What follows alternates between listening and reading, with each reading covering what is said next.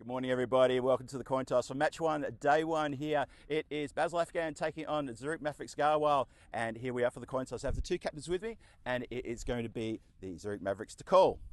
Heads. It's tails. What would you like to do? You want a ball first. Basil Afghan win the toss. Gonna have a bowl first.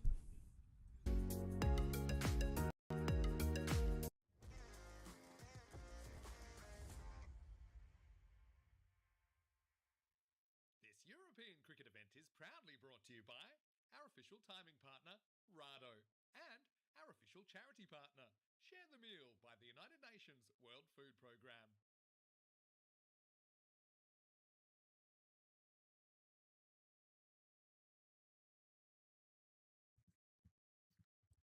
Good morning, everybody. Cricket fans from around the world, welcome to ECS Zurich. Wonderful scenes there at the very start of today's play with the players and the officials all coming together for the Swiss national anthem, because it is Swiss National Day today. And a big shout out and a big warm hug to all of our Swiss friends watching, no matter where you are in the world, whether you're in country or not in country. It is your national day. And it's great to see the players and the officials paying respects to that as well. Phil G here for the European Cricket Network, taking you through today's action and all the way through to Wednesday finals day. That's right, it's ECS Zurich. Welcome, one and all. It's wonderful to have your company here this morning. And it is a lovely sight at the ground. We had a bit of rain this morning. Everything's been cleaned up, though. The sun is out and the ground is dried up nicely. And the rain came in this morning, was actually quite welcome. Temperatures dropped from mid-30s yesterday. And getting up this morning and opening up the window and having a lovely little cool breeze coming across. It was like the Switzerland we know and love. It was very nice reward there for everybody. So you can see there, we've got the two teams out there. The first game this morning is Basil Afghan taking on Zurich Mavericks Garwal. And you saw on the coin toss just a few moments ago that Basil Afghan have won the toss. They've elected to have a bowl first. Maybe feel conditions could be a little bit tricky first thing this morning with that early morning rain, which has definitely disappeared. There's still some clouds around, but I think the clouds are very high. I don't think there's a chance of any more showers, but we'll keep an eye on that. We'll make sure that, we'll keep you informed of anything that may happen. A few minutes delayed start here, but don't worry, we'll make that up for today. We've got 3 matches coming your way today. T10 action coming your way after that wonderful week we've had with the women playing T20Is all the way through the week. Big shout out to both Vinny and Tina for all the heavy lifting they did early in the week to get us all the way through to Friday, and to also the team from Brazil who on Thursday picked up the Champions Trophy from beating the Spanish team. Congratulations to them. They're still around town, actually. We'd love to get them, see if they can come down and maybe watch a little bit of T10 action. Maybe try and get a bit of a chat with some of the players as well, if that's possible. We'll see if we can do that. But for now, it's all about the men taking centre stage, and also massive shout out to Cricket Switzerland, the host federation, who have looked after us and looked after the players, and they put together a fantastic week of women's T20 action, T20I action. Hope you all enjoyed that. And now we switch over to T10, ECS Zurich, about to start match number 1. Just a few moments time, we're going to get started. As you can see there, at the very top of the day, we had that lovely little gathering of all the players to respect the Swiss National Day. I'll talk a bit more about that a bit later on, and we'll try and run that whole video for you of the players and the officials come together for that national anthem. Welcome, one and all. Hello to Rob Thompson. Hello to Paul, who's just joined us as well. Paul put an interesting comment in the chat. Maybe he's watching the wrong stream. But good to see you, Paul. Thanks for joining us this morning. Thanks everyone for joining us this morning. Very exciting ECS this is going to be. 6 teams, 5 days of action, 4 finals to play on Wednesday. 3 games today. I'm trying to go through the numbers backwards here. 3 games to play today. 2 finalists on Wednesday and just 1 team to hold up the trophy. There you go. I got it. And only 1 place to watch it, and that is here on the European Cricket Network. Been looking forward to this one. Hope you're looking forward to it as well. We're almost set to go. Opening batters are out there. And remember, in case you missed it, thanks to Rado for all the coin toss information. And it says that Basil Afghan won the toss, elected to bowl first. Zurich Mavericks have got their openers out there in the centre. Stanikzai is going to face up. He's alongside there with Numan Ahmadzai. Basil Afghan looks like it's Amjad who's got the ball. It is. Romani Amjad. And we're almost set to go. Here we go. First ball of ECS Zurich 2026. Here we go. Short ball, clubbed, hit hard.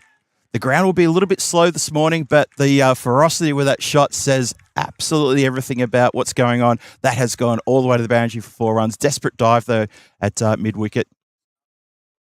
I'll have to just watch the pitch here, the bowlers, because even the pitch was not covered overnight and this morning. So it got a little bit of moisture, but as I said in my introduction, it's dried out really nicely, the pitch, but there may be just a little bit of water underneath. There's just might be a bit slippery for the first 15, 20 minutes. We'll keep an eye on that. Don't want to see any bowlers getting hurt there. But what a cracking start, though, for Zurich Mavericks. Goes again. It's going to be the same result. It gets through the field, a desperate dive. It's another boundary, back-to-back boundaries to kick things off here this morning. Lovely strike. Stanik's eye just goes bang. Just absolutely puts everything behind that. Good morning to Julian Dawson as well. Thanks for joining us, Julian.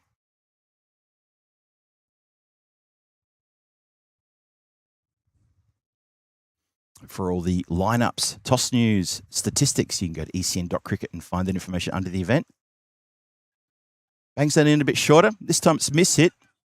Ooh, pretty good throw. Had a really good look at that throw that was coming towards the stumps, and that has missed by a whisker. I think Stanik's eye was home, but could have been a few questions asked, though. Have a look at this. Just mistimes that little put around the corner. Just a bit leisurely, and then last minute, I could be in strife there, and he could have been a little bit of strife. Good work there at square leg. Made sure the batter knew he had to get his skates on. Good start this morning so far. 9 runs off the first 3 deliveries.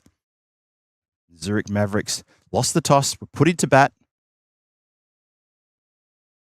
So they wouldn't be too upset with the start. Early days.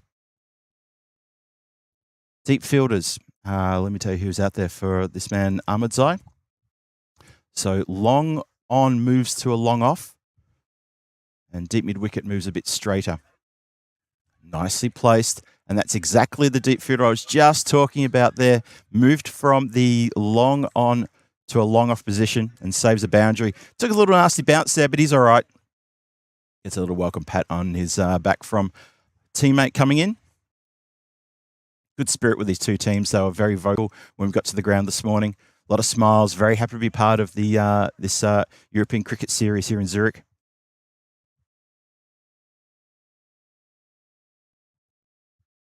Wow. Just absolutely pummels that one for the first Maximo of the morning. First Maximo of the series. And that is absolutely swatted with disdain. Nice shot. Gets under it. Too short. That's been the problem with this over so far. It's just been too short. But beautifully played. In position really quickly. Full balance. And just goes bang.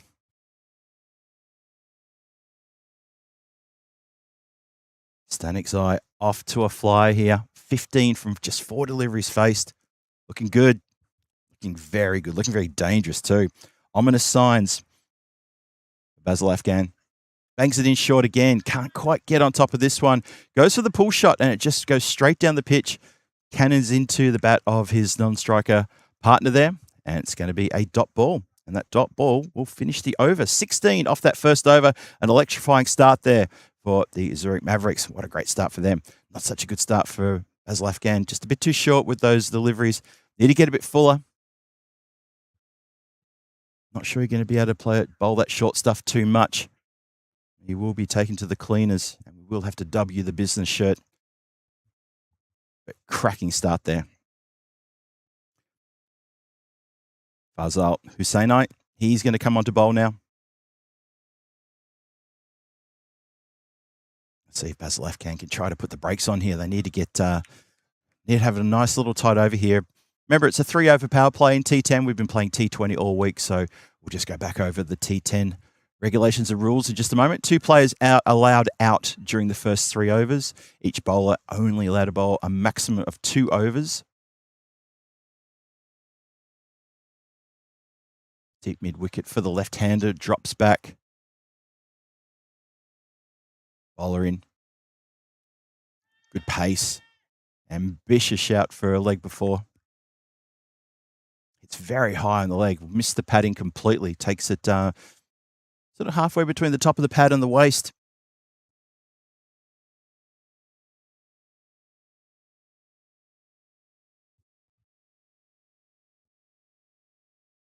Sain's eye in again. Banks it in short and gets the treatment. That's out of here. That is out of here.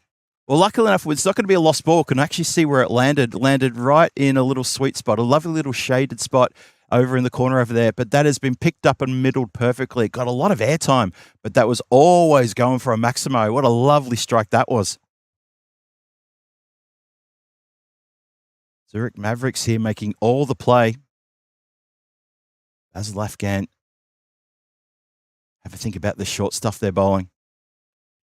Goes again. This time he's mishit it. It's going to go straight down the throat of the player. Backing back in the mid-off position. Takes a very nice judge catch right in front of his eyes. Well caught. And that is Syed Helle who picks up the catch. And a wicket falls against the run of play in the second over. 22 for 1. Have a look at this one again. Just another bit of short bowling there. But hits it completely, looking for the deep mid-wicket boundary, and just gets it a little bit sort of on the leading edge, straight up in the air. Nice, easy catch there for mid-on. Well caught. Good, important breakthrough that one too. Hillel holds his nerves, holds the catch. Look at this, straight into the fingers. He's very comfortable underneath the ball, pretty steady. Nice regulation catch and a big breakthrough there. Just this partnership was really threatened to explode there. Only 9 deliveries only 8 deliveries were bowled with 22 on the board, and that 9th delivery yields up a wicket. So the breakthrough comes.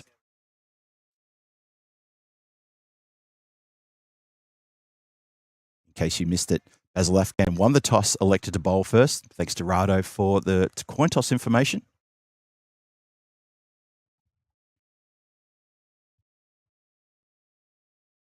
Nurkan Ahmadi is the new batter coming out, just taking his guard in that very distinctive orange helmet. Deep point has been pushed back. Oh, had a feeling that might happen. I hope he's all right. Just keep a close eye on that one. Yeah, just even before he got properly into delivery stride, the foot went out from underneath him. I was a bit worried before about the pitch. I did mention at the start of the day, just keep an eye on that pitch. Some of these fast bowlers, they're coming in, maybe not wearing any spikes. Obviously, spikes not allowed on AstroTurf. So it comes off a bit of a shorter run. And that has been smoked. Absolutely smoked. Big Maximo. And that goes straight across the long on boundary out towards where our good friend Henry Blofeld is currently sitting right now, enjoying his very first taste of T10 cricket. He's not sitting with me at the moment. He's sitting over, well, pretty much where that ball went. He's got some support there to make sure he's not anywhere close to where the ball is hit, though. That's good to see because that did actually go straight out to him. Looking resplendent in a lovely avocado colour shirt. Alistair described that appropriately when he told me it's wearing the avocado shirt. Looks good. But that was right in the slot. Got the treatment. Short. Oh, miss hit again. Uppishly. Shot the stumps. Oh, the bounce was awkward. It's going to be buzzers here. That's going to go all the way for 4 of them. Well, the shy at the stumps, don't know if it was actually on, but it took a bad bounce and backup. Backup was there, but the bounce went straight over the head of the player backing up, and there was not a lot he could have done about it. Watch this. The miss hit. And the shy, there it is. Probably would have been home. And that is a hands-on head moment for the fielding team. That hurts. So dot ball turns into 4. Swing and miss for the next delivery. Good follow-up. Good bit of aggression there. 2 overs gone. 32 on the board for the loss of 1 wicket. Zurich Mavericks really getting on with it here. That run rate is imposing. Currently going on at 16s. Very good start for them. Basil Afghan, they do pick up a wicket in that over. Very important wicket they did get. And that was with your man Ahmadzai, who holed out for only 7. Long way to go.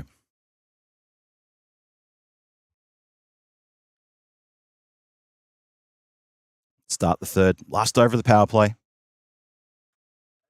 Gets underneath this one, helps it towards point. It's going to be 1 bounce, 4 runs towards a vacant point boundary. Deep point, 4 runs. Lovely strike again. Some very good clean hitting here. Not a lot of footwork, but you don't need to. Gets everything underneath that one and really forces that one a long way. Had a lot of airtime, but there was nobody back there. Deep fielder at the moment. Let's have a look at the deep field. You've got deep backward square leg and you've got a long on. They're the 2 fielders out. Otherwise, it's a ring around the circle. Well, that's gone towards deep mid wicket and that's going to power its way all the way for 1 bounce, 4. Just misses out on the Maximo there. Only just. Didn't quite get all of this one. Boundary rope is set at 50 metres from the centre of the pitch. So they are short boundaries, and with these big hitters in the top order, it feels like a very small ground. So you could be forgiven for thinking it's even smaller than that. It's down leg side. I think that's missed the lot. Good work from the keeper, though, to make sure it doesn't get past him. And wide indicated. So welcome everyone in the chat. Thanks for joining us this morning. Hope you're having a wonderful start to your weekend wherever you're watching from around the world. It is indeed Swiss National Day today. We'll talk about that in a few moments' time. We'll also get a replay of the national anthem that was played at the very start. Well, got every little bit of that. Happy Swiss National Day. Watch out if you're spectating. And that has gone a long way back. This fast, short stuff isn't working at the moment. It's 47 for 1, still inside the power play. This is a brutal power play being demonstrated here by the Zurich Mavericks Garwal. Still got 3 balls over. This over is already blown out of proportion. It's 15 off the over already. We're only halfway through.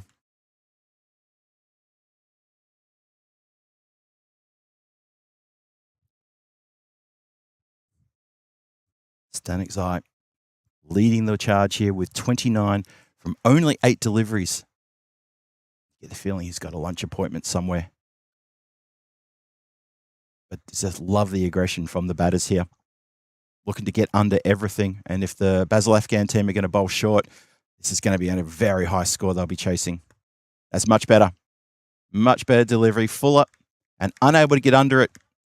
And almost brings a false shot as it just gets pummeled into the ground. Mid-wicket fields it easily as you like. So better delivery. Good comeback. Dot ball. Rare dot ball. Amjad in again. Goes it again. This time it's going to come down towards us. And that's 4 runs. And well fielded by Alistair here next to me. Nice little gentle underarm to Nazar, captain. Shot for 4. Brings up the 50. 51 for 1 at the 2.5 overs. Last ball of the over coming up. But the 5th ball of the 3rd over. 50's up. Zurich Mavericks powering along at 18 runs and over at the moment. 19 off the over so far. Let's see if we'll get their first magical over of the series. Short and bashed out of here. That has gone a real long way back. There's a gentleman with a cap just nonchalantly walking behind a tent over there, and I think he's just looked around and said, "Did you hear something?" I reckon he did. He's just heard a grizzly sail past, almost where he was standing. 3 overs gone. That's the power play done. 57 for 1 in the power play. Fantastic power play for the Zurich Mavericks. A real proper aggression, and you can tell they've had their breakfast. They had a good breakfast as well. Basel Afghan need to have a bit of soul searching here. This short stuff is getting punished. Absolutely punished. Get the feeling there's a big score currently uploading right now. I'd hate to say where it's going to be, but you just get that feeling this is going to be a towering score.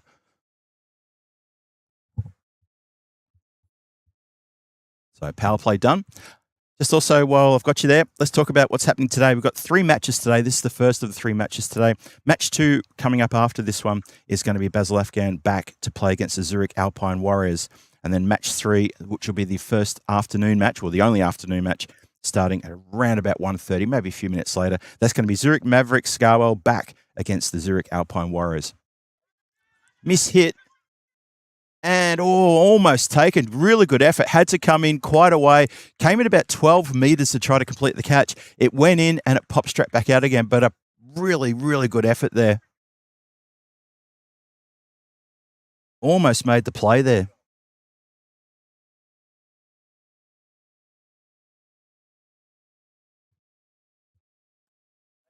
Well, that's not going to be caught by anybody. That's going to go into the yard, the fenced yard somewhere just behind us here. It's gone a long way back for another big Maximo. So, unfortunately, the catch got spilled. It was a tough, tough chance, though. So, behind our camera position, there's a fenced-off area with a lot of overgrown grass, and we're actually thinking we should put someone in there maybe as a constant fielder so we don't lose too many grizzlies in that part of the ground. That's all right. I can just see play coming back with the ball.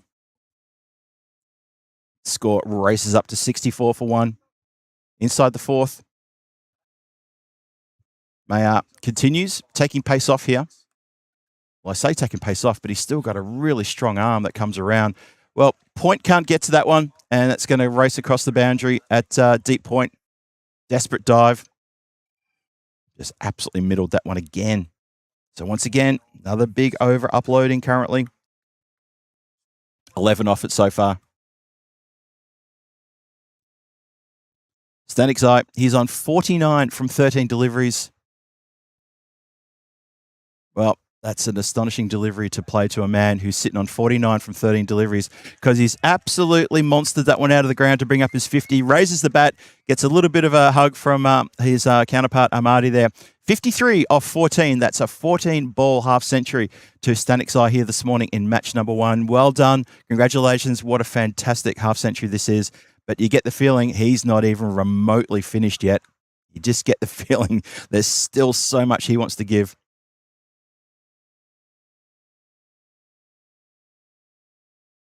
Basil Afghan need to have a bit of a rethink about their strategy here. Have a look at this. Just goes bang downtown with a huge, monstrous hit. Big 6. And this over has already gone magical. It's worth 21. There's still one more to come. 78 on the board inside 4 overs. Basil Afghan, they've already dropped their heads. The fielders, they've only been out there for, 15 minutes maybe, and they've already dropped their heads. They're looking already completely defeated. It's that man, Stanic's Eye, who is tearing them to shreds. He's on 59 from 15. One to come. 21 off the over so far. It's already gone magical. Stanic's Eye just resetting himself now after that big 6. How's he going to finish the over? Well, he tries to put a bit of pace on here, and it's a flat 6. It's another flat 6. That has gone over the boundary rope. Probably about 3 or 4 meters over the rope. The umpire just had a quick look and sort of asked the question. Luckily enough, I'm standing close enough to tell you that has gone for 6. It's a flat 6. Have a look at this over.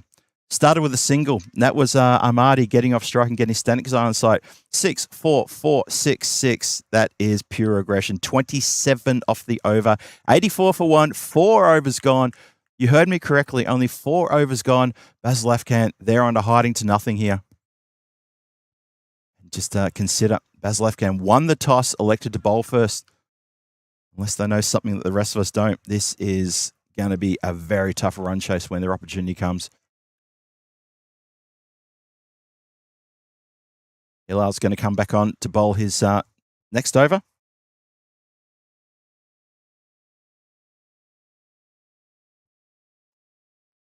Shot. Just frees the shoulders. Halfway up the grassy knoll it goes for another big 6. Tell you what, the umpire's going to get a proper workout here this morning. Crunch. Just crunched.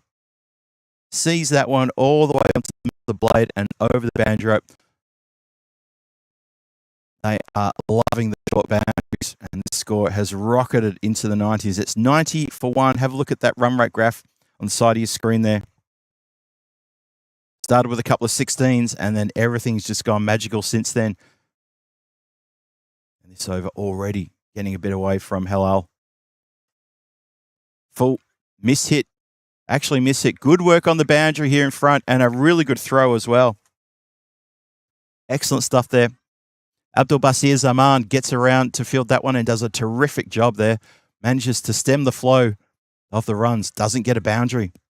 Does get the single, though, does Ahmadi. Gets Stanikzai back on strike. He's 65 from 16. Currently striking at 406.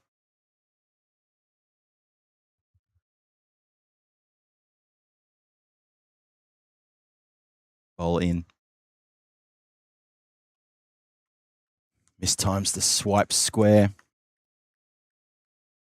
Another, as I said before, a couple of overs ago, rare dot ball. Another rare dot ball.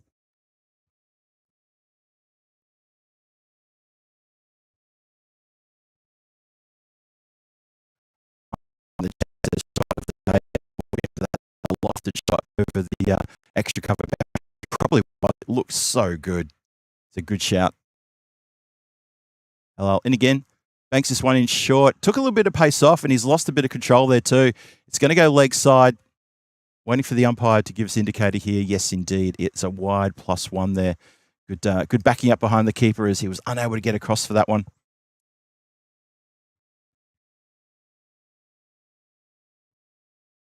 $93 for 1. Halfway through the 5th. 9 runs off the over so far. Started with a Maximo, but it's been pretty good since then. Well, this has gone straight in the air. That's going to bring rain. That has gone a long way up. Keeper wants it. Keeper takes it. Well, the false shot has been brought. Ahmadi goes to punish this one towards deep mid-wicket. Gets a leading edge. Had a lot of hang time as well. That was in the air for an eternity. Keeper had enough time to run right the way across to pretty much halfway to mid-wicket and takes a well-judged skying catch. Let's have a look at this one more time. Look at this. Straight up. Straight in the air. You'll see the keeper running into shot any moment now. There he is, and takes a well-judged catch. Has a bit of a get-around with the team. That's another wicket to fall. They will probably prefer to see it was Stanikzai's wicket, but it wasn't. It was Ahmadi's wicket, but a good catch nonetheless by the keeper there.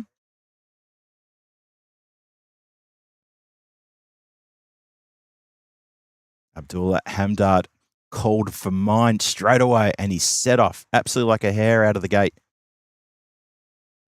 Shaista now comes in, just helps this delivery in the air.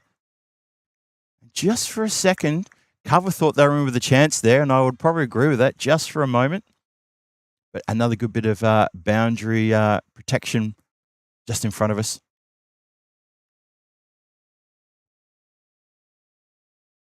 Abdul Basir Zaman, who's fielding just in front of us, doing another good job. And the last ball of the 5th has been sent out of the ground and then some. That has gone a real long way back. I can see a couple of cars parked back there. Anyone who owns those motor vehicles might want to have a think about moving them. I know they probably think they're out of danger. They are not. That is a monster hit. 100 up at the end of the 5th. 100 for 2. 5 overs gone. That man, Stanikzai, 71 off 18. He didn't get a lot to do in that over, but what he did get to do was just absolutely thrash the ball around. Bookended that over with a couple of big sixes as well. Massive stuff. 100 for 2 after 5.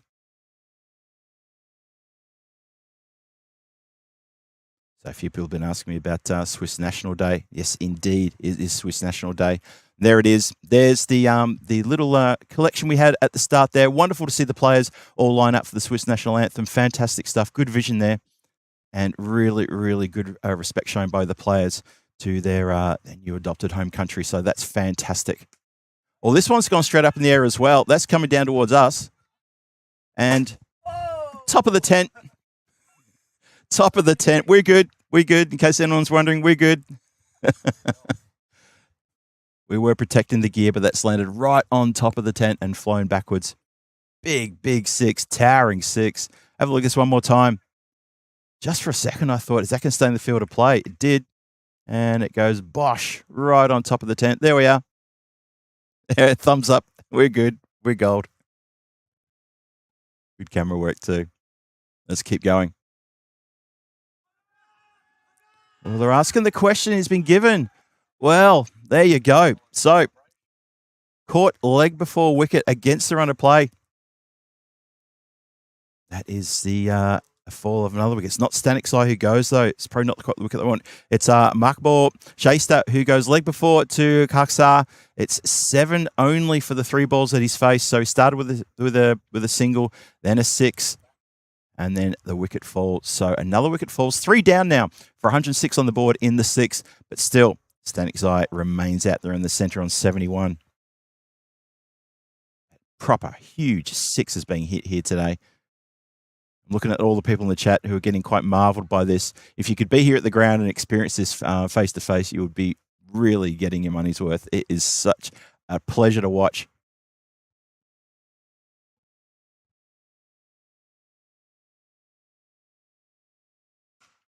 Well, the carnage continues. Look out. Over the top of the property boundary line fence. And once again, one of the players has to go into the protected area to try to find the ball. As the score marches onwards again, 112 for 3 now, halfway through the 6th. Huge score currently uploading.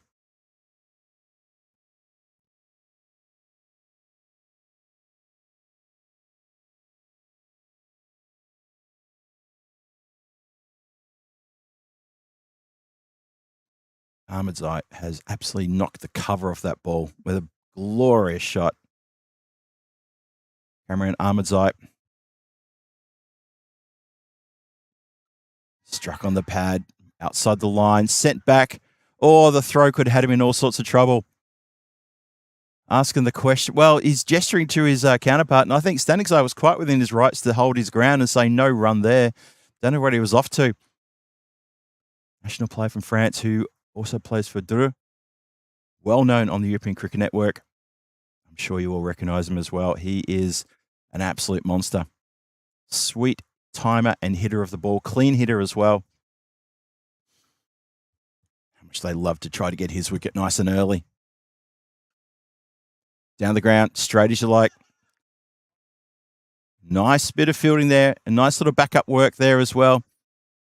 The backup player used his always the part of his body that we like to call the money maker. But any way you do it, it's always good. That's a great bit of fielding down here too. 113 for 3, last ball, the 6th coming up. 13 runs off the over, which you'd have to say is, and a wicket, which is probably the best over of the innings so far. Let's see how it finishes though. Well, Staniksai goes and puts him out of the park. Look out in the dugout area. So this goes for 19 now with that Maximo. Just puts it right in the slot. That's just a little bit too easy. And Staniksai marches up to walking sticks 77 from only 19 deliveries. He's got 7 boundaries, 7 fours, and 8 sixes in that total. Hasn't been getting much of the strike in the last couple of overs, which would probably be a bit of a blessed relief, you think, for Basil Afghan, but they've been watching all the other batters coming and going. Bit of a revolving door at the other end from Staniksai. They won't mind, though. It's only T10. You've only got 60 deliveries to make as much of this opportunity as you possibly can. 6 overs are gone, 119 on the board. 4 overs still to come. Expected score pushing up towards a very high total, maybe the high 190s at the moment. As we start the 7th, Kaksar comes back in. Nicely play well. How about that? Of all the things, he's managed to pick out a lone fielder in the infield at mid-wicket. Hits it straight to him. There's a touch of the fumbles, but it presents a dot ball. Dot balls are going to be absolute hen's teeth today. Proper gold dust. Streamworld says against those batters, only Yorkers would work. I kind of agree with that. The full delivery is what they want. The short stuff will get pummeled. That's in the slot, and that's elevated over the cover boundary for another 6. Needs to get a bit fuller than that. You can see what he's trying to do. Just need an extra couple of yards.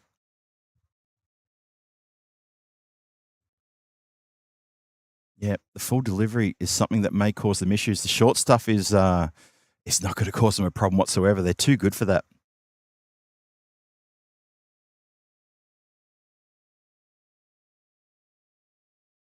Hello, in his second over. Well, this has gone straight up in the air, and that's going to find the other side of the rope as well. Slams into the fence. It means we don't have to go looking for it again. Score jumps up yet again. Dealing in Maximos at the moment. 131 for 3, halfway through the 7th. Let's have a quick Maximo count. I can see we've had 15 sixes belted already. This is one there. Batter's a little bit filthy with himself for missing that one as well. He knows it. He knows it wasn't a wide, and he knows he should have connected with that one for sure. 131 for 3. Still got a couple to go in the 7th. Once again, just gets a little bit of a situation there. The ball cannons into the pad. And that is going to be a dot.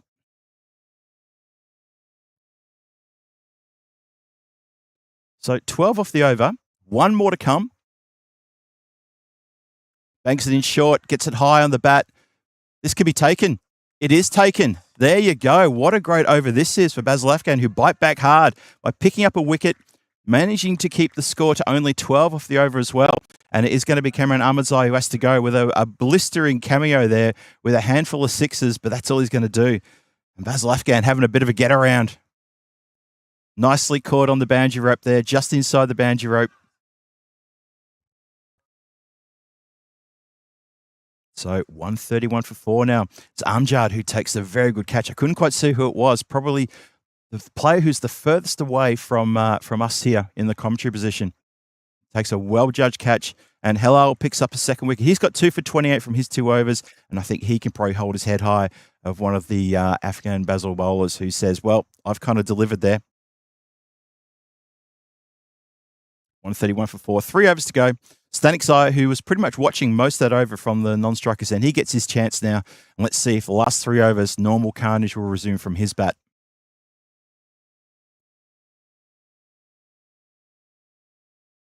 Hussain Zai, he's going to resume. It's full. Miss hit up in the air.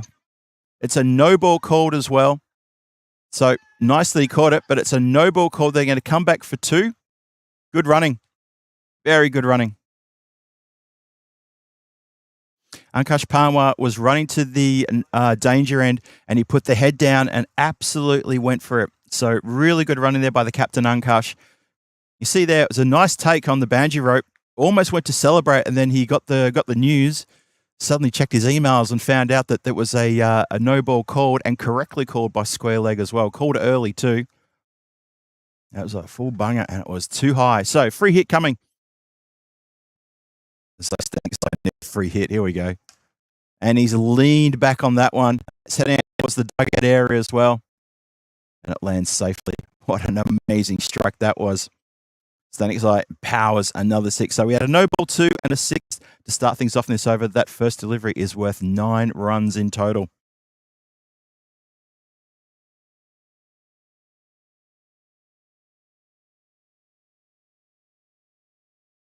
Bowler in again. Plays this one along the deck, straight to mid-wicket. Mid-wicket's done pretty well there. Had a couple of moments in the first over where a few went straight through him, but he's done well. He's managed to save a boundary there with that dive. Very good work and good recovery, quick recovery as well.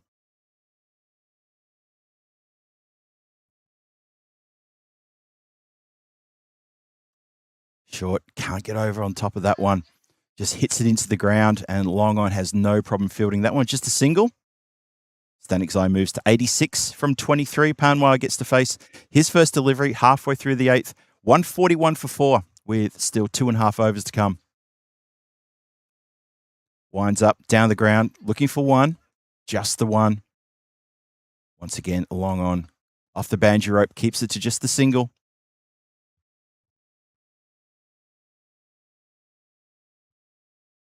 Stanikzai gets another chance. 2 balls to come in the over. Sitting on 86. Barely given any opportunity for his wicket. He's kind of pulled this one. I think he's made it all the way. He has indeed. That's cleared the rope by about 2 meters on the other side of the ground. So another big Maximo to him. Watch this. Lovely pull shot in front of square. No chance for the field to get near that one. These 50-meter boundaries are made to look so small when these guys are getting going, and that's exactly what Stanikzai's doing. Powers into the 90s. He's 92 now. Oh, his eyes lit up on that delivery. I think it's just a slight bit of pace off. Miss hit just for a single.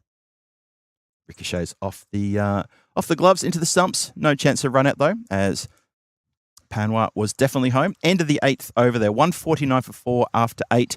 2 overs to come. Stanic's Eye is on 93 from 25. He's going to face the first delivery of the 9th over. And as we say on the European Cricket Network, it all happens in the 9th.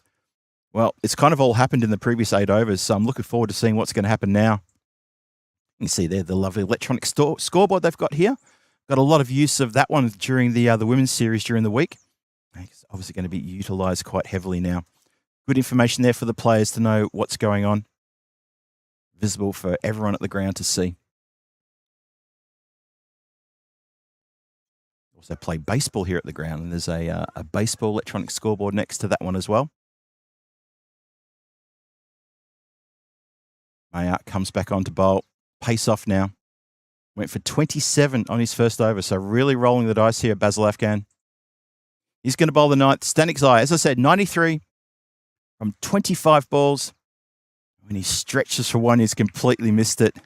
Maybe tiredness is setting in. I don't want to jinx or anything like that, but that's a really good ball. Well bowled.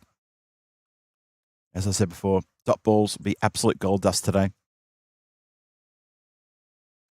Well, he collects that one on the full, doesn't bother running, doesn't have to even to look at it. That one has gone out towards the car park. There's a white car out there that may almost be in the firing line of that. That's bounced over. There's a protective white sort of mesh on that side of the ground, and that ball has gone well over the top there. It hasn't gone all the way across towards that white van. But if I was the owner of that white van, I'd be moving it probably about 50 metres back.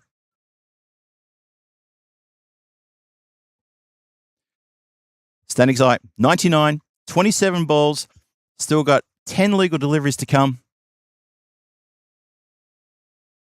Ooh, tell you what, how close was that? What a clever bit of bowling. For a bowler who is pace off, he's put absolutely everything onto that one that he could possibly muster, and he's almost picked himself up a wicket here against the run of play. That really surprised everybody at the ground. There was a big ooh from around the ground there. Stanic's Eye, 99 off 28. Bowler in again. Short, clubbed, one bounce, 4. There's the ton, there's the 100. It's a 29-ball 100 to Stanic's Eye. He's 103 not out. Gets a welcome hug from his skipper and a round of applause as well. The dugout's up and about too. That's really good signs there. So well batted for him. He has been so powerful. So explosive, right out of the blocks, just dominated the batting straight away. And have a look at that, 103 off only 29 deliveries. This is incredible stuff.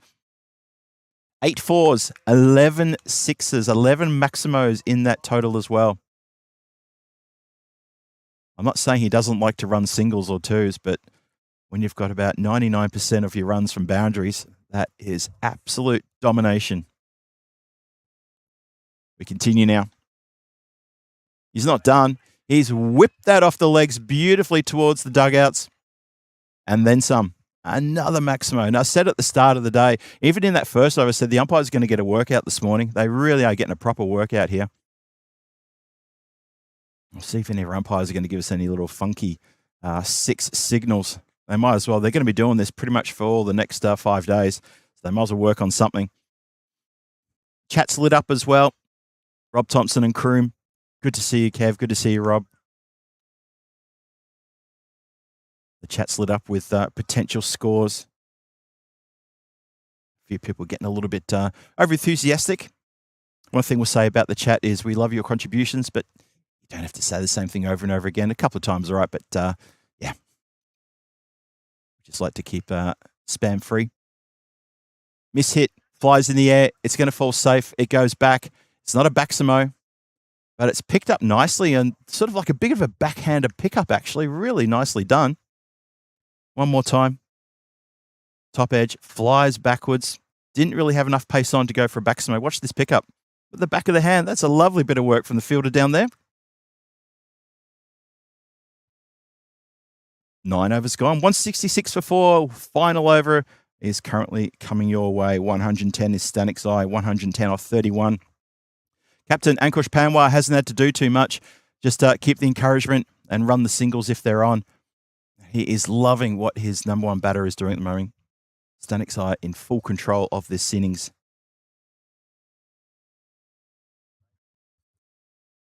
So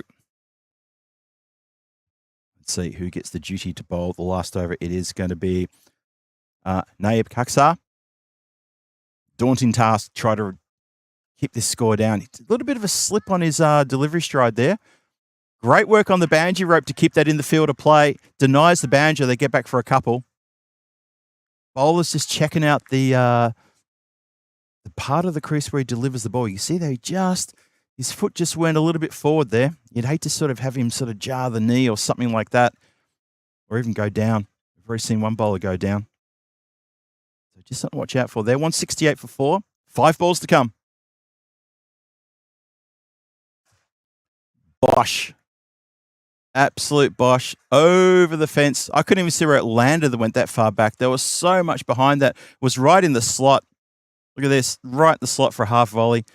Stanic's Eye will do that time and time again. 174 for 4. 4 balls to come. Stanic's Eye has muscled his way to 118 from 33. What an amazing innings this is. What a great start to this ECS Zurich with this kind of batting, this display of powerhouse hitting from the whole team. Stanic's Eye leading the way, carrying his bat all the way through, not even looking bothered. It was just that one ball that he faced when he was on 99 that almost got through his defences, but almost doesn't cut it in T10. Bowler in again. Try short, a little bit extra hot sauce, pushed a bit wider as well. Trying to maybe play on the fact that Stanic's Eye is not really using his feet too much to step outside the off. Gets past the dot ball. Rare dot ball. 3 to come. 174 for 4. 3 to come.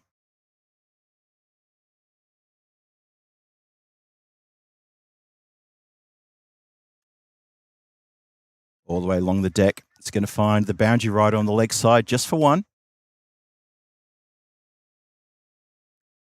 Captain Panwa now, who's been out there for a few minutes, only faced 1 ball, and is going to get a chance to face his second delivery now. He's probably thinking, that's right, I get to do this too.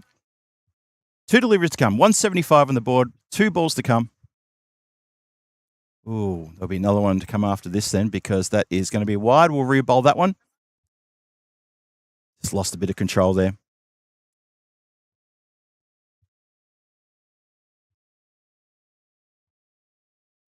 So 176 now for 4. Still 2 to come.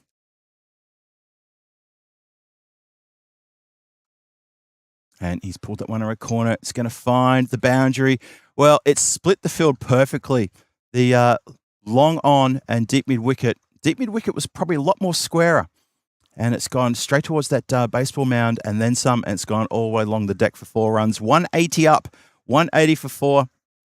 Zurich Mavericks Garwell have put on an absolute clinic here today with a fantastic first innings this morning.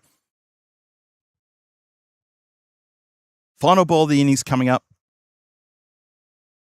And he puts a little bit of extra hot sauce on that one, a little bit of the effort grunt as well. And that is where the score will finish. 180 for 4 after the allotted 10 overs. And Basil Afghan are going to walk off and say, well, how about that? Players getting across to Stanic's Eye and giving him a pat on the back and saying that was something special. And it absolutely was something special there. 119 of 35 deliveries for Stanic's Eye. How about that for an innings? What a fantastic start to ECS Zurich here this morning with match number 1. Hanging in the balance with 180 been posted by the Zurich Mavericks Garwell. Remember, they lost the toss and were put into bat by Basil Afghan. Basil Afghan might be scratching their heads and saying, was that part of the plan? Not sure. They got a lot to do when it's their opportunity to bat. Let's quickly get through the scorecard. There's one person to talk about. Malia Stanic's Eye. 119 off 35, 8 fours and 13 sixes. That's exactly what I said. In total, how many sixes did we have? Looks like we had 20 sixes, 20 maximos for the entire innings, and only 9 boundaries for the entire innings. So only one other 4 was hit by Ankash Palmwar, and that was the second last ball of the innings. Apart from that, all the 4s hit by Stanic's Eye. No other batter hit 4s, but every batter except Ankash Palmwar hit at least 1 maximo. Amazing stuff.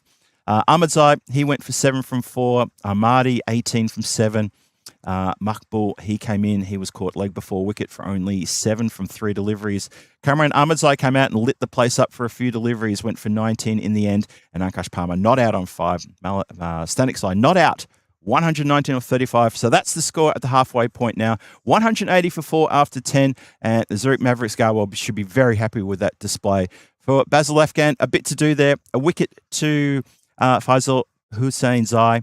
2 wickets to Syed Halal, pick of the bowlers easily. And Haksar there, who bowled that final over, picked up a wicket as well. So Basil Afghan, not a lot for them to celebrate, but they've got a lot to focus on when it comes to the batting. Going to have to go right from the very start.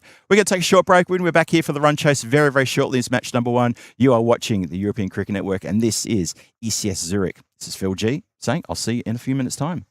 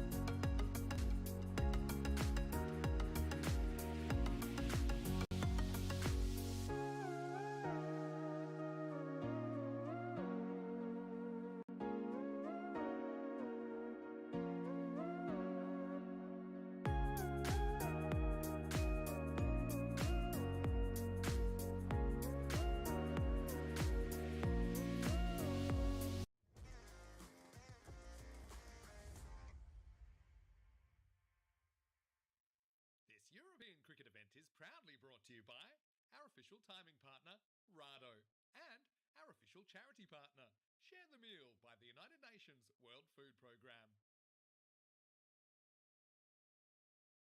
Welcome back to the MBRAC Cricket Ground here for the continuation of this match number 1. ECS Zurich is on. What a start we've had. 180 for 4 posted by the Zurich Mavericks. Garwell. They lost the toss as well. Got sent into bat. Have a look at that. What an effort that is. Huge score on the board. Thanks pretty much, well, the whole team contributed really, but that man, Malias Stanikzai, 119 off 35 balls. And there was 8 boundaries, 8 fours, and 13 maximos in that score. That's a man with a proper appetite there. Made everybody very aware from the very first ball he faced, he was in that kind of frame of mind. Let's see how we're going to go, because Basel Afghan have got a lot of work to do in front of them here to try to catch this. They need to be going 18 runs and over all the way through. It's going to be difficult to maintain chasing that kind of score. It's been done before, but this will be one of the biggest all-time chases on the European Cricket Network if it can happen. Dargai's got the ball. The Zurich Mavericks going to kick things off. Hamdard is facing up. Zaman at the non-striker's end. And we start off with a leg side wide. Standard sort of loosening delivery here on the European Cricket Network, and I think you'll be forgiven for that one. Although we prefer to have the looseners in the nets. But a loosener nonetheless, just to get the arm over there.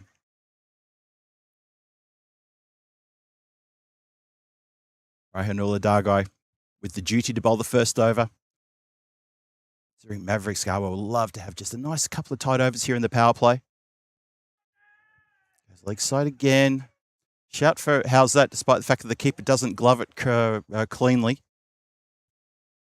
A little bit of ambitious appealing there. Why not?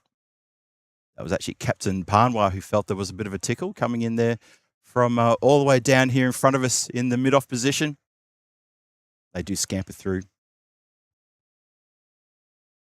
for a couple of wides there. So we started with a wide and then 2 wides. So 3 wides on the board. No legal delivery yet, but it's very early days.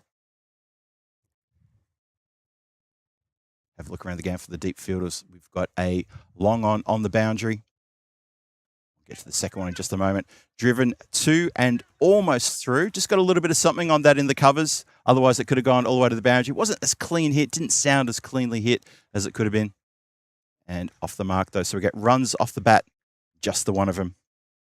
And that is Zaman, who manages to get his account off and running. Dargai continuing now. Hamdard facing up. Goes aerial and goes really nicely with this one too. Just caresses the ball across the boundary rope at extra cover for a big Maximo to open his account as well. So that's a nice way to get off the mark with a big 6. Doesn't really have to get too crazy about that one. Just elevates it and uses the pace of the bowler off the middle of the bat. Score already up to 10. Ooh, really, really tantalising run chase coming our way. It's something they need to maintain. Hello to Rob Thompson in the chat, keeping us entertained there, Rob. And also, good to see Save Derek. That's Ash. Good to see you, Ash. This time goes to the onside, and that has cleared the boundary rope as well. That is a lovely shot from Hamdard, who goes crash with a lovely strike right in the slot and does not miss out on that one. We are going to get an absolute feast of runs here today. You just get that feeling this is going to be one of those days. Cooler conditions, probably the coolest day of the whole week actually so far. A slight bit of humidity in the air as well. Oh, bowler's gone down a little bit there. I hope he's all right. And in the meantime, he's belted another 6. So that's a hat-trick of 6s off the blade of that man. Hamdard, Abdullah Hamdard has muscled this one square of the wicket. Second time now a bowler's gone down on that slippery surface. We had some early morning rain. And I'd sort of fear that that pitch is still in the process of drying. So a couple of these fast bowlers just on their delivery stride, just getting a bit of a slip. 22 on the board in the over so far. 22, this over's already gone magical. Tries to change the angle by coming around the wicket, but same result. Another big 6 as well. So how about that? Another one. That's 4 in the over, 4 in a row as well. Abdullah Hamdard, he likes the bowling. He likes it a lot. 28 off the first 5 deliveries. Astonishing stuff here. Basil Afghan off to a fly here. They need to be off to a fly. They need to really muscle along this power play. Remember, it's a 3-over power play. Only 2 fielders allowed out during those 3 overs. But with hitting like this, it doesn't matter where you put the field. I'm just watching the body language of the player there at long on, who's hands on hips, just staring back and thinking, well, I'm here, but I haven't got much to do. So we're just pausing for a moment, just waiting for the pill to come back. There it is. It's back in play now. And lobbed all the way from the keeper back to the bowler on the full. Good to see. I like to see that. Last ball, the first. 28 on the board. Hamdard in a mood. And he misses one that cuts across him. Doesn't get any tickle on that one. There was a bit of a stifled appeal. Oh. Umpire was almost looking to indicate a wide there. And then suddenly he said, no, I meant to give you your hat back. And it's going to finish with a dot eventually. 28 off that first over. And, well, Dargai's now just giving that hamstring a bit of and the quads a little bit of a working there. Hope he didn't do anything untoward when he went down on the ground. He's a little bit proppy. What a start. First over goes to 28. Basil Afghan off and running here in this run chase. Still need 153 off 54 deliveries. But this is a great start for them, going along with that 28 runs off the first over. This power play, all important for this team, chasing a mammoth total. A lot of people in the chat questioning a chase or not. That's the big question, chase or not. I'll let you decide. I'll give you the answer in about 35 minutes' time. How about that? Start the second over now. Bangs it in short. Now, a little edge. I'm thinking, well, very confident is the appeal. Umpire, she gives a little shake of the head. Nope. Batter didn't have that little sort of guilty look about him either. Watch this on the replay one more time. And the bowler completely unmoved until he noticed that half of the team had erupted in an appeal, and then he turned gently towards the umpire and said, well, may I ask the question, sir? And the umpire had already said, nah, not going to happen. Important dot ball, though. Very important dot ball.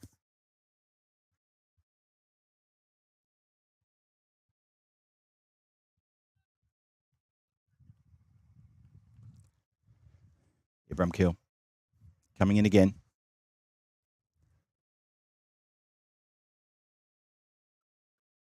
Oh, loses his feeding, but manages to slice this one through the extra cover boundary area for another 4, all the way along the deck.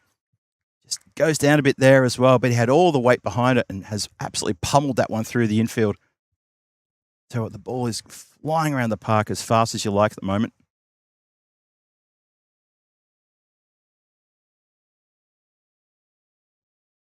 Ibrahim Kill with the job here in the second over. Try to restore some sanity to the bowling card here. And he's done well. It's another good dot. Good fiery opening spell, this. Looks like he's still got a little bit of that front foot just still sliding a little bit there on the popping crease. Let's hope it's not going to end up what happened to Dargai, who went down pretty hard. Good over so far for the team from Zurich. Zurich Maverick Scarborough looking to defend this total, defending a total of 180 against Basil Afghan, who've started off with an absolute flyer. And that is definitely being caught behind. I thought I heard something through the effects mic as well, despite the fact that the bowler's almost gone down, and that is a good proper get around as they celebrate the fall of the first wicket. It's Zaman who has to go. He wasn't really making the play the same way that Hamdard was, but Zaman now has to go. Abdullah, as he managed to get a faint edge, and well taken by the keeper one more time. Look at this, almost a handstand situation, and the bowler managed to keep himself afloat. Doesn't go down to ground, so well done for him. A little bit of acrobatic work there. But the first wicket falls, 32 for 1 in the second. Still 2 to come. So Ibrahim Kill, he manages to get a breakthrough, big breakthrough here for the Mavericks. And lucky he didn't go down. He was almost going to go completely down on the ground there. Would have been the stuntman roll and up again if he could have. But he looks all right. And of course, that wicket will put a big spring in his step as well. Sahil Tarakil comes out. He's got a bit of a job to do now with that first wicket falling. joins Hamdard, who's making all the play at the non-strikers end. Sadly for him, unable to get on strike after a blistering first over, 28 off the first over, but so far 4 and a wicket off this second over. Isn't it funny how quickly in T10 the complexion of a game can change so fast?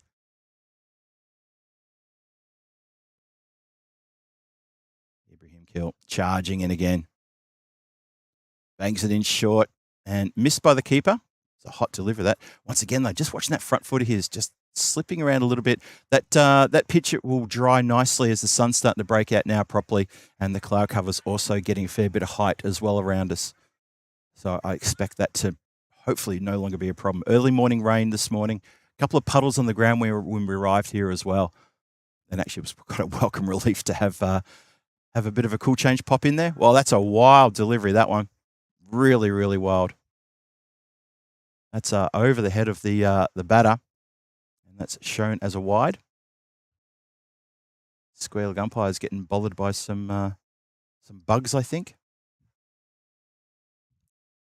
Oh, now he's changed it through and wide to a no ball. He already indicated wide. I was looking for the crossing himself Monsignor style before he indicated the no ball, but there it is. It's no ball. Square leg quietly reiterated to the standing umpire. No, I called that as a no-y. Free hit coming. Tell you what, bowler Ibrahim Keel is bowling with such ferocity. He's getting a fair bit of work on the balancing act as well. So he's doing really well to try to stay on 2 feet. Really throwing some thunderbolts down here. 34 for 1 on the board right now. As the free hit does go begging there. And another one gets past the flailing blade of the bat, looking to push it through the covers, gets nothing on it. A couple in a row that are dots. Have a look at this one more time. Ibrahim Keel is putting every little bit of effort into this one. There's some really good fast bowling here. Just hopefully he doesn't go down hard. I hate to see any bowlers sort of just come a cropper like that. 34 for 1 after 2. What an over. 6 runs, a wicket. There was a no ball in there. They didn't capitalise on the no ball. It was just 1 boundary with a handful of extras, 6 runs only. So 147 still required off 48. That run rate required is at 18.4. Need a few big overs here. They did start this run chase needing 18 runs per over. So it's ticked upwards just a little bit there. But that's pretty much thanks to that very big first over of 28 runs. Hamdard now, he's going to be on strike for the start of the third. It's going to be the last over of the power play as well. Not that too many fielders have had a lot to do there with the power play. We've only had 1 boundary hit, but 4 sixes come off the blade of this man right here, Hamdard. 24 from 5 balls faced. How about that? Start the third. Goes towards leg side, and he's got the distance as well towards the dugout. And nicely taken. That's the dugout of the Zurich Alpine Warriors, who will be playing this second match today. They're just going through their warm-up process. Obviously keeping one eye on the field as well, because they're definitely within the firing line over there. Hamdard, though, he's looking to channel his inner Stanek's eye here and only deal in Maximos. Starts us off with a big one there. 40 for 1, just at the start of the third. Oh, lovely cut. Really nicely played, that one. Doesn't try to go cross bat. A lot of players would be tempted on that short ball to go cross bat and look for leg side. He doesn't, opens the face and just runs it away. It absolutely was middled, goes backward a point for 4, and now they're going to leave a fielder out there as well. Always interesting to see a fielder captain's decision to leave a fielder where a boundary was hit. The idea that, well, if he does it again, we can cover it off. I'm not sure I'm a fan of that, sort of always constantly chasing where the ball's being hit. Goes short, gets a top edge. Gets away with it, though. Jogs through for a single in the end. Yeah, went for the big hook shot. Eyes lit up. Eyeing to put the Grizzly into the car park, possibly. 44 for 1 currently. Oh, that'll tick upwards. They're still waiting for that single. I'm jumping ahead of the scoreboard there, which is quite rare for me to be able to do that. There we go. 45 for 1 now, halfway through the third. Gives Tarakil a chance to open his account. He's faced 3 dot balls. Let's see if he can get off the zero. Whoa. Can he ever? Wow. And nicely caught there by the player. Who is that? I can't quite see who that is there. Coming underneath the awnings, the Zurich Alpine Warriors team who've just finished their warm-up. Look at this. Nicely judged catch there. Be ready for when it's their opportunity when they take to the field in the next game. That's coming your way on the European Cricket Network after the conclusion of this match. 50 up with that strike as well. 51 for 1, 2 to come. Hit nicely again. Bit of work here for the fielder to do on that baseball mound. Does well. Does very well. Keeps it to just 1 and a good throw in as well.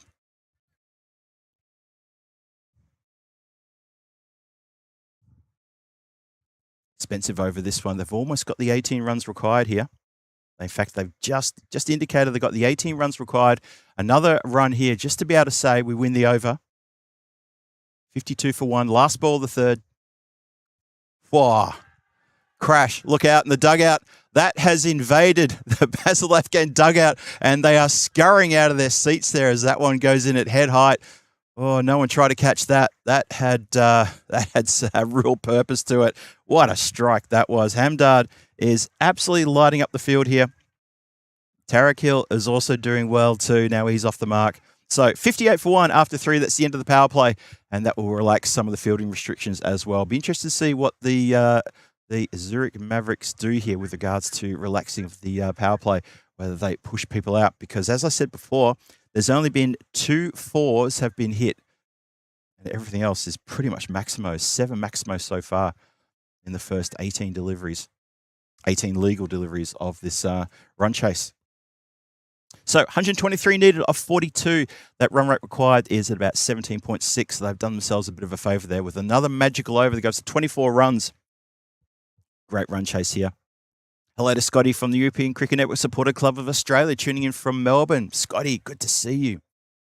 I actually need to drop you a couple of messages on the side about a little thing that we've got going on between us, but I'll take that offline in just a few moments. But good to see you in the chat there, Scotty. Welcome. Straight up in the air, catching practice here. Cover wants it, cover's under it for an eternity, and that has gone through his hands. That struck him in the face. That is going to leave a mark. Umpire's going to get across there and have a little inspection there. I think if anyone in the dugout's got maybe some water, maybe we want to take it out to him. Oh, that would have really hurt. That's gone straight through the fingertips. Not sure where that's hit him, but that's not going to be pleasant. Here we go. We've got some water coming out now. Yep, in anyone's language, that's ouch. Oh, I hope he's all right. That's getting a fair bit of attention there, and quite rightly so. Abhishek Shukla camped under it for an eternity. And good to see he's getting the appropriate attention as well.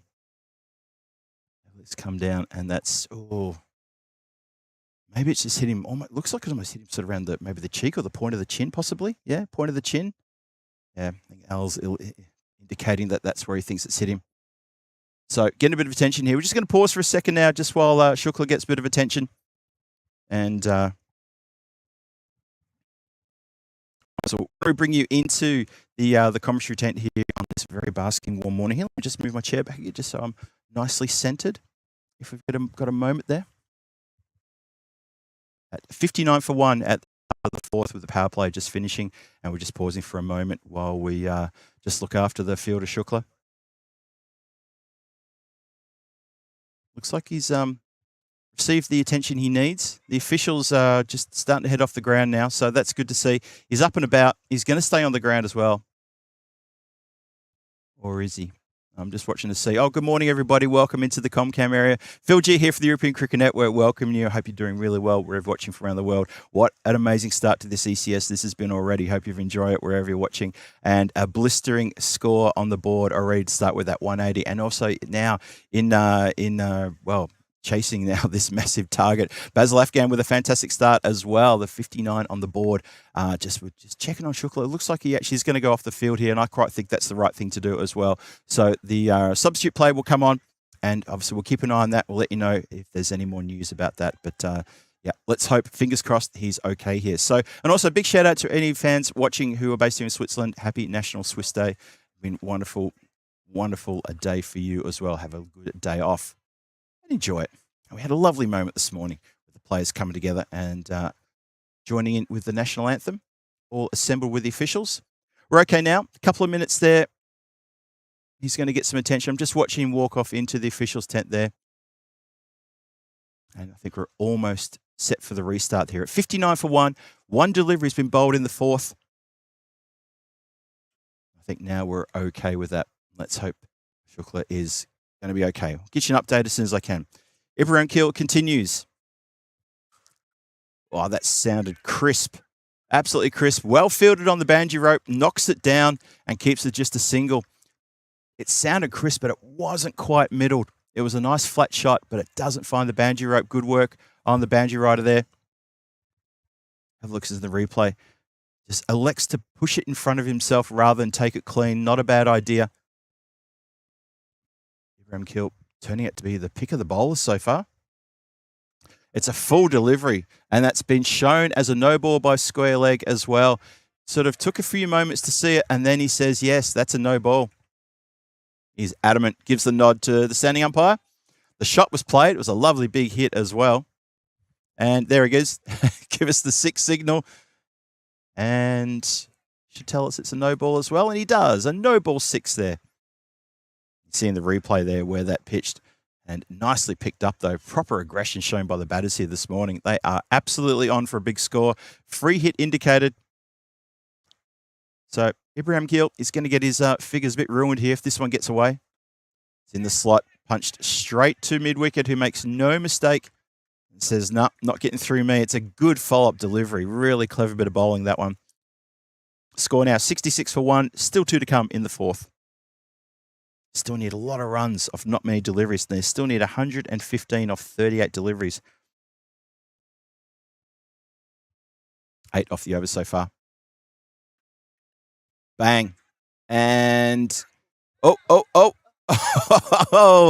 well, this is not the circus in town, but that's a great bit of juggling on the boundary rope. Thought he had it, almost turned with the ball not in hands to go and celebrate with the team. Suddenly realised I better go and take the ball with me if I'm going to go and celebrate with my teammates. Watch this one more time. There's 1, 2, 3, 4, tap, 5 bites of the cherry, and that last one was a comforting moment. He just let it hit the palm of his hand and held it and probably managed to draw a breath after that one.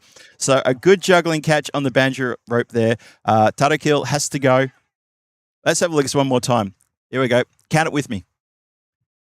And 1, 2, 3, 4, 5. And there it is. Takes it cleanly. Yeah, nicely caught eventually. Would have been a 6. If he hadn't been there, would have been a 6. So good work there. Good presence of mind. And, of course, it had to be that man, Stanixai. Just comes off belting, 119 not out in the first innings and takes a very good outfield catch on the boundary rope. So another wicket there for Ibrahim Kill.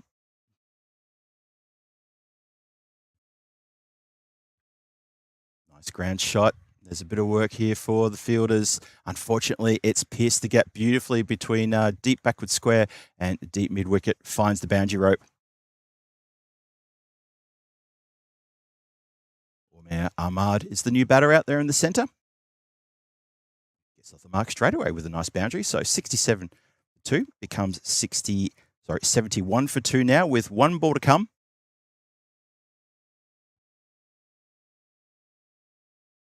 Well, right in the slot and dealt with.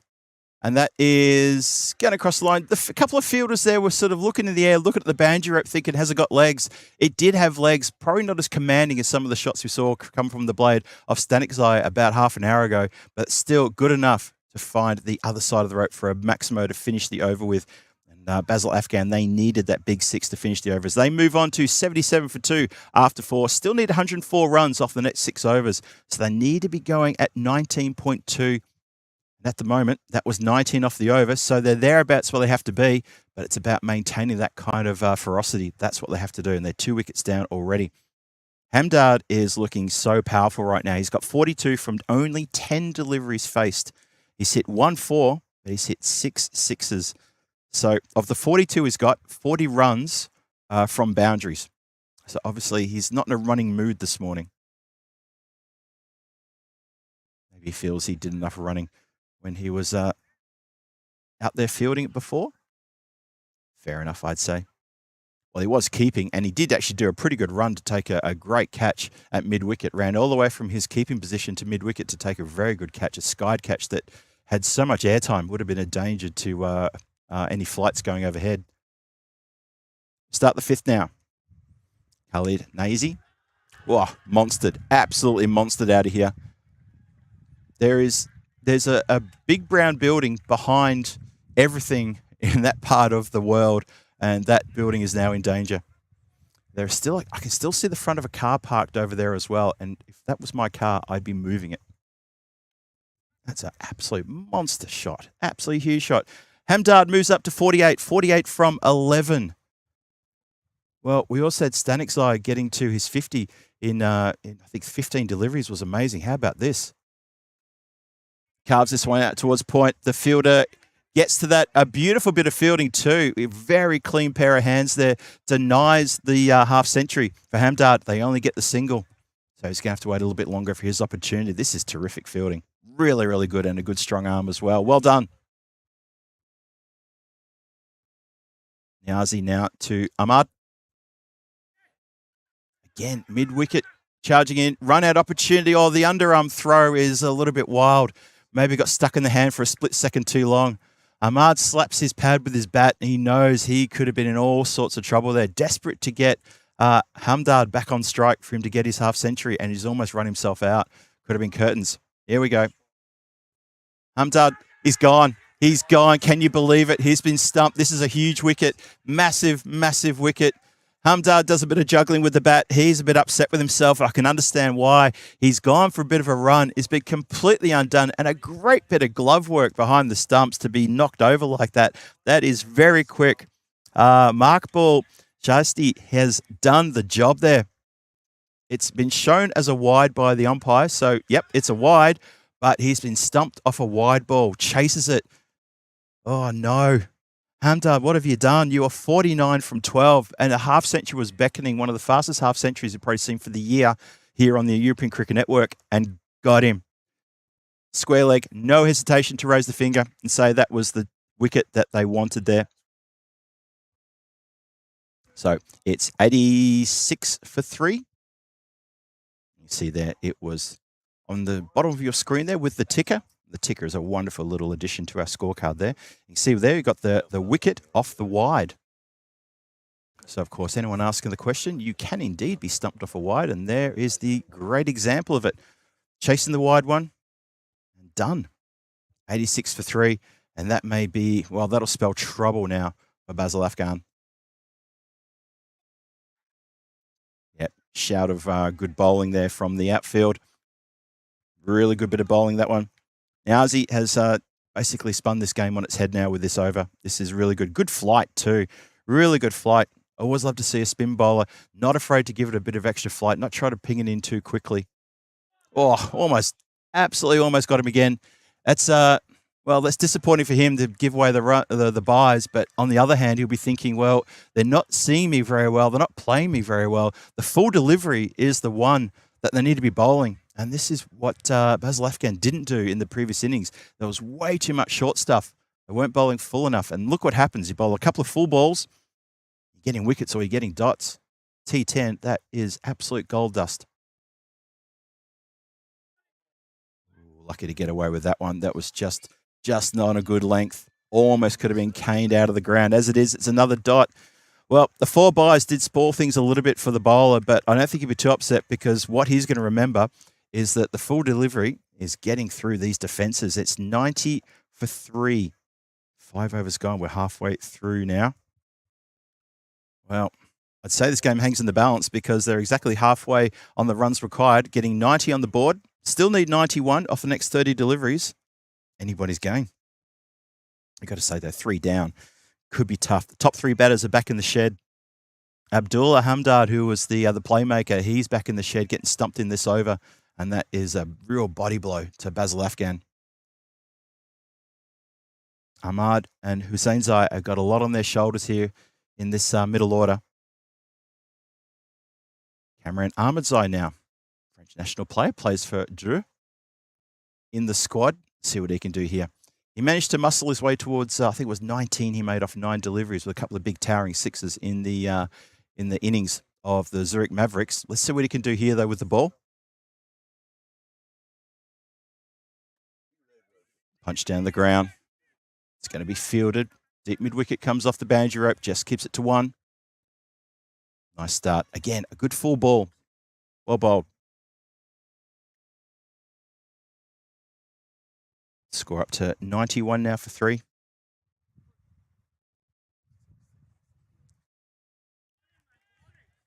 Good bowling. Just beaten for pace. Probably not the best shot selection either. So it goes the old helicopter twirl. And misses that one completely.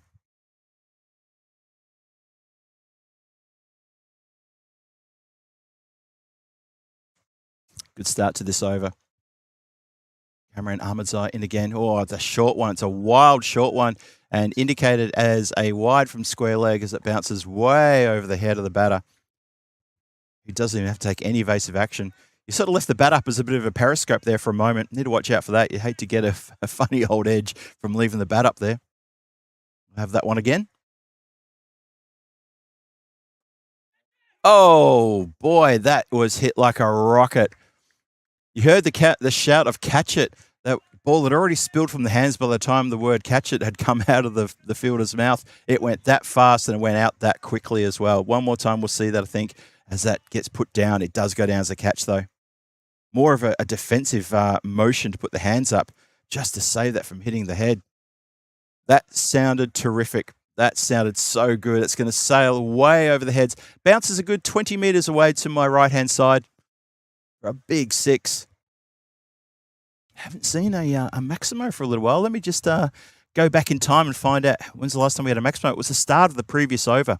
So we've gone a good 11 deliveries since we had a 6 being hit. Basil Afghan starting to fall behind here in the required run rate.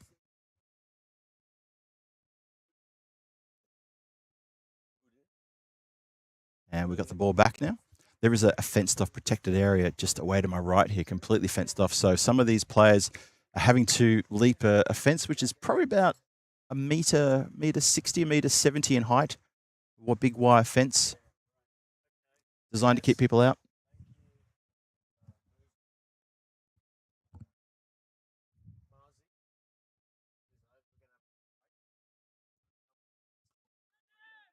Hit down the ground and through the fielder who comes off the rope to field this one. So that has gotten through his legs. The genuine Sydney Harbour Bridge moment there. Goes straight through the legs for 4 runs. And it's a blue from the Zurich Mavericks fielder. Just saying here, see who it is down there. Gives a little bit of a gesture to the bowler and says to Cameron, really sorry about that. I can't do anything about that one, but I will get the next one. There was Stanik's eye as well. Well, he's already done a fair bit of work with the bat, so I think he'll be forgiven for that ever so slightly. Here he is now with a chance. Tries to get to that when he doesn't. It's 1 bounce, 4 runs. So a little bit of rush of blood there at the end of that over. The 100 was up as well with that previous boundary, and that's a nice shot as well. Bounces just inside the rope, all the way downtown. And that is 6 overs gone. It's 106 for 3 after 6. Still 75 needed from the last 4 overs. But that little rush of blood to get 16 runs on the board there is exactly what Basil Afghan needed. It was a nice tight over. Almost a caught and bowled in as well. So it was all happening. Stanik's eye, unfortunately, let one get through his fingertips, unable to prevent the boundary. But 106 for 3. This game, I'm not too sure. What do you think? Is it on a knife edge? Are they going to be able to get 75 of 24? It's a big ask. Need to be going 18.8. The run rate's always been around about 18. So it's no panic stations yet. Just having a slight adjustment to the camera now. I think one of the players chasing the ball into into the restricted area. When I call it restricted area, it's just a fenced off area just to the side of us here. And our camera is just in front of it. So we're just going to get that realigned. There we go. It's a bit better. Maybe just a little bit more. I know that there's a few people checking out. Marzi and Alistair doing a fantastic job here in the blue crew. Alistair pushing all the buttons and Marzi coordinating everything, which is what he does really, really well. It's a pleasure to work with these two. 106 for 3. That looks pretty good for mine. Everyone's looking pretty good there. Maybe just drop that down a little bit. So, yeah, thanks for bearing with us just for a moment while we just fix that camera. I want to give you the optimum view as best as we can. Hello to Chris Smith as well. Chris Smith, he's currently eating last night's prawn crackers from his Chinese. So one-handed typing while you're munching nom nom. Good on you, Chris. Well done. I actually popped out for a nice Thai food last night. We were talking about Asian food yesterday, weren't we? Yeah, I went and found a good Thai place just across the road from where I'm staying. A very good pad ki mao and the popia tod. If you know Thai food, you know exactly what I'm talking about. All right. Camera looks perfect as we continue with the 7th. Good bowling there. Good quick delivery. Niazi here. Pick of the bowlers. 1 for 9 from his first over. And now he's come back on to see if he can do a bit of carnage in the second over. Khalid steaming in. Managed to get on that one. Shouts to catch it. He's split the gap. Deep mid-wicket and long on. Can only watch as it goes across the boundary rope. The umpire, I think the umpire's just waiting to get the confirmation that was definitely 4. I thought it was 4. It was, yes. Now it's been indicated. All right. It's a good flat shot, though. Going to need that and then some. Need to get after Niazi here, but he's a wily customer. Have a look at that. Just chopped down. Bottom edge. Could have gone anywhere. Well, the shy at the stumps. I'm not sure if he was shying at the bowler's end or the striker's end. But either way, it was missed, and they're going to scurry through for a single. Single's not enough, though. Especially this is really now at the business end of the innings. We're inside the 7th, halfway through the 7th, and it's slapped into the pads. Well, bowler and batter collide. I think the batter was quite within his rights to keep running on his line. The bowler was making a bit of a play to get to the ball. Nothing untoward there. The batter isn't quite within his rights to try to make his ground in those situations. So nothing doing there. Lord Nelson, 1-1-1 on the board for 3. Swing and a miss. Another dot ball. How good is this over from the Niazi? This is brilliant. It's only 5 from it so far. 6 now.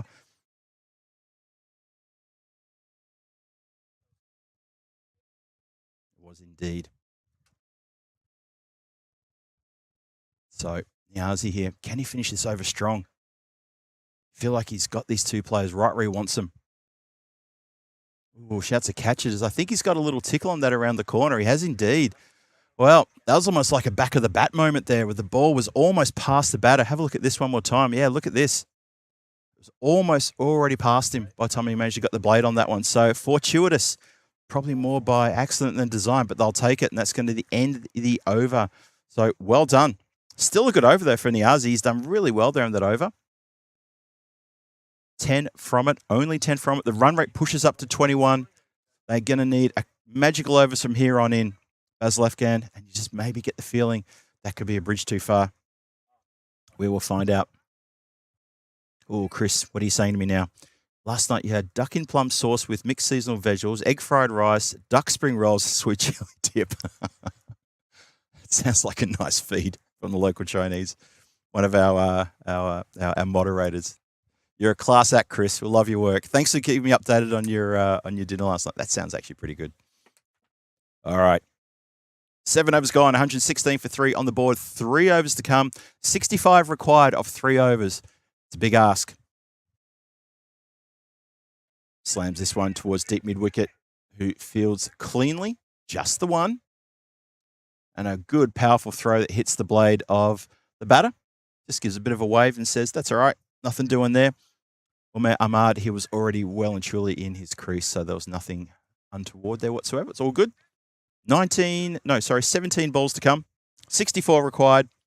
That asking rate is climbing higher and higher. Need a huge over here to stay in touch. Zurich Mavericks just need another another tight over, and you reckon it's going to be a little bit, well, it's going to be north face of Everest steep. Full delivery. Picked up once again, though. Picks that deep mid wicket, who does an excellent job of fielding. They come back for 2. It's a quick 2. And it's a nicely run double in the end as well. But they need the boundaries. They need to find the boundaries. They're looking to go across the deck now. It's kind of getting to that point now in this game where they're going to have to try to really chance their arm and go high and hard and handsome if they can. Try to get that ball over the rope several times in a row. It's 62 from 16 required. Yep, just can't get under it. Good bowling. Once again, deep mid-wicket having a lot of work to do and standing tall for his team as well. Nice bit of defensive bowling here. Good defensive fielding as well. Very, very good from the Zurich Mavericks. They've just settled down after a bit of a scare when Hamdard was hitting the ball to all parts of the park, and they look like they've weathered that storm. And they've really got their noses in front now. 120 on the board for loss of 3 wickets. Still needs 61 runs. Picked up off the toes. That man again. Getting a real generous round of applause as well. So recognising the effort for a deep mid-wicket who I think has had everything to do in this over. Nothing has not gone out there, if that makes sense. Everything has gone to that player, and he stood tall. 5 off the over so far. Down leg side.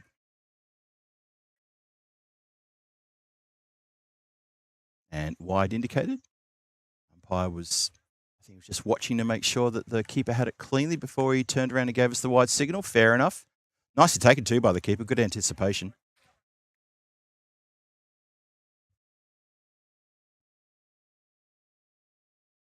Full. Spanked. Absolutely spanked out of the ground towards the dugout area and over the dugout area for a big 6. Well, is that the spark that's going to sort of light the fuse? I'm not sure. I think they maybe left the run a bit too late. If they can try to do another one. Well, the batter's trying to appeal to the the umpire at square leg, who's actually at point. He's trying to say to him, well, don't you think that was a bit high? The umpire's saying, no, I looked at that. That was dipping. 128 for 3. Last ball of the 8th. Gets under this one. Catching opportunity. Nope. Standing side. Backing back. Yes. Oi. And then he takes it. Now, that is really good presence of mind. The fact that he's taken it, his weight was taking him backwards, so he threw it in the air and took one step back into play and completed the catch. So that's the second catch he's taken there, and that's another one for the show reel, as he is really having a great game here today. Let's have a look at this one more time. Let's look nice and close here. The last ball of the 8th. Here it is. Going to come into shot now. And there he is. Takes it. Watch those back heels. And just pops it in the air from inside the field of play just to make sure his weight and momentum didn't take him back over the rope. And that is nicely caught there. So it goes down as a wicket. Of course it does. And that is a real problem now, because Umair Ahmad has to go. He's 30 from 13 was not going to be quite enough.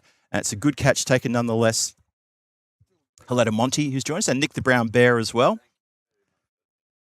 Good to see you guys here. Thanks for joining us here in this mammoth run chase against this huge score. But as unfortunately, it's going to be the team from Basil Afghan who are going to fall by the wayside here. They need too many of too few. It's 53 off 12. Mathematically, absolutely can be done.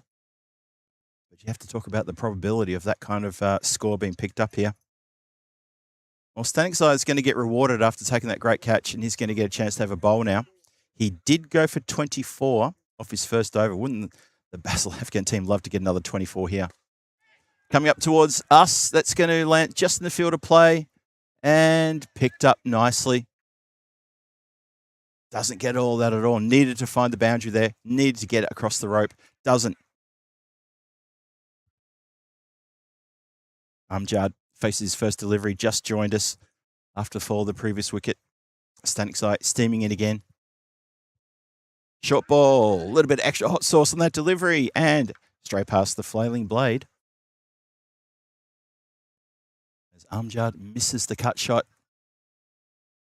There is a player at deep backward point, but there's no one on the boundary all the way on the offside, except for that deep backward point and, well, straight down the ground at the long off position. There's no one else out there. Bottom edge, it's just going to be a single.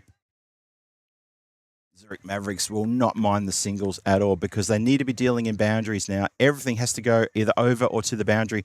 In fact, it's almost the point now where everything has to go over the boundary from here on in. It's 51 required from 9. It's looking like this is going to be a very good defense. A couple of little scares there while Abdullah Hamdard was out there. He was striking the ball beautifully before he got stumped for 49. Hussein Zai and Amjad just getting caught out here a little bit, unable to find the boundary. Well, there we go. That puts paid to that comment. And that shot has gone all the way to where Henry was sitting only a few moments ago. But luckily, he's sitting here with me now. And that ball has almost crashed into the actual seat that he was sitting in. Amazing stuff. 136 for 4 with that big 6. Still 8 deliveries to come. 45 required off 8. Bash, down the ground. It's a flat 6. It's another 6. So we still live in hope. Have a look at this. Well, if they can deal all in 6s, they'll get there. But it's going to be pretty tough going, though. It's 142 for 4. 7 deliveries to come. 39 off 7 is the mathematical equation, which tells me that it's possible. But it's going to be tough, real tough. Goes again, doesn't quite get it all there. They protect the boundary, don't go for the catch. Probably the good thing to do there was to do exactly that, just to make sure it doesn't get through for the boundary. So it's just a single. It does, however, keep Hussein Zai on strike. However, it's going to be 38 needed off the last over, which, barring any crazy no balls, no ball 6s, big wides, minimos, any extras, as long as it's a nice legal over with no extras, this game's going to go. The first blood will be drawn by Zurich Mavericks Garwal against Basil Afghan, who've been gallant. It's a good score on the board, have to say that. 143 for 4 after 9 is a fantastic score. Afsar comes on. He's already got a wicket. He's only gone for 12 as well. Let's see what Fida Afsar can do here. Last over coming up. Crash. Cross the rope, 6 runs.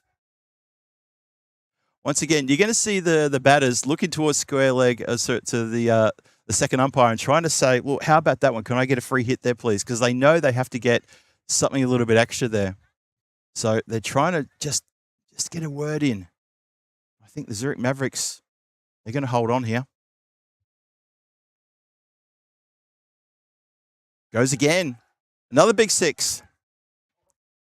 Oh, that hit something. That definitely hit the Brown building, didn't it?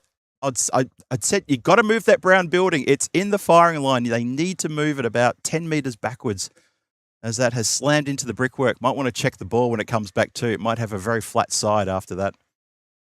155 for 4. The 150 up for Basil Afghan. 26 needed off 4. They're desperately hoping for some sort of no ball or a wide or something to try and help them out here. That's along the deck. And deep mid-wicket fields that nicely on the baseball mound over there. And that will be the game shut in. If it wasn't shut already, it's definitely shut now. As the score now gets to, well, they actually turned down a run there as well. Interestingly enough, 155 for 4. Hussein Zai says, no, I'm going to keep going. I'm on 43. I'm going to keep going here. This one's gone up in the air. Not sure if someone's going to get to that. Bowler wants it. Bowler takes it. Good catch. Really good catch, actually. It was in the air for quite a long time. He's running back, running backwards as well, away from the flight of the ball, staring into the sun, and he's taken a really good caught and bowled opportunity. So Hussein Zai has to go. 43 from 19. A very good cameo from him, but unfortunately, the game was pretty much almost completely gone by the time he started to get the motor running. Zurich Mavericks are going to storm home here, but this run chase has been very good. It's going to give Basil Afghan some real momentum because they're going to go into the next match, and that's going to be starting in probably about 15, 20 minutes' time. They're taking on the Zurich Alpine Warriors in the next game, match number 2 in this ECS Zurich event. What a great event we've had already. The fantastic game to start off proceedings here this morning. So new batter come to the crease. There's 2 balls to go in the contest. 26 runs required. Zurich Mavericks looks like they're going to lock up a good win here. Good first win. Now, what's going on here? Just a little delay here. Not sure, was the batter hasn't come out fully dressed or something? Maybe still trying to work the helmet. The umpires are right onto this. They need to make sure there's no time delays with these batters coming out. The batters have to come out and be ready to go. They've got 60 seconds to get out to the centre and be ready to go, not get dressed when you get to the centre. There will be penalty runs if they're not careful. Umpires right onto that. And they will be onto that through the entire series. We've all got places to be. Here we go. Second last ball of the match. Swings hard. And one bounce and across the boundary. Looked to me like deep backward point was slightly sort of, I don't know, maybe ball watching that one, then realised he had to chase that one. Bit slow out of the blocks. Probably wouldn't have gotten to it, but just for mine, I thought that ball was almost to the boundary before he got out of his little comfort zone there. Maybe they forgot that he was fielding down there. I'm not sure. 159 for 5. Last ball coming up. Big win for Zurich Mavericks.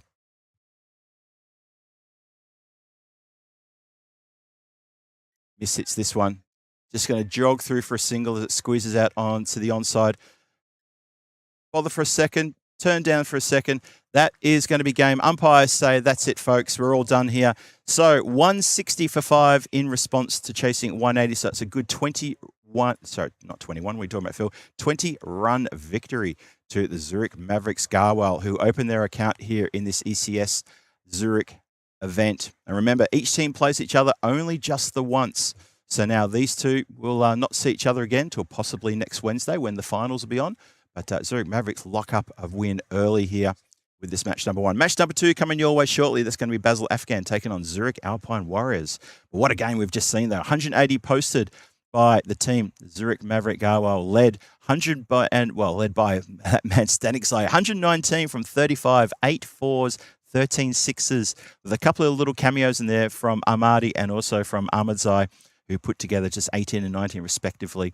In the bowling there, good couple of overs from Syed Halal, get 2 for 28 he did. In response, though, 160 for 5, and it was Abdullah Hamdard at the very top there, 49 from 12. He was striking the ball beautifully, really getting into it there. Unfortunately, he got stumped about over number 6, and that was the end of him. He just felt if he'd stuck around, it could have been very different. Fazal Hussainzai put together 43 from 19 deliveries. Took a little while to get things going before he was caught and bowled in that last over. And Umair Ahmad with a very handy 30 as well. But unfortunately, 20 runs short. They are going to be Atullah Ibrahim Kil, 2 for 25. My pick of the bowlers. I thought he was fantastic. The players are shaking hands. They're walking off with the officials as well now as match number 1 is done and dusted. A 20-run win to Zurich Maverick Garwell over Basel Afghan. Basel Afghan just need to brush this loss off and bounce back against the fresh team who've been warming up for the last hour, and that's Zurich Alpine Warriors. I'm going to be back here shortly. We hope to see you back here as well for match number 2, probably starting at 10 minutes' time. Watch your screen. We'll put the time up when it's going to start. I'm sure it's not going to be too far away. 35? Excuse me. 45 is the word. Thank you, Al. That's brilliant. So 45, that's in 13 and a half minutes' time. We'll see you back here shortly. This is Phil G for the European Cricket Network saying thanks for sticking with us during that first match. Join us for the second match in about 13 minutes' time. I'll see you then.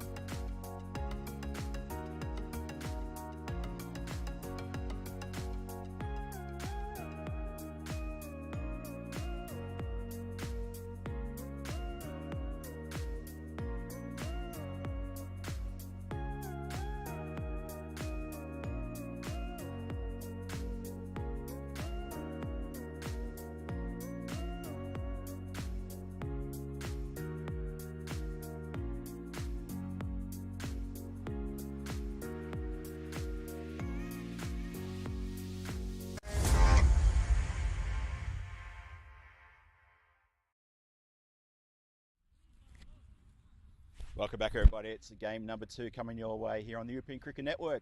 And it's going to be Basil Afghan back in action against the Zurich Alpine Warriors. And for the coin toss, it'll be the Zurich Alpine Warriors to call. Heads. It is heads. What would you like to do? I'd like to bowl first. Zurich Alpine Warriors win the toss, having a bowl first.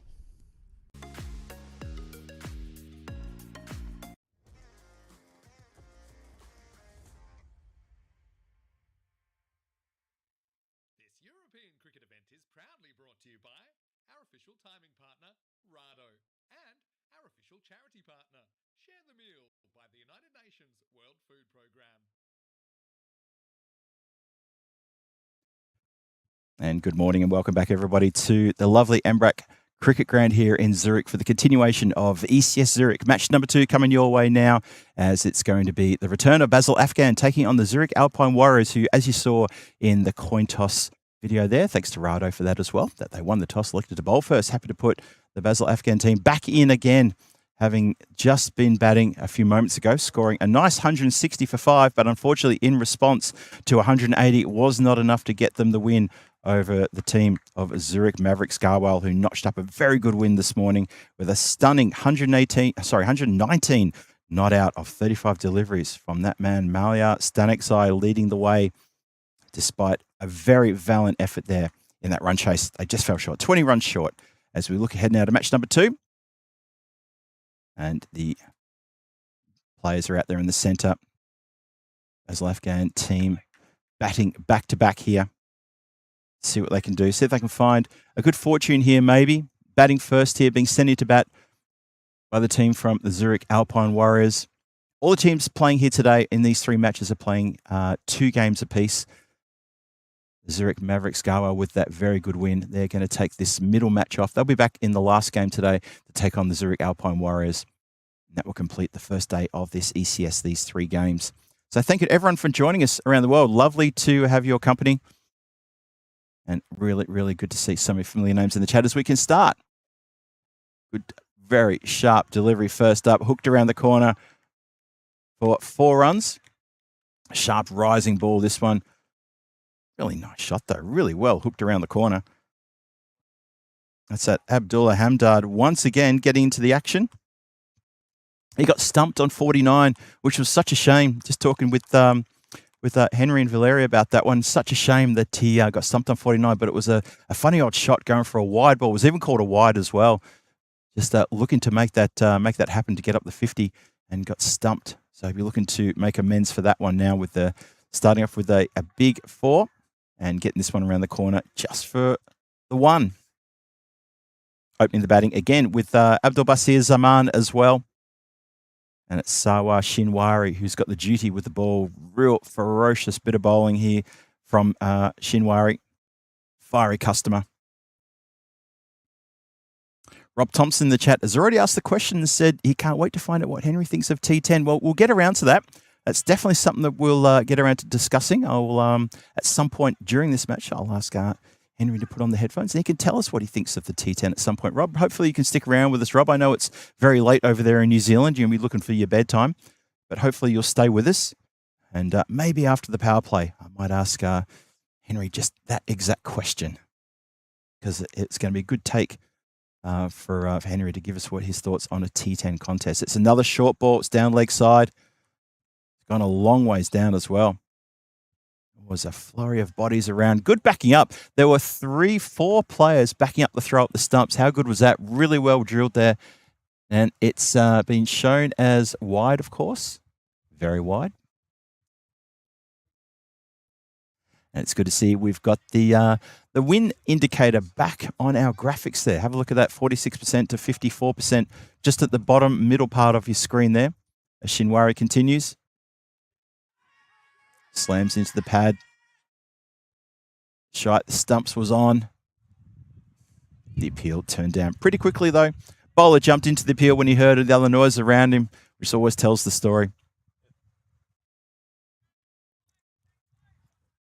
Saw that a few times, actually, even in the previous innings.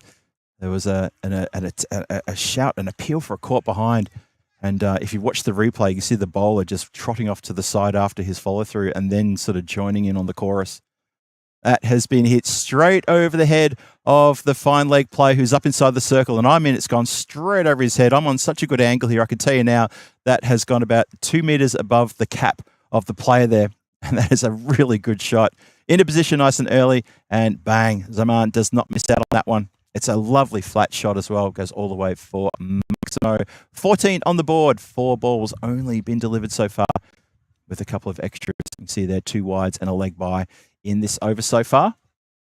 Nice start, though, for Basel Afghan. They got off to a great start in the run chase in the previous game, too. 28 they took off the first over. And so far, they got 14 off this first over. Still 2 balls to come.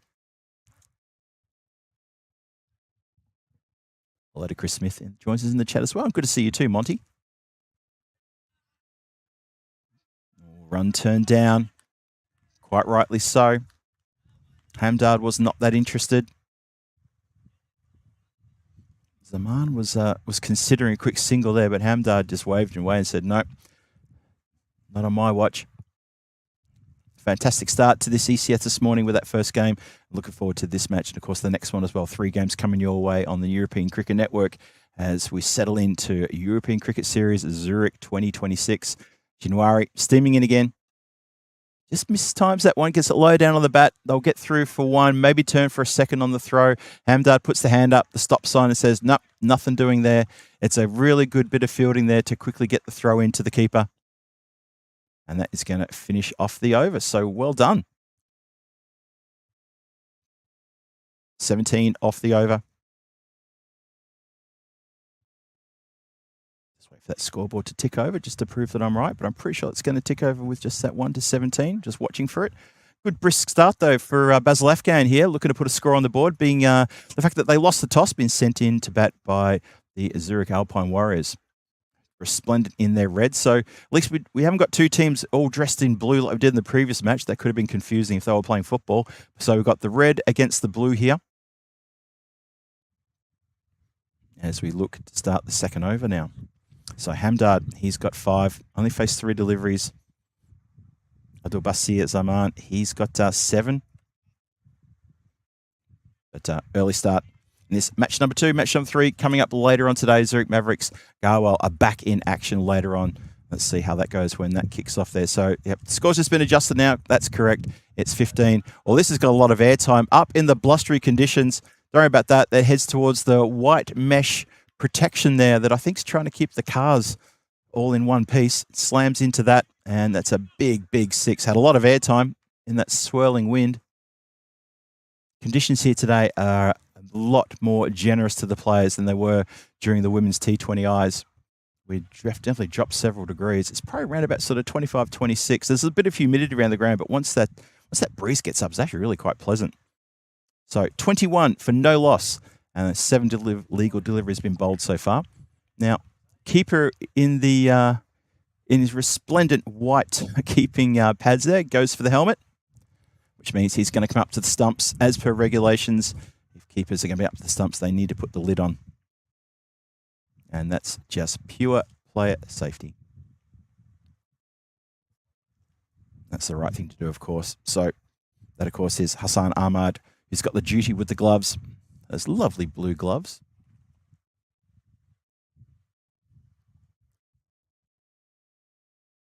We did also, Henry sort of whispered in my ear, Phil, blue suede shoes with the alert. I'll try and find where he is in just a moment.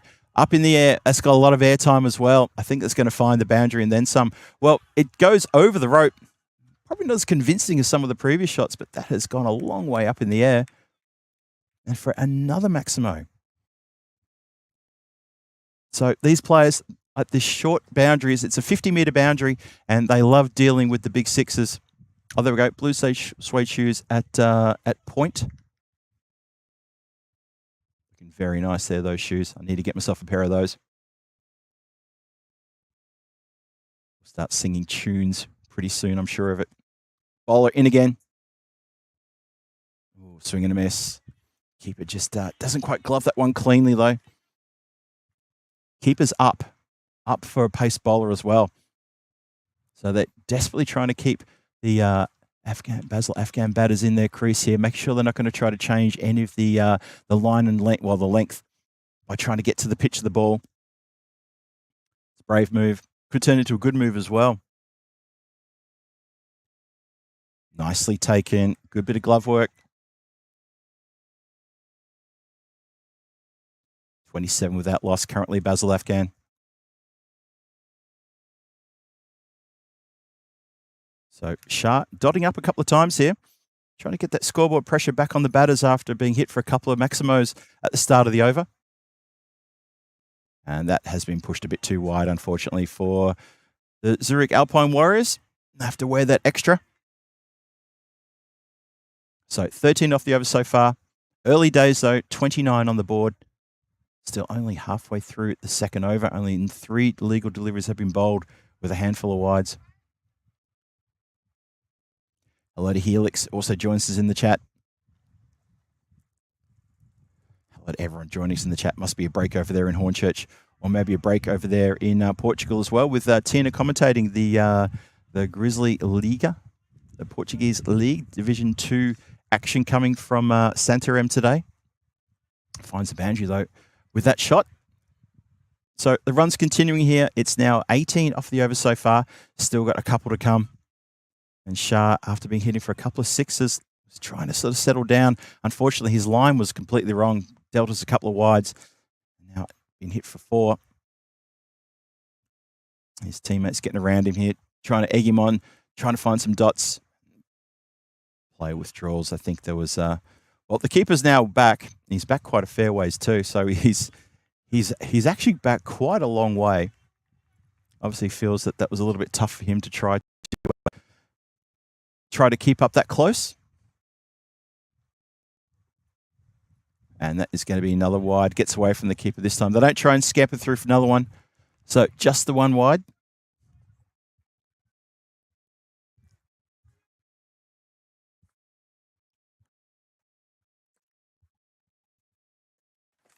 Just trying to move my gear out of the sun here. It's just cooking just a little bit.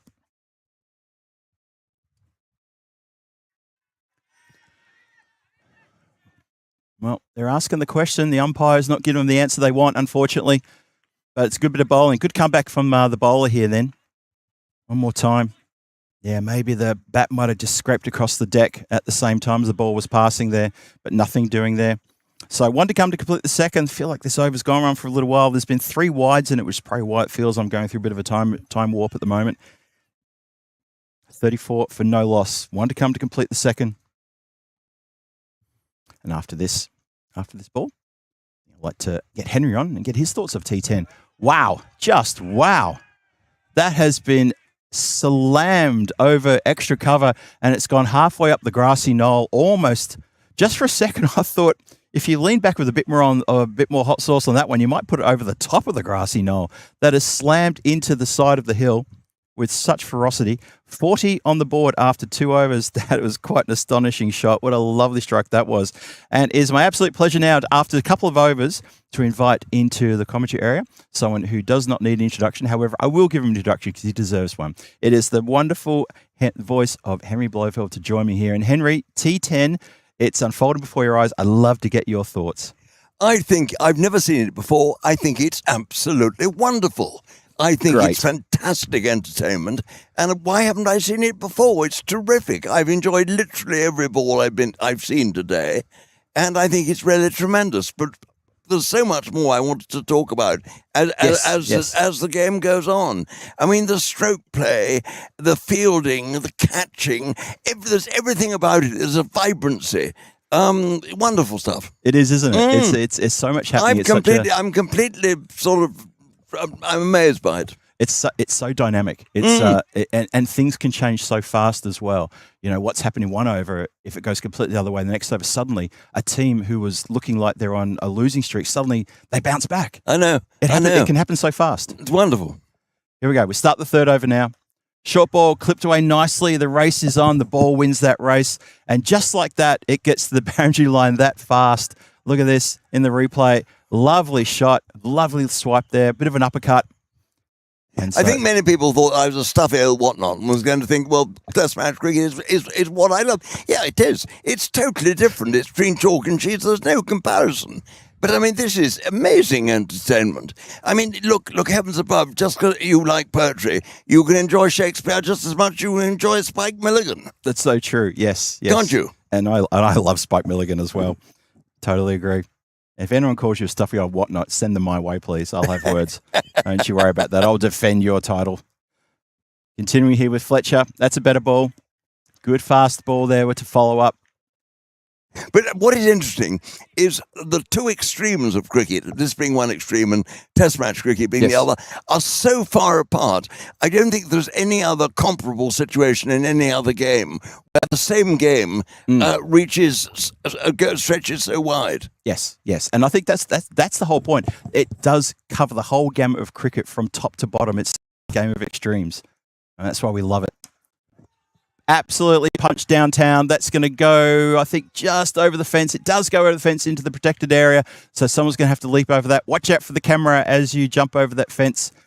Let's hope they don't knock the camera. That's already happened once. So it was wonderful, that stroke. He was standing on one leg, exactly as though he'd just been thrown off a horse almost, and he somehow hopped around and hit it for a straight six, as you say, not just over the boundary, but over the fence. Yeah, they do. The batters are so well drilled on these high, hard shots. They get into position so fast, and in any way possible, they manufacture these massive strikes. And it's a real joy to watch sometimes, as long as you're not in the firing line, of course. And can you believe the 50's up already? Only 2.5 overs been bowled. The 50's up already. This over's already worth 10. Wow. That has been absolutely smoked to the next village. That is astonishing bit of batting, that. I've always said that I don't think cricket's a game of 4 sixes and over. I'm not so sure now. I mean, it's astonishing stroke play, isn't it? But you know, the awful thing is, I'm going to say something which everyone will hate me for, probably. Yeah. I'm not certain I don't rather enjoy this rather more than T20. Is that right? Well, it's fantastic. I mean, the action, goodness me. Well, this is the thing about T10 is you get so much T20 action in half the time. Well, you do. But you still get that excitement. You still get that buzz and that feel, but you get it in half the time. As we continue, it's a short ball and, it's just been missed. Goes to tickle it around the corner and it's a bit of a spill. How about that for a bit of pressure on the fielder who's down there in that position at fine leg and just misses a bit of a dolly chance. It was just a bit of groundwork there and the keeper's given him a bit of an earful as well. And he's saying, that's not what we want to see. You're there for that exact reason to stop that ball. The wicketkeeper does look a bit like a stern schoolmaster, doesn't he? You expect him to sort of point a finger. He's got those white pads on, which give him a sort of slightly prehistoric look. It does a bit, doesn't it? And it's been helped. 1 bounce, 4. That was almost helped on its way for a 6. We talked the other day, Henry, about the old uppercut, the outside, the off-stump short ball, just the way they lift the bat. There's a great example of it being used to full effect for 1 bounce, 4. What you literally, the short ball, you deflect it. I mean, I used to play this. I'm talking going back to the 1950s now. Yes. This was, I think, a legitimate stroke even then. Yeah. So you see the ferocity of the full-blooded drive over the long-on area, over deep mid-wicket, and then you have this little bit of finesse for a short ball outside the off, just opens the face and allows it to run off the bat. And that's T10 for you right there in a nutshell. It's something very special. What does interest me is all these modern strokes, which the old boys like me think as being very ungodly. The reverse sweep, the ramp, and all those. You don't see in this. You see a lot of slogging, and you see also some very good straight driving, pure cricket strokes. But you don't see the new things you tend to see in Test cricket. Oh, like the switch hitting and the ramps, yes. Sometimes they'll try it, but I've got to say, this kind of aggression works better than the sort of like the showboating kind of strikes, the showreel clips, if you like. That's what I like to call them as. So sometimes just pure aggression and middling the ball, it works so much better in T10. They don't have a lot of time to sort of get their eye in to play that lovely little, dinky shot, the ramp. Sometimes the ramp comes out, but sometimes it comes out at the wrong time. Well, yes, you've got to be very selective, haven't you? You have to be really selective here. Tassel now comes in to bowl the 4th. Swings hard at this one, and that's going to find the boundary rope, and it's going to find the other side of the boundary rope. Well, he didn't have a lot of control there, but you don't need control when you're swinging the blade at a ball that's coming at you at about 90 miles an hour, because even an edge will go for a maximo, and that's exactly what's happened there. But talking about T20 and T10, don't you think that in T20 the batsmen are just a fraction more cautious than they are in T10? Yes. In T10 they've got to go hell for leather from the first ball, haven't they? Yep, you can't stick around. But That's the thing. in T20 there is perhaps a slight moment when they are entitled to play or even leave a ball alone. Yep, a leave, definitely. You wouldn't see a leave in No. T10. If you do, questions will be asked. It's one of those ones which coaches would take out the red pen if someone has a leave in T10. Yes, and your place might very well not be on the team sheet for the next game. Yeah. So of the last 8 deliveries, we've had 2 dot balls. Everything else has been into the 6 or 4. It's been astonishing hitting, but this is exactly what's needed and wanted from Basil Afghan, who are starting to put the foot down and accelerate here. 70 on the board already, and he misses another one. Now, bowler very cagey there, just takes a little bit of pace off and a little bit wider, and he's made the batter look a little bit silly there as he's unable to get anything on that one. And now Hamdard comes down to Zaman, having a little chat about the dot balls. He's saying, look, there's 2 dots there. Can I make a suggestion? I think batsmen are looking instinctively to hit the ball bottom-handed over mid-wicket. When the ball's outside the off stump, the weight is all wrong. Their weight's on their back foot, and they don't catch up with it. I feel that's the reason. A lot of balls have gone through outside off stump this morning. Oh, there he goes. Look at that. That's a great hook shot. That's a danger to parking. That's almost slammed into the fire hydrant down there as well. That has gone a long way back. Absolutely got every single bit of that, has monstered that one out of the ground. What a big shot that was. So whatever the word was from his counterpart, from Hamdard, who walked up to have a little word in his ear about the dots, that's worked wonders. That is another Maximo to the score. Score up now to 76 for no loss. We're still inside the 4th over. Can I ask one question? Shoot. We've got a 60-yard boundary, which we had for the ladies tournament here earlier in the week. Is a 60-yard boundary the normal thing for T10? No, 50-metre boundary. 50 meters. It's 50 metres. This is 50 meters. This is 50 metres. Is it? I didn't realize that. Yes. And it's made to look very small when you play shots like that. That's gone into that very large tree and very nicely been deposited straight back out again for the fielder. So that's a bit of luck there. What a lovely strike. And very nice of the tree to throw the ball back for the fielders as well. Oh, wow. What a shot. What a great shot. Again, that uppercut played to perfection and pretty safe as well. Despite the fact that there are fielders out there, when they're playing it that well, it's just a wonderful shot stroke to play. And they find the boundary. No problem at all. 1 more to come to complete the 4th over. It's 82. 1 to come to complete the 4th. Here he is. Tassel. He tries to slow a ball, but he's lost a bit of control down the leg side there for a wide. Have that one again. I must honestly say, I would feel that I'd been given the short straw in life if I'd ended up as a T10 bowler. You are not the first person to say that, believe me. I think many people walking the streets started life as a T10 bowler. Do you think? I don't know. Yeah, who'd want to be a bowler in T10? Who'd want to be that? Last ball the over, whipped off the pads and over the top of the fielder who set himself for about a split second there to maybe take the catch. It doesn't. It goes all the way for another 6 and a pat on the back. The two batters actually embraced themselves and gave each other pats on the back. They're very happy with their start. It's 25 off the over. It's gone magical. 89 for no loss after 4. Do you think the 50-yard boundary is putting things too much in favour of the batsman? It makes for great entertainment. Well, this is what I think. I agree with you, and I rather hoped you were going to say that. Yes. Because I think we must none of us be squeamish in this, and making comparisons are pointless because it is fine entertainment in its own right. It's brilliant entertainment. It is, and let's take it for what it is. Sit back and enjoy it. Totally agree. Don't you agree? I agree 100%. It does ask a lot of the bowling team. It does ask a lot, but it's equal footing for both teams. Being a T10, the innings will last 40, 45 minutes. So I think bowlers deserve twice the pay of batsmen. Well, the good news is that both teams have to suffer the same unfortunate moment of being in the field and coming up against some batters who are just so aggressive and just clean hitters of the ball. As we look to start the 5th over then. So it's 89 for no loss after 4.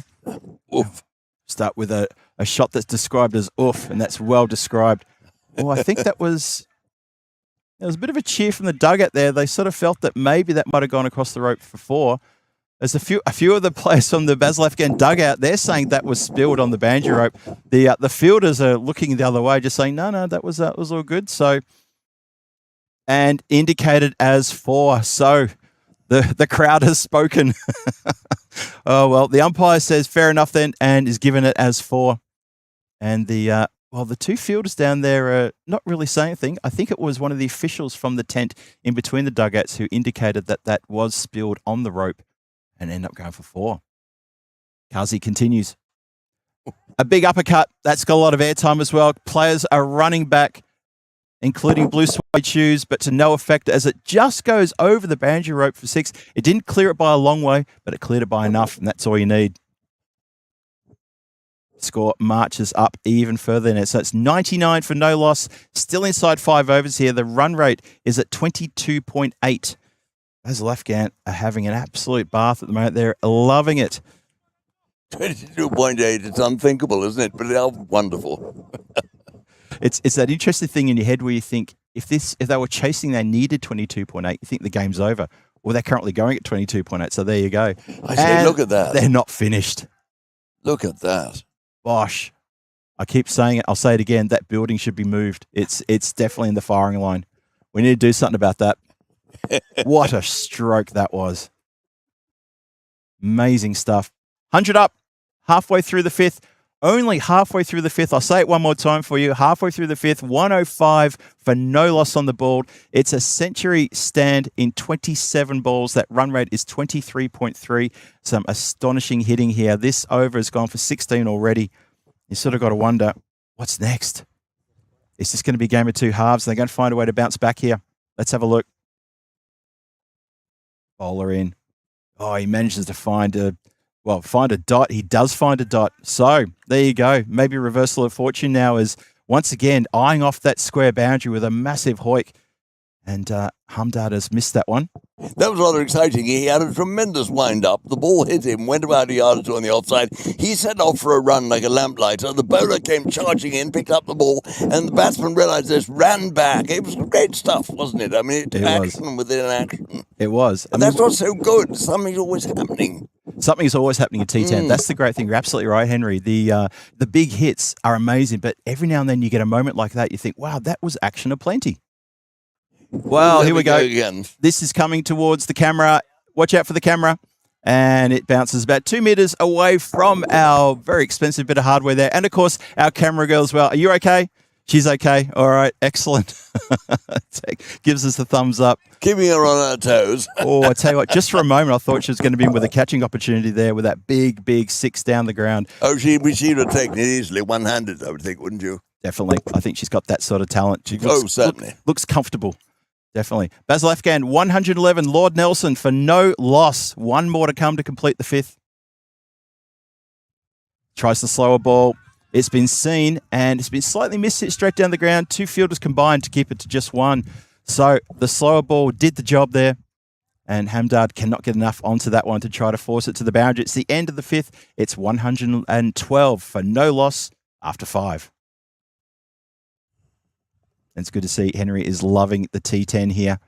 Well, I am. You know, it's extraordinary. Scales from my eyes. I've always sort of, let me be absolutely honest, I've always thought of T10. I thought, well, who really wants to bother about that? Really? And I thought, I don't want to watch T10. And here I am. And I'm absolutely loving it. It's a real spectacle, isn't it? Mm. It's quite an amazing thing. And you see a batting team like this dominating, as we saw in the previous match. And then when the innings changes over, it just happens again. And, of course, the other great joy is I'm with you who are describing it so magnificently. Oh, thank you very much. Not at all. You're very complimentary. You're doing it brilliantly. Thanks very much. All right, we're looking to start the 6th over now. 112 after 5. Projected score well over 200. They can keep continuing like this. Haven't had a wicket yet. Both players have made their 50s as well. Blink and you miss it. It's Hamdard on 52 not out. Zaman 53 not out. We continue then. Oh, what a catch. Wow. How about that? Just as I'm talking about, they need a breakthrough. That has been smoked back into the middle of the hands of the bowler who catches it like he's simply just catching a butterfly. What a reaction and what a catch. It was one of those that just stuck, wasn't it? I mean, tremendous. But my goodness me, you've got to be aware of everything to react in that way. But tremendous. I think, in fact, in all fairness, the batsman hit that fairly high up near the splice. It gave that sort of sound. Yep. I don't think it came out of the meat of the bat. Yep. If it had, I think it had gone through the bowler. Oh, I think so. I think And so left too. a big hole. Maybe taking a couple of the digits with him as well. Yes. Yes, indeed. And I noticed the high tens celebration was slightly subdued as the bowler's probably thinking that's stinging slightly, but I'm not going to show anyone that it's stinging. No. Just give us a high 10. What a catch, though! Wasn't it? What a great catch! It looked terrific. Oh, I think you're right, though. Yeah, it wasn't full blooded as we've seen some of the strikes we've seen here today. But nonetheless, what an opening partnership. I mean, they really have done wonderfully well. 112 opening partnership of 5.1 overs, and now it's been broken. Always difficult for the new batsman to try and come out knowing he's got to carry on something as good as that. Oh, very difficult. Let's see if we can get going right from the very start. Ooh. Swing and a miss. Good delivery, good follow-up ball. Lal, who's got a wicket, and then a dot ball to follow up. It's exactly what the Zurich Alpine Warriors needed. They needed the breakthrough, and then they needed something special, and they've had two very good deliveries here. All the carnage that's happened in the previous 5 overs.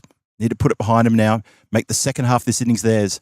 Look at that. This is up in the air, catching opportunity, and taken. The shout of yes echoes around the ground, and that is another wicket. So that's 2 wickets in 3 balls, and Lal is turning this game around for Zurich Alpine Warriors, and his team are going to come and give him another little get around and a few more low fives and high fives. Very well judged catch too, by the way, coming in, taking it nice and low.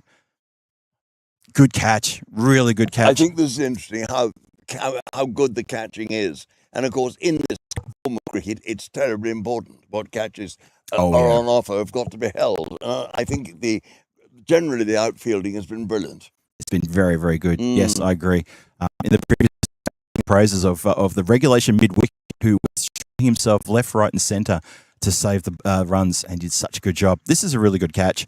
Good outfield catch. Probably almost could have taken another half a step forward and takes it quite low to the ground, but takes it cleanly nonetheless. And that is Kima out there who's taken a good catch. Lal gets his second in 3 deliveries. So suddenly we've gone from 112 for no loss to 112 for 2, and that is a second ball duck to Sahil Tadakil, who has to go off with, being escorted by Robo Duck Wiki. And the return catcher, Blue Suede Shoes, has done tremendously well, hasn't he? Done very well indeed. Enormous. He's a big man. And those shoes gleaming in the sunshine. Lovely. Wouldn't Elvis have loved them? Oh, he would have. He would have said, Lal. He might have been a bit more tuneful than that. Oh, definitely more tuneful than me. Yep. When it comes to these sort of things, I am tone deaf. I haven't had one musical bone in my body ever in my entire life. If I even try and play the triangle, it just sounds like a dunk. You sing in the bath? No, there's a court order stopping me from I was singing anywhere at the moment right now. Thank my wife for that. Oh, Lord. Yes, my goodness me. Judges speak very firmly about that, don't they? They do indeed. They do indeed.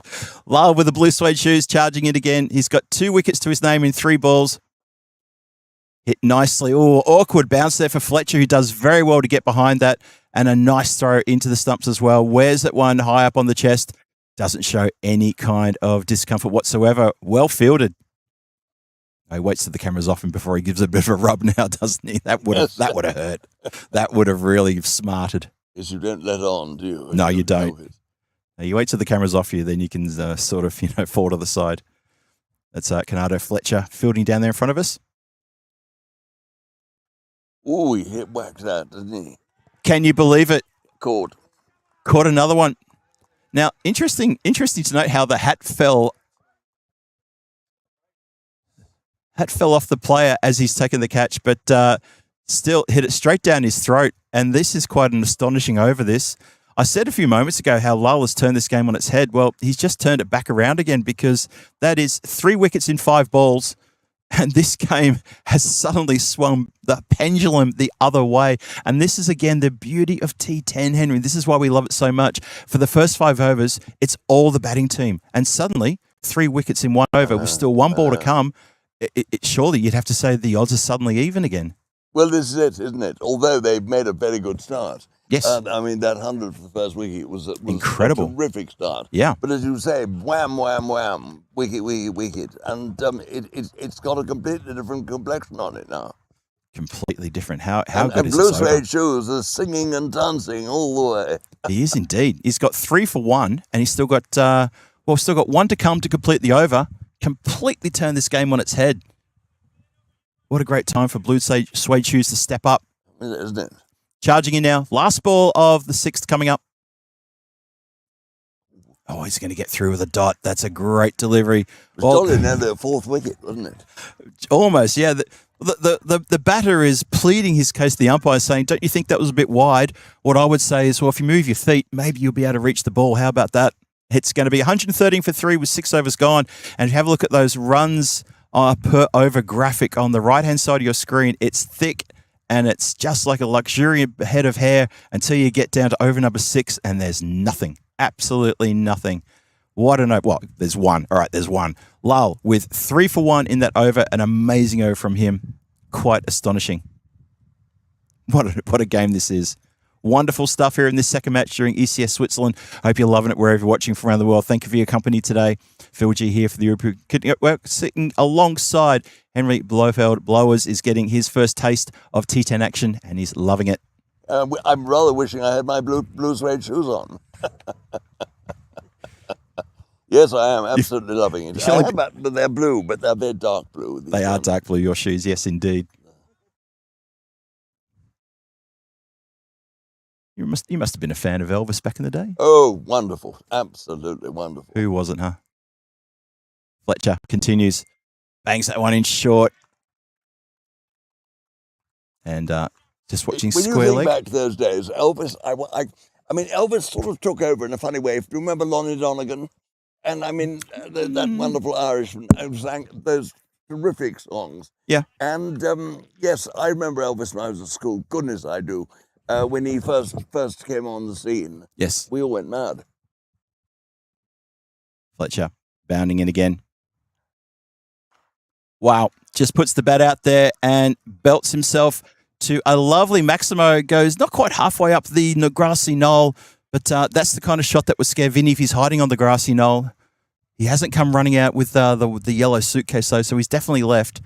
His Brazilian suitcase, yes. The Brazilian suitcase, yep. Indeed. Always loved the story about Elvis's manager, Colonel Tom Parker, who coined that phrase, Elvis has left the building, because he didn't play encores. I think that's an amazing story. Swings across the line here, going to find one down towards deep mid-wicket. Fields it cleanly. There's always only going to be just the one there. Is that true? He didn't do encores? He didn't do encores, no. I didn't know that. I mean, I never realised that. It's where his manager would get on stage and he would say, Elvis has left the building. Straight after Elvis would go off stage to tell the crowd it's time to go home. And that would happen because Elvis would not do encores.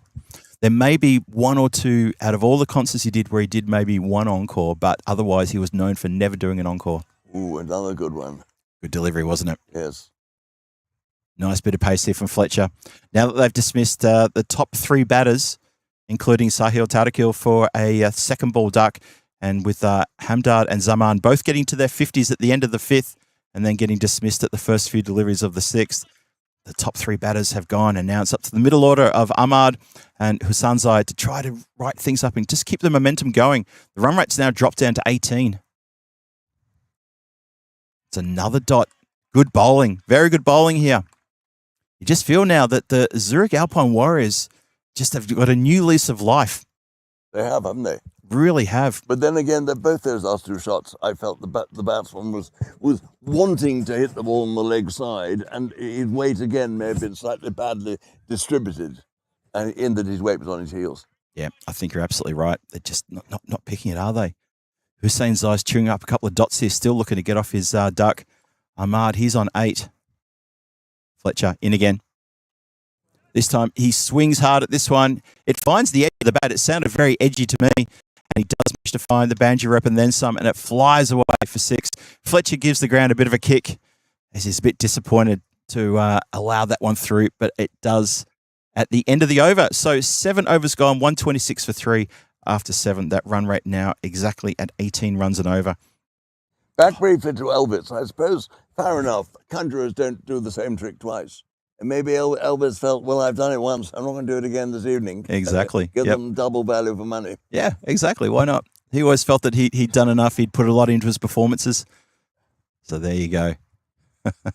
It's but then I mean, Frank Sinatra, when he used to leave the stage, didn't he? And I mean, he did do encores, but He did. Yep. He liked to get away and watch television, didn't he?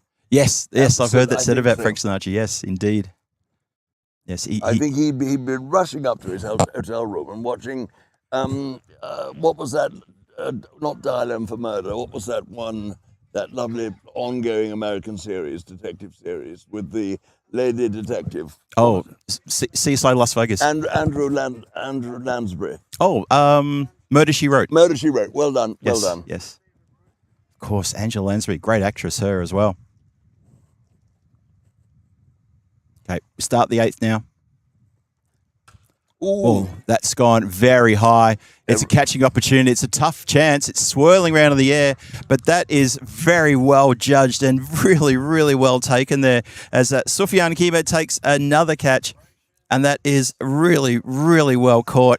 That's his second catch, but that was tougher than the first one. The first one he took down low. That one was in the air, and every now and then the breeze just swirls a bit, and he had to camp under it for what felt like an eternity. Well caught. Nice little replay as well. Well caught there by Soufiane Keba. Yes, I remember the awful moments when Mum was in the field and those things went up and up and up, and you got underneath them, and then at the end, you sometimes didn't even get a touch. You never. Yeah. Oh, it was so stupid. It ends up 2 meters behind you, 2 meters to the left of you or the right of you, and you're still under camped on thinking about making a cup of coffee. It's up there for that long. Yes, indeed. Oh dear. Crazy, but that was well judged, very well judged. But this is what I was meaning earlier about the catching. I think this form of cricket has tightened up the catching and the fielding enormously, and of course T20 has helped. The one-day game generally has made fielding so much better. Yeah, because it's highlighting the criticality of every single wicket, every single run saved, of course, every single field placement. With only 60 deliveries as a fielding team to either defend or as a batting team to do as much damage as you can, your time is limited. So every little bit counts. Shot ball, proper ferocity.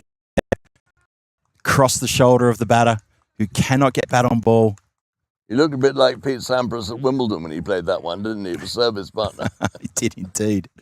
Pete Sampras, what an athlete he was. He was all right, wasn't he? He was pretty handy. Yep. Yes. My goodness me. Although my idol in that department, I'm afraid, was Roger Federer. Oh, that's very apt for where we are right now. He was all class. Yes. Oh, I say that's gone up high. That's coming towards us and over us by quite a distance as well. Can I just say, Henry? That's landed about 10 meters behind us. What a great shot that was. I remember once being in a commentary box at the county ground at Derby, the racecourse ground. Yeah. And Alan Border, the Australians were playing, hit the ball, which came crashing into the commentary box window. Yeah. Alan McGilvray, the Australian commentator, dived under the bench and got a gold medal for Cadiz. At least that's what I told him afterwards. Is that what he did? Yeah. Oh, dear. Well, it was just a bit of fun. I mean, but he did. He dived under the bench. And actually, it was rather nasty. Glass tinkled all around, you know. So he probably did rather well. Oh, in that case, probably fair enough. Yep. Speaking of Australian commentators, I was going to ask you the other day, one of my favourite Australian cricket commentators was Jim Maxwell. Oh, brilliant, wasn't he? And of course, Jim has done so well. He had a stroke and has recovered perfectly. I'm so happy to hear that. Yep. Carved nicely. Oh, well done by Fletcher to get something behind that one. If it got past him, it was going to go for a boundary. So well done. Again, he has to wear one on the body, not showing any discomfort, but he saved runs there. Really nicely done by Fletcher. Yeah, and Jim Maxwell was also a great football, Aussie Rules football commentator as well. Wasn't he? Always enjoyed listening to him. I always thought perhaps the best of all the Australian commentators was not around for too long, although he still does it, but now for commercial television. Yeah. Tim Lane. Oh, Tim Lane, yes. And he was is, I think, a wonderful commentator. Yep. And a wonderful man too, just like Jim. Yeah, on the ABC in Australia. Yep. Ooh, That's in the air. Going to fall just out of reach of Fletcher. That was so close. That was a fingertipper for Fletcher, who had to run probably about 20 metres away to his right and backwards. And he's almost got to it as well. That was so close to a catch. In the end, just a bit of ground fielding and a chance just away from him. Wouldn't call it a catch. Didn't really get anything on it. But an opportunity nonetheless. It's 130, I think it's tick up to 134 for 4. With 8 overs gone, that projected score is tumbling down to the 160s. It was at 230 at one point. That was probably about 4 overs ago. But the second half of this innings, a completely different tale. Blue suede shoes time. It is time for some more blue suede shirts. And that is the wicket taker, Lal, who's coming back on. Good time to bring him on. Let's see if he can repeat some of that magic he showed us before. 3 in 1 over, wasn't it? 3 in 1 over. Channeling some blue suede shoe power here. Here he comes. Well, hang on a minute. Here he goes. It's in the air. There's a catching opportunity. Got a long way to go in there. Well, the fielder coming from the square leg boundary had a mile to run to get to that. It ended up dropping in what would have been a pretty easy catch for regulation mid-wicket. So it goes begging. But that would have been Lyle's probably his 4th one. But unfortunately, it goes to ground. No chance.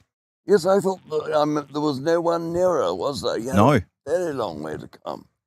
We'll let him off that one anyway. I think so too. Yep. We'll be nice. The benevolent duo we are. I think we've been pretty fair. Oh, yes. Don't you think so? Yes, absolutely. All right. Lyle steaming in again. Which I got up again. It has. And this time, there's a better opportunity here. 2 players. Oh, that would have been pretty close to a collision. I wouldn't want to see that. Both players with eyes on the ball. One coming in from the backward point area. Another one coming in from regulation deep point. And in the end, it bounces literally between them as they both went to ground. The ball teased them both, didn't it? It was a proper teaser. But you were talking about being fair. The fairest commentator in terms of being nice to cricketers was John Arlott, who was a great hero of mine. Arlott, wonderful wordsmith, but he never was unkind about players, ever. I think that's a really good quality in a commentator as well. Look for the positives always. Now, got a tickle edge there. Yes, indeed. It's so a he's got tickle another edge. wicket, blue suede shoes. He has. He's got 4. Well, how about that? This man is a wicket-taking machine now. He couldn't get to... A couple of sky deliveries went to ground. We thought maybe there was an opportunity to catch with those 2 balls. And the third one, he says, you know what? I'll do it myself with the help of the wicketkeeper. He's got the gloves. He can take that catch. Exactly what happened there. So how about that? The third ball of the over, he gets himself another wicket. He's got 4 wickets for 5 runs. Has that man Lal, and he is owning this game right now. I'm loving his work, Ankush Lal. Great work. 138 for 5 now, halfway through the 9th over. It all happens in the 9th. That's our phrase. And that's now a couple of runs and a big wicket as well. And now the middle order needs to stand up here. At one point, looking for a plus 200 score. Now it looks to me that they'll probably settle for something around the 160 mark if they can get there. But even that one's a probably fair way to go. They're probably looking around a 150, 155 right now with only 9 legal deliveries to come. You said Elvis Presley never did encores. Well, blue suede shoes does do encores. It does indeed. He's done 4 of them, hasn't he? All 3 of them, anyway. And it's a wonderful encore from him as well. How about that one? So let's see if he can add to this. He's looking for a fifer. To get an ECS fifer is a very big deal here for us. Let's see if Lyle could do it. He's got 3 deliveries left to try to find another wicket. Swings hard. Oh, it is in the air, but it's over the top of the square fielder on the leg side. Just for a second, he had his eyes on the ball, but then realised it was over the top of the tent for a big 6. So Lal has been spoiled there by being put over the boundary line for a big 6. Maybe he's lulled him into a false sense of security. We'll see. Oh, I like that. I like that very much. Keep those coming, Henry. All right, so we've got 2 balls left now, 144 for 5, 2 balls left in this over, plus 1 more over to come after this. Let's see if Lowell can pick up his fifer. Yes, he does. Got him. Stumps akimbo. A brilliant Yorker. How good was that? Brilliant Yorker. Absolutely wonderful. He's got his fifer. Good old blue suede shoes. How good a ball was that, Henry? You called it beautifully. That was a brilliant Yorker. And there's a proper get-around too as Lowell gets mobbed by his teammates in the centre of the ground there. Fifer. He's got 5 wickets for 11 runs and he's still got 1 ball to come. How handy would it be if he gets a 6-fer? But he's got the fifer. He's got it. 2 overs, 3 wickets in both of them if he gets one to the last. Oh, it'd be incredible, wouldn't it? Wouldn't it? Really incredible. I think everyone adjudicating the man of the match can go home. Yeah, job's done. I think so. Nothing more to say. Fantastic. 144 for 6 with 1 ball to come in this over. Can Lowell get himself a 6th wicket? He's got 5 for 11. Every chance he can find another one here. I'm thinking another straight Yorker, full length at the base of the stumps is what he wants. Because you know that the new batter is going to just swing for the rafters here. He's just going to absolutely put everything behind this. The kitchen sink, the bathroom sink, the his and hers sink, everything behind this one. There he goes. It's in the air. It's in the air, but it's not going to. It's going to go all the way for 6 runs. It Oh, but I knew he was going to swing everything behind that. There was no blocking. There was no defense. There was definitely not going to be a leave. So I knew there was going to be something big happening there. But let's give a shout out to that man, Lowell. He gets, in the end, 5 wickets for 17 runs from his 2 overs. An astonishing effort. Turned the game on its head for his Zurich Alpine Warriors here. And Basil Afghan are left sort of scratching their heads and wondering, how did we go from 112 after 5 overs and only managed to put on 38 runs, losing 6 wickets along the way in the next 4? Completely changed the game. The beauty of cricket. Absolutely. Fantastic. Absolutely fantastic. This, again, something about T10 we love, that pendulum swing, again, that way, and then again this way during the same innings. Incredible. It's Absolutely always, incredible. that's the great beauty, isn't it? It's wonderful when this happens. So 150 up. It's 150 for 6 with an over to come. Zurich Alpine Warriors are thinking, okay, if we're chasing a 160, 170, that's better than a 200. So Shinwari with the job to bowl last over. He went for 14 off his first over. Good pace. Really, really good pace there. The left armour coming over the wicket, generating some real genuine pace and heat. I think he's brought his family along with him. They're all giving him a tremendous cheer. There's great support, isn't there? Yes, Really good support here at the ground. Loving that.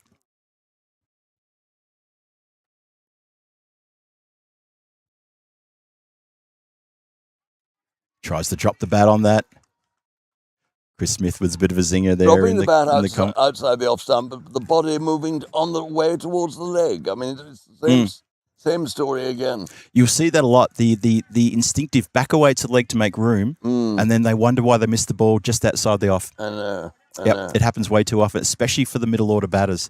Top order, not so much. Middle orders, it's a mistake that just keeps occurring, and the bowlers are onto that. They're onto these little errors. Oh, he hit that one. Oh, he's hit that one quite well. Oh, it's gone through the fielder as well. It's going to find the boundary rope, and it's going to go all the way across for 4 runs. So boundary in the final over here. That's going to help things along for Basil Afghan. Thought that fielder should have been all over that one. Unfortunately, he kind of was all over it, but he fell over it, and it's gone straight under him for 4. It went all through him in the end, doesn't it? It did. Went straight through him. So 3 balls to come. Tucks him up. Might have got a little something, or maybe just come off the body. Going to watch the umpire here for his indicator. 4 runs. It's all runs. Oh, no. Leg buys. Yep. That's what I thought. I felt it come off the body. The umpire suspended and nearly fell over while signalling those leg buys, raising his right leg and tapping it. The left leg nearly collapsed. He was in a bit of strife then, wasn't he? he was. Just for a second. I thought, oh, hang on a minute. Watch out for that. Might tip over in the non-existent breeze. 2 to come. 158 on the board. Clubs this down the ground. Just going to be probably the one. Will they turn and go for one on the throw? They want to. They're not going to get 2. And that is it. Just the single. That was the penultimate ball of the innings. Got 1 more to come to finish things off. It's a 159 for 6, plus what comes next. Shinwari has bowled pretty well in this over. Only 9 runs from it, including those 4 leg buys. So only 5 runs off the bat. Shinwari now looking to finish things off. This game really right in the balance now. More mishits. That's out. Nice. Unfortunately, well, the fielder's had a bit of a blue there. He put his hands straight to his hamstring as well, suggesting that may have just stretched something he shouldn't have stretched then. That's Kanishik Shah just instantly, he's still sort of gingerly holding that hammy there as he went to field that one. It just got away from him. It allows them 2 runs at the very end there too. So the score for Basil Afghan is 161 for 6 after 10.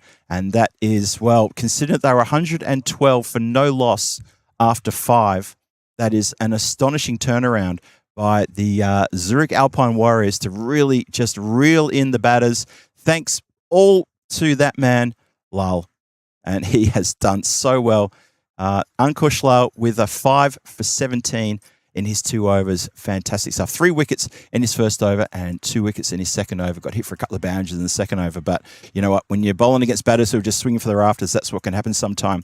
So it started really well. Hamdard bowled himself a 52 and Zaman with a 53 before they were dismissed. And after that, it all just fell away. It was Calypso, wasn't it? It was a complete Calypso.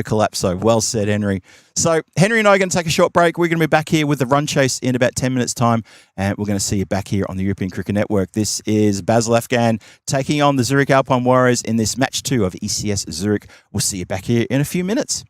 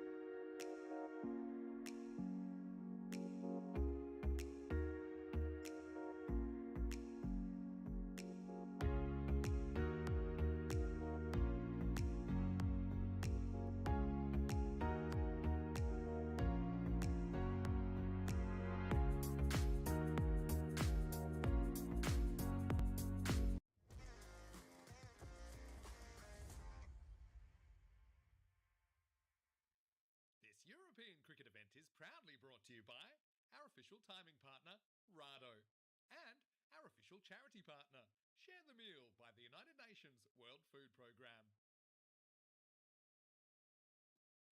Hello, everybody. Welcome back to the MBAT Cricket Ground. As we continue this second match, we're halfway through the day's action, and we continue match number 2. The run chase is on. 161 for 6, posted by Basil Afghan there, which at one point could have almost been a 200-plus score until that man, Ankush Lal, came along, given the ball for the 6th over, and he pretty much destroyed the top order. Came on again to bowl another over. That was, I think, the second last over, and destroyed the middle order. And in the end, it was only 161. I say only 161 for 6. It's still a very good score, very formidable score. And it's going to be interesting to see whether the Zurich Alpine Warriors are going to be equal to the task here in this run chase. The batters are out there in the centre. The fielding team is ready to go as well. Are you ready? I hope you're ready. The run chase starts right now. Oh, goes to have a big swing on this one. And he's managed, I think, get a little tickle there. I think it's been hit from the bat, maybe just to collect a bit of pad as well. And 4 runs all the way along the deck at fine leg. Well, that's a nice way to start. Anyway, you cut it. It's good for morale, isn't it? When you need a big score, first ball goes for 4.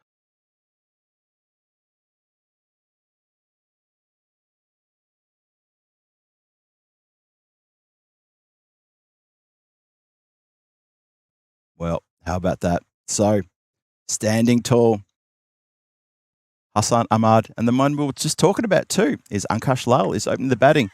Hooked around the corner for a boundary. And you know what? I'm not going to hesitate to bring in Henry into this one. And Henry, what a start. 2 boundaries off the first 2 balls of the over, chasing a 162 for a win. Zurich Alpine Warriors looking like they mean business. Well, it takes the pressure off in the dressing room too, doesn't it? Everyone sort of feels, goodness me, it is a big total, but this is very much on. Yeah, I totally agree. And I'm surprised to see Ankush Lal out there opening the batting, but I guess strike bowler, and he's an opening batter. Fair enough. Yes. That's his role. Then let's see if he can excel when it's his turn to face the music from the bowling attack. Ramani Amjad with the ball. And it's a very imposing figure of Hassan Ahmad facing off the wicketkeeper for the Zurich Alpine Warriors. This time it's a nice push, really nicely played. It's a backward square drive, and it's played to perfection. It looked like a push, but he's such a monster of a man. It goes to the boundary so quickly. Timing, wasn't it? Wasn't it? Absolutely lovely timing. Yes, it looked a sort of defensive push, didn't it?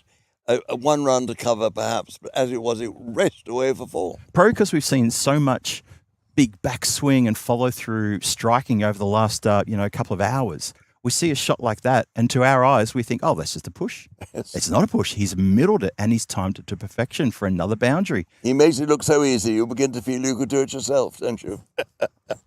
Maybe you could. 3 boundaries in a row. Oh, I'm sure you could as well, Henry. No, I don't think so. Well, in the third match today, you and I are playing, so we'll see how we go. I'm glad you picked that as a little bit of a porky pie from yours truly. Yes, I did. with being on 2 sticks, I can only laugh at it. Oh, dear. Anyway, a single to change the strike over then. So 3 boundaries in a row, and then just that single, so 13 off the first 4 balls. As he turns over to Ankush Lal, the destroyer with the ball. What can he do with the bat? Well, he's put the bowler off just as he's about to launch the ball. So dead ball called correctly by the umpire. We'll have to go back to his top of his mark and try that one again.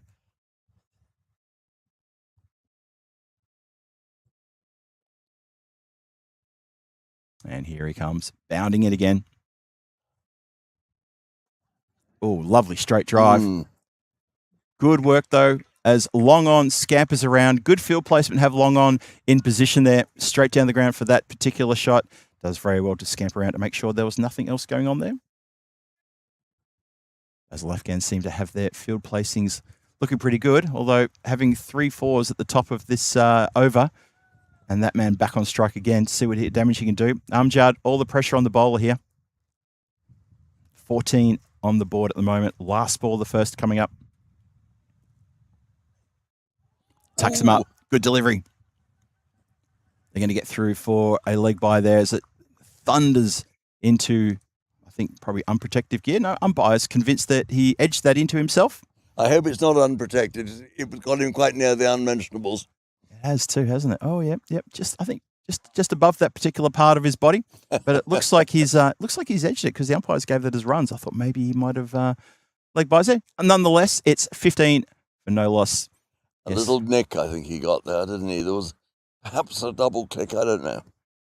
Yeah, and I think it has definitely missed the part of the body you're referring to, Henry. Or as I like used to say to bowlers who used to try to aim it at me, I always say, haha, you missed both my legs. Right. Yeah, through the tears, obviously. 15 on the board when the first over is done and dusted then, as now it's going to be Hussain Zai gets a chance to try his luck against Ahmad, who's looking dangerous. Oh, now is the danger over? No, shaking the head by the umpire. Immediately shaking the head. He said, "No, nothing on that one." I don't think he hit the bat at the ground. I think so too. It wasn't. He didn't get anywhere near that. I didn't think. There was a lot of people up, but the bowler didn't go up. And once again, the bowler not going up is a sure sign that there's something not quite right with that appeal. But behind the stumps, everyone behind the stumps went up. They went up because of the noise. Yeah, exactly. Bat on ground. On ground. Bat on the ground. Good call there, Henry. Good ears. Shot. Straight into the hands. Oh, it's been spilled. Can you believe it? He's there for that reason. And unfortunately, Spill did a good job fielding in the previous over, but on this occasion, it's too hot to handle and it explodes out of the hands. The replay is going to show you the story. Look at this. Got in position, was kind of moving all the time, but it was actually at a comfortable height to hold on to that one and put down. That could be a huge, expensive spill. No excuse for that. Oh, dear. Bad. Yep, really bad miss. Bad luck. They happen, but it was a bad miss. Yeah, fielder down the needs to put it behind him and make sure he takes the next one that comes his way. Slight change in the field. Looks like it's a bit more protection around mid-wicket. Another ambitious shot there. Yeah, they brought another infielder on the leg side and they dropped the point fielder back on the boundary rope. So still two people out during the power play, and that is the player at long on who just put the catch down. Just trying to see how that is down there. And then you've got point fielder just slightly backward a point there, riding the boundary as well. Shaped up for a big cut shot, misses the line. Just beaten for pace pretty much, and it's also a little bit wide as well. Again, we talked about this in the previous innings, just the batters who sometimes they throw the weight onto the front right foot, which is heading out towards the leg side, and they lean back to try to pummel it through the off and just completely off balance, not looking to get on the front foot. On this occasion, on the front foot, and swings this one straight down the ground at a bit of a wide, long on area. But long on had no look at that one. It's a flat strike all the way. Big six. But it was so flat. I don't think that ball got more than 10 metres above the deck, and it was a bit of a danger to the dugouts. Yes, it stayed hit, didn't it, if you see what I mean? Absolutely stayed hit. It stayed hit until the dugout scampered out the way and it smacked into one of the chairs. Goes again. That's another flat six. Well, if they're going to be dealing with those, they're what you call crowd killers. But luckily, the crowd is mostly players around here, so they're going to be watching it very intently. Wouldn't want to get caught out there. That is a lovely strike. 28 on the board for no loss. 2 overs gone. That run rate coming at 14. We just need to just tick it up a little bit slightly here. They need to be going at 16.8. But at the moment, I don't think there's any worry after 2 overs. They have 28 on the board. I think those 2 sixes will make the catch dropper wobble a bit more at the knees, won't it? Yeah, he will. It was not a good miss, that. Yeah, he'll be lamenting that. Especially, you're absolutely right, though, Henry, with those 2 sixes, just to emphasise the point. He wouldn't want to make eye contact with too many of his teammates for the next over, possibly, unless he catches the next one that comes his way, which let's hope he does for his own sake, because that'll put a smile on his dial as we start the third. We've been mishit slightly, but that mishit is probably going to yield up a boundary, and it does. It finds the boundary rope, despite the fact there wasn't a lot of control there, but he swings a heavy bat, and he's got big, long levers as well, does that man Ahmad, and he finds the boundary rope. Nicely done. So 32 for no loss. Just started the third. 4 runs off the first ball of the over. Amjad, bit of pressure on him. He went for 15 off his first over. He's gone for 4 off the first ball of his second over. Need to tighten things up. And how much would they love to find a wicket? Basil Afghan. Well, started well, did Ahmad? Crashing boundaries in the first few balls that he faced, 3 in a row actually, and now he's just sort of looking a bit out of sorts, unbalanced, and maybe just the bowler's just asking a few questions that he's not quite able to answer. 32 for no loss, only 2 deliveries into the third. After this, of course, the field will be able to be spread wide and far if the captain wants it to. Well, this has gone straight up in the air, but it's gone, oh, wow. Now that has slammed into the shoulder of the fielder who was running back. Once again, it's a shot that he's in no control of. He was looking to hit that straight down the ground. It went straight up in the air towards the point, backward point area, and it's come down and hit a player, trying to see who it is there, trying to attempt the catch. I think it's popped him on the shoulder. So it struck his body. He's almost been able to pick it up on the follow-through, but just missed. So opportunity goes begging there again. Again, yes.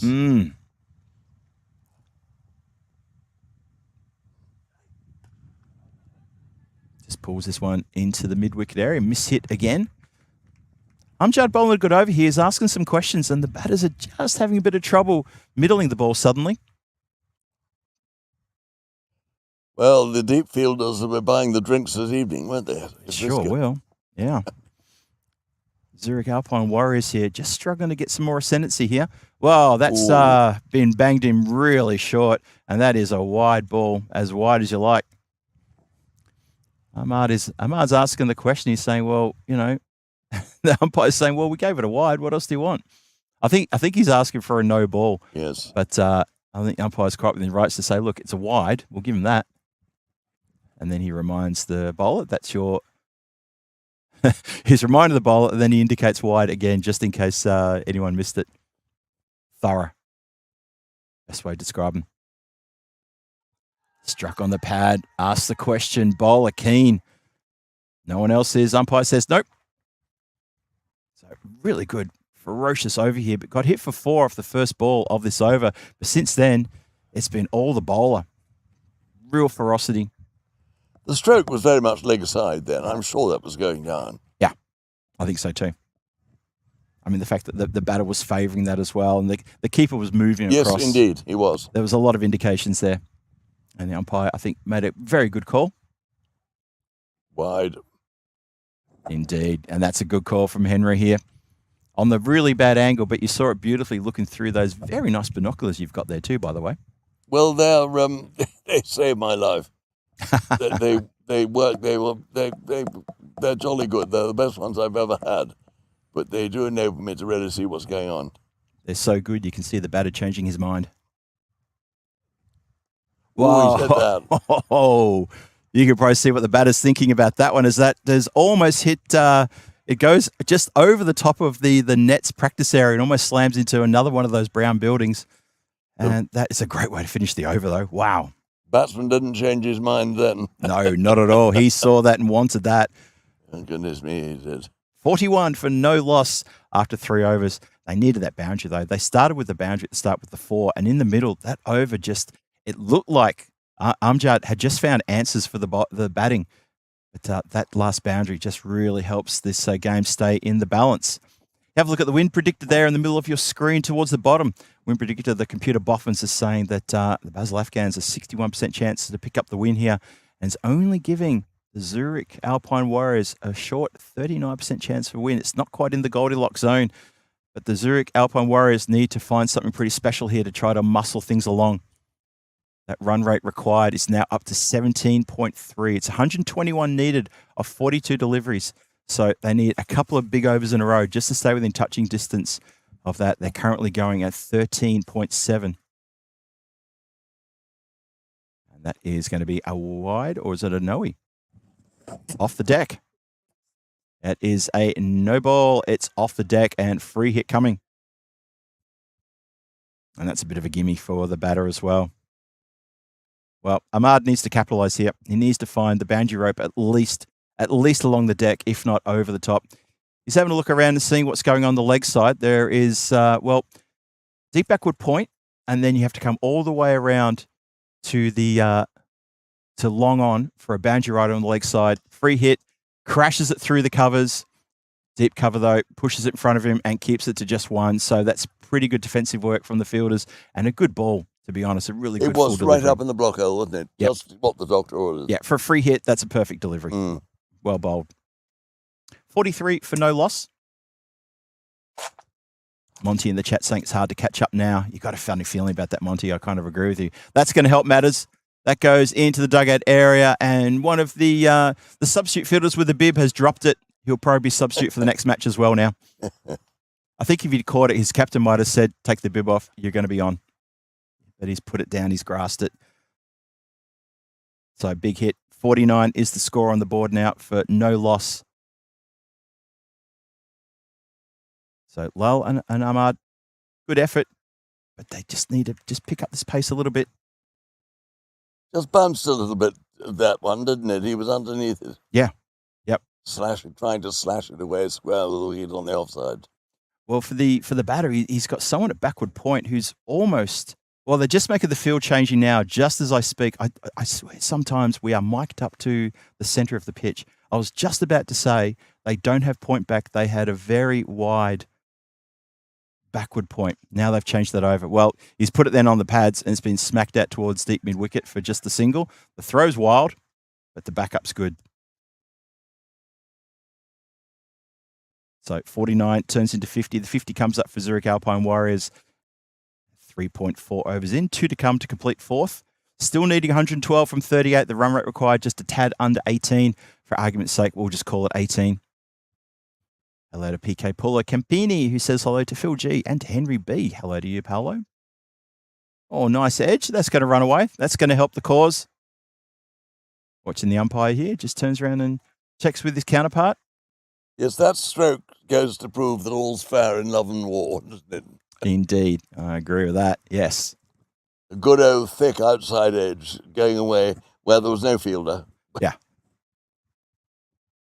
Yep. You could argue it was probably accident rather than design, but Oh, yes, it still runs. Oh, that's definitely by design. Well, the fielder came forward to try to take a catch there, and I'm not sure that was the right move. He ended up trying to kick it back into touch, and unfortunately, it's gone straight under his boot and across the boundary rope for 4 runs. So he doesn't protect the boundary, doesn't take the catch, and I'm sure his captain will say, well, what did you do? what was the battle plan running in like that? Because you've let it through, unfortunately, on the end of the 4th over. 58 for no loss after 4. 17 off the over, exactly what the team needed. Zurich Alpine Warriors getting exactly what they want. And it looks like it's a change of gear there for Hassan. Hassan's getting a newer bat, or maybe he's upgrading to something. Also a little sip of water as well. It is these little decisions that have to be made instantaneously, like that fielder made. Then he got it wrong, bad luck on another day. Maybe that would have been the right answer. Yep. And of course, when you do get it wrong, you feel foolish, don't you? You do. You really can feel quite silly about it. And, feel bad for the player because he probably felt that was a catching opportunity. Yeah. But because he committed to running in to take the catch, he couldn't change what he was doing and go back and protect the boundary. That's coming out towards us. Watch your legs there, Henry. Oh, good evasive work there from Valeria as well to get out of the way. Good work. It slams into one of the legs here just near us. I thought if you watched her right foot, she was trying to deflect it onto me, actually. I wonder what I had done wrong this morning.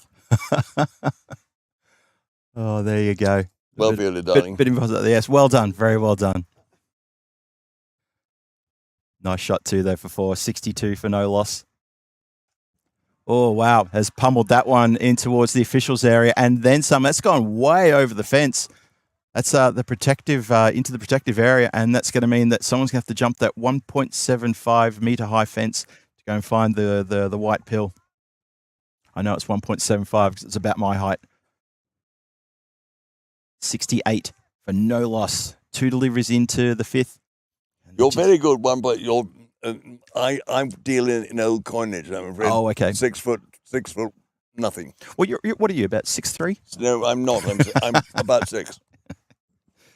Thank you. You're welcome. Oh, dear. And has it come back? No. I think the umpire's calling the player back. I think he's saying, look, we can't chew up too much time here with searching for those. We can have one of the subs possibly jump across the fence to hunt for the grizzly. Let's get something, get a new pill out here to continue. Obviously, time's a factor as always. 68 for no loss for 4.2. thoroughly enjoying the cricket here, the return of ECS action. And of course, ECS Zurich, how special is that to have it after the women gave us such a fantastic 5 days of T20I action last week. And now we're stuck into the thick of it with the ECS kicking off today. And what a pleasure to be sitting alongside Henry Blowfield-Blowers, the legend from TMS, journalist, writer, and quite a very good view of T10 action and a good take on it as well. Well, yes. I mean, I think it's wonderful. I really do. You've been thoroughly entertained here today. I got to say, I think the players have really stepped up for you today. They've given me such a vision. That first match was quite incredible. There was a lot of runs scored. I mean, it was in the end, I think we had over 340 runs were scored in that first match this morning. I say, look at that's gone all the way, hasn't it? Oh no, just fielded inside the boundary rope. It's just going to be the single. Deserved a boundary. Look, when it left the bat, I thought that had 6 written all over it, I'm bound to say. Maybe that's the longer part of the ground than on the far side. Because every time we see something like that on our side, it just seems to effortlessly make it to the boundary and then some. 70 on the board now, halfway through the 5th. That run rate required has dropped down to 16.7. They've got 12 off the overs so far. It's been a good over for the Zurich Alpine Warriors. As left game, we want to have a bit of a, try and have a bit of a bite back here. Helal has been lofted down the ground. That's going to go all the way. That has just been elevated. It was absolutely middled right off the top, off the middle of the blade, and just timed to perfection. Effortless, wasn't it? Completely effortless. Lovely strike. And he knew exactly how far he had to hit it. Didn't try to overhit it. Wasn't trying to overpower it. It got the perfect elevation as well. Very nice shot. Ahmad races up to 35 now. Tries to hit that one a bit towards deep mid-wicket. Completely mistimes it. And it just bobbles to a regulation, well, halfway between mid-wicket and mid-on, just for a single. And he just exchanged the bat over just a few moments ago as well. So he could say, well, I hit the 6 with it, so it's good, but I haven't middled much else. Do you think bad workmen blaming their tools? Oh, it happens a lot, doesn't it? I know. It really can in cricket. It's funny to watch some of the players with their they talk to their equipment sometimes. Wow. Look out, crowd killer incoming. And that's gone very close to that car that's parked. You can just see the front of a car through the gap there between the fence line and the nets. I'm worried about that car because that went straight to it. That has been smoked out of the ground effortlessly. 83 on the board, 25 off the over. It goes magical. It's a 25-run over. What a shot that was.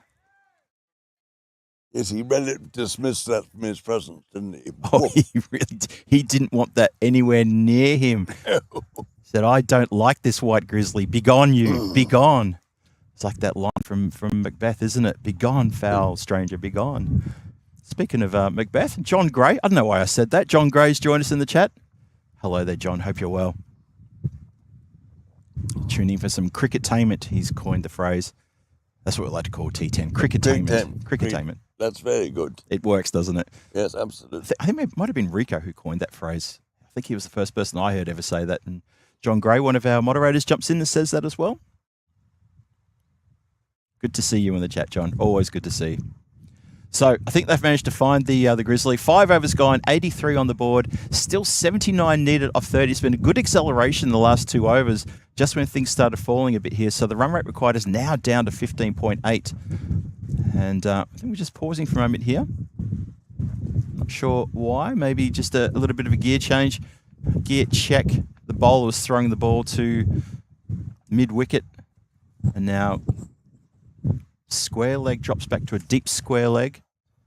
We have deep mid-wicket, down the ground. We've got a very straight long on, a wideish long off, and I'm sure there's going to be a boundary rider at deep point, maybe deep extra cover. Doesn't matter because you can't set a field for that, and that has gone 3/4 of the way up the grassy knoll. I tell you what, someone this week in the next few days is going to hit it over that grassy knoll. Mark my words, Henry, someone's going to be able to do that because that went quite a fair way up that hill. It was a good sweep, wasn't it? It was sort of, well, it was a sweep. I mean, it was, wasn't it? Yeah, well, hit it magnificently. Incredible strike. Oh, he looked for it again. His eyes lit up. Now, did he get a little something on that? I think that's found the rope. It has found the boundary rope indeed. Yes, I think he did get something on him. He I did. don't think the umpire signaled the buys, did he? No, I don't think he did. No, I thought maybe it might have just come off maybe the shoe or the bottom of the pad, but runs given. Oh, no, it's not. It's actually given us wides. I didn't see the umpire indicate wides. Wides. Oh, It was I given- didn't see that. No, I didn't see that either, but given us wides.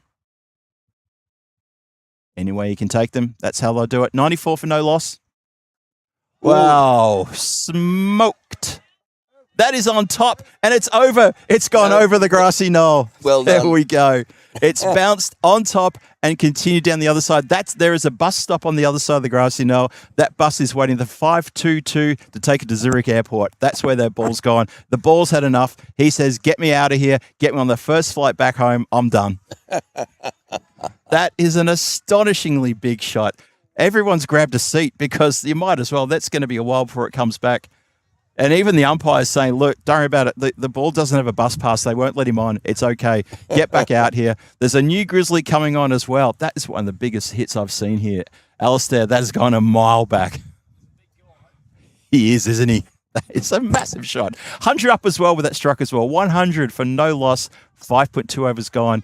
And finally, and I said over the next few days we'll see this. I wouldn't believe it. The next over, bang, out of here.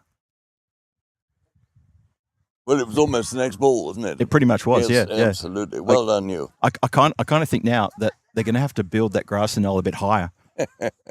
They'll probably do that sometime, maybe in the afternoon later on today. And have we lost the player as well? They've been calling for the player to come back. I'm not sure where he's gone.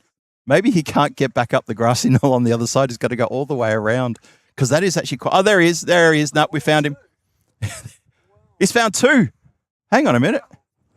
How's he found two? Has the ball split in half or something? That's fantastic. He's found two. Well, there you go. Send him off to find one. He comes back with two. He can do that anytime. That's brilliant. All right.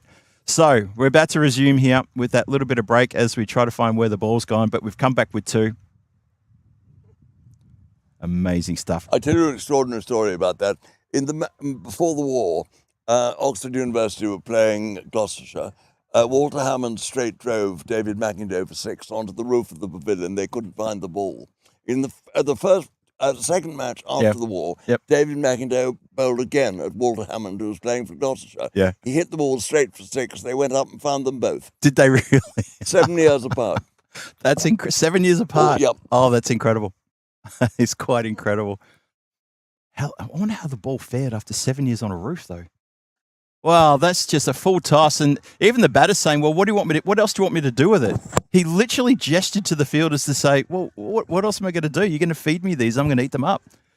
He doesn't put it out of the ground, but he does put it over the fence, and that's going to be a no ball as well for a dangerous delivery because that was full and above the waist, and that is going to be a free hit coming.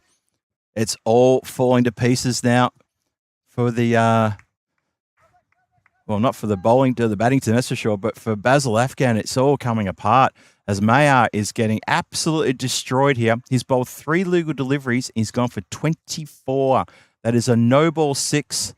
This delivery is worth 7 plus whatever gets dealt with here. Ahmad brings up his 50 as well with that strike, 54 off 20. And it's all going to pieces here. It's all going to pieces. It's another mini-mo. It's another 5 wides. Batter doesn't even have to swing the blade, and it looks like they're going to win the game. Doesn't even have to swing. They come together and they give themselves a bit of a fist bump. But Henry, you've got to feel for the bowler here. Yes. Mayar, it's completely gone wrong for him. Absolutely. And, of course, it goes from bad to worse. Poor chap. I feel very sorry for him. I feel for him. I really do. That's tough. So 112 for no loss. Funny enough, that's where Basil Afghan were at 112 for no loss as well. Well, they've just gone beyond that to 118 for loss. It's okay, Valeria. We're fine. That's gone in towards the nursery, which is about 20 metres behind us. That has gone a long way back. Well, it's good that they know we're sitting here, so they're trying to hit over us. That's very respectful of them to do that. What a strike. That's a towering shot. It was, wasn't it? He's a big man, but he got every pound of his weight behind that, didn't he? Every chunk of that. Incredible stuff. This over is getting blown out of proportions now. It's 35 off the over so far. And can you believe there's still 2 legal deliveries to be bowled in this over? So we've gone supersonic. So we call an over that's gone over between 20 and 29 is a magical over. 30 to 39 is a supersonic over. And I've completely forgotten what we call an over that goes for more than 40 because I think we're going to go for more than 40. A Concord over. So, someone in the chat's going to remind me what we call it because I've never called an over more than 40 runs. As Mayar continues. Well taken. So it's a wide. It is well taken, but it's a wide ball that passes behind his legs. He doesn't know how to bowl, and he's worried. He's completely worried about putting on the pads, but he's trying to get it wide from the blade. There we go. Struck down the ground. It's not going to find the banji rope. Charged in. Oh, what a good throw. Hits the stumps on the full. I got a feeling he's home, though. But a very, very good throw there. A little bit of aggression being showed and probably a little bit of frustration there from the fielder as well, who charged in like an absolute bullet. That was Amjad, who's seen enough from fielding down there and the banji rope, and he's just thrown the stumps down from about 35 metres away. And I think that was probably more out of frustration for what he's seen in this over. He kind of feels like the game's been completely ripped out of their fingertips.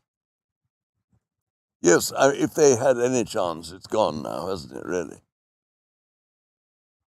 Incredible stuff here. Montelus in the chat is saying the over has gone absurdical.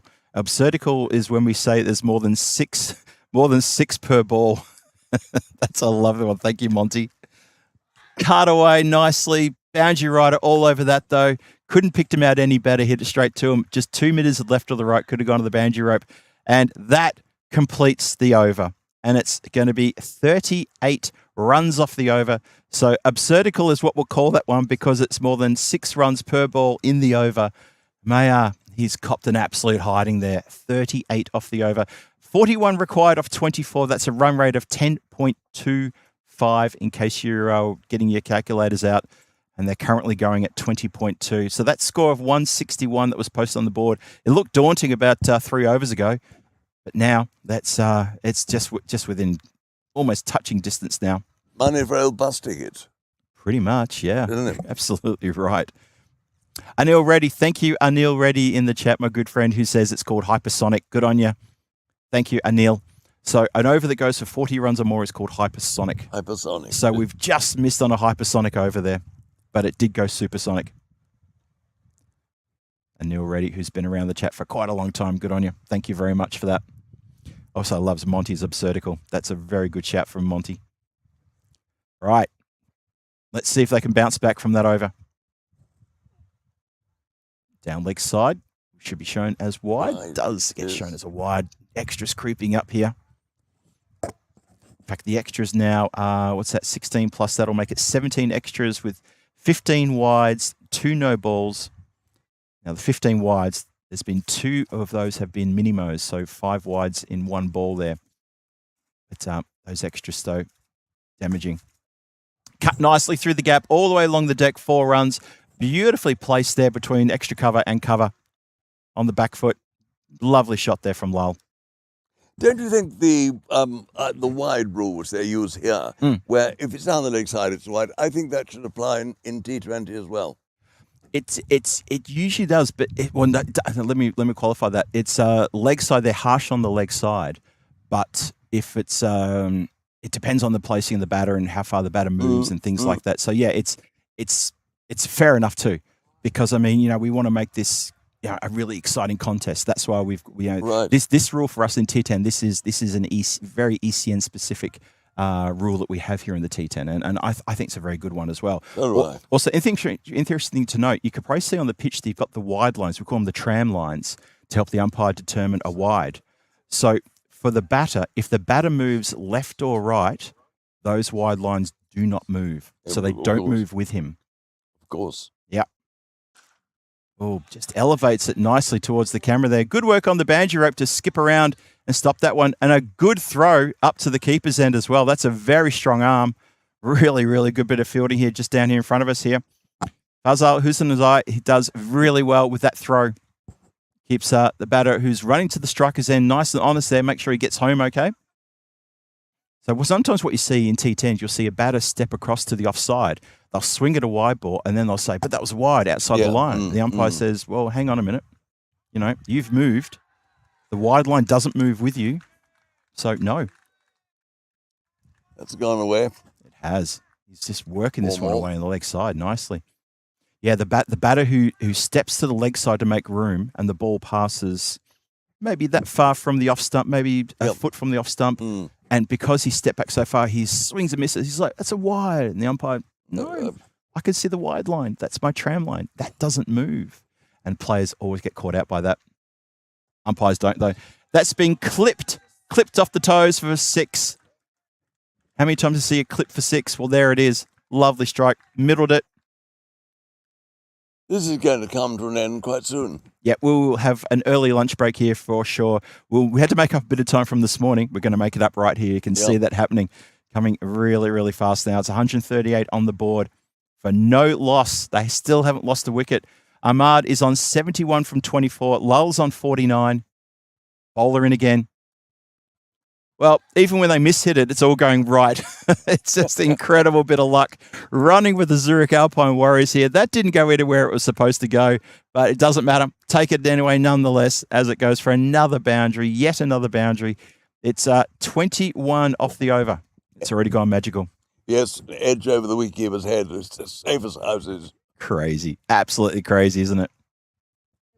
Well, this is quite an astonishing batting display, this one, and to be fair, probably helped along by some bowling that maybe showing a little bit of tiredness. But you know what? These teams should be fresh. They shouldn't be tired after just one match. They should be ready to go. You're a very charitable commentator.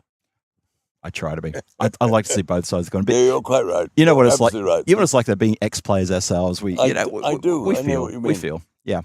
You're quite right. Last ball, the 7th coming up.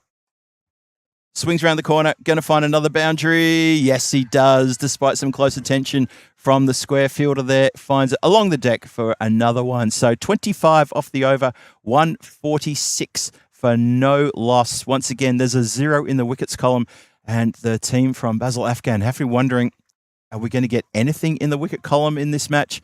It's only, 16 required from 3 overs. This looks completely academic now. What a chase this has been. This has been a fantastic chase. Monty noting a very short backlift with some of these strikes from Ahmad. I would agree with that. Hassan doesn't need a big lift there. The follow-through is quite something else. A bit of a helicopter swing that he gives it.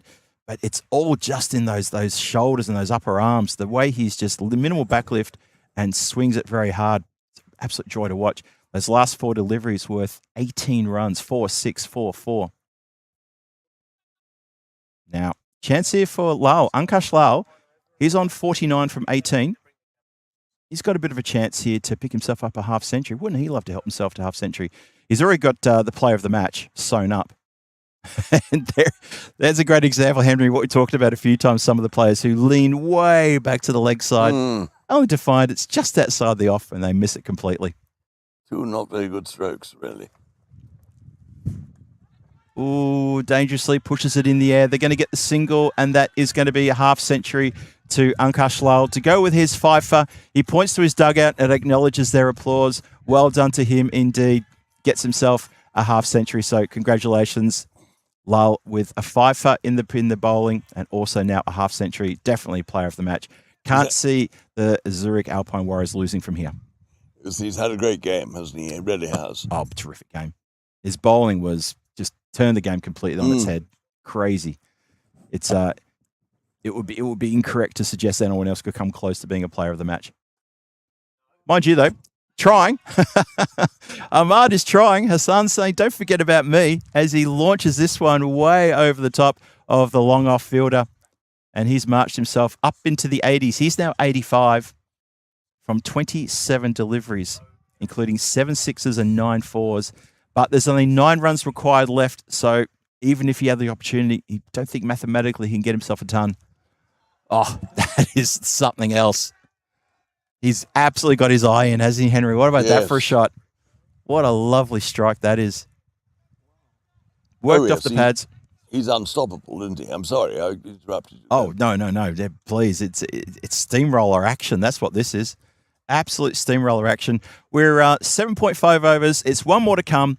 It's only 3 runs required, 1 boundary, and this game will be done with 2 overs to spare. The run rate is just a tad over 20. This has been an absolute mammoth performance here from this team. Zurich Alpine Warriors marching towards a good win here.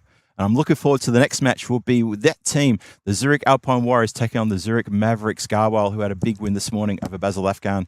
Basel Afghan haven't been bad, but the other 2 teams have just been monstrous. And there it is, game, set, and match. It may be the wrong sport, but it's the fitting result as that is hit out of the park.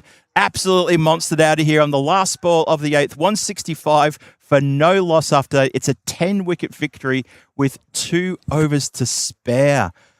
Wow. That's all. Just wow. I mean, which is the sort of equivalent of an innings defeat, isn't it? It is. In a way. It truly is. It was an amazing result, that. It was interesting. The first few overs, they took a little while to get going, but like a very good diesel engine, once they got going, they weren't going to stop. No. Hassan especially, just a few times, a couple of little mishits, and we even sort of said, he's just got his timing a little bit wrong there. Something just suddenly clicked.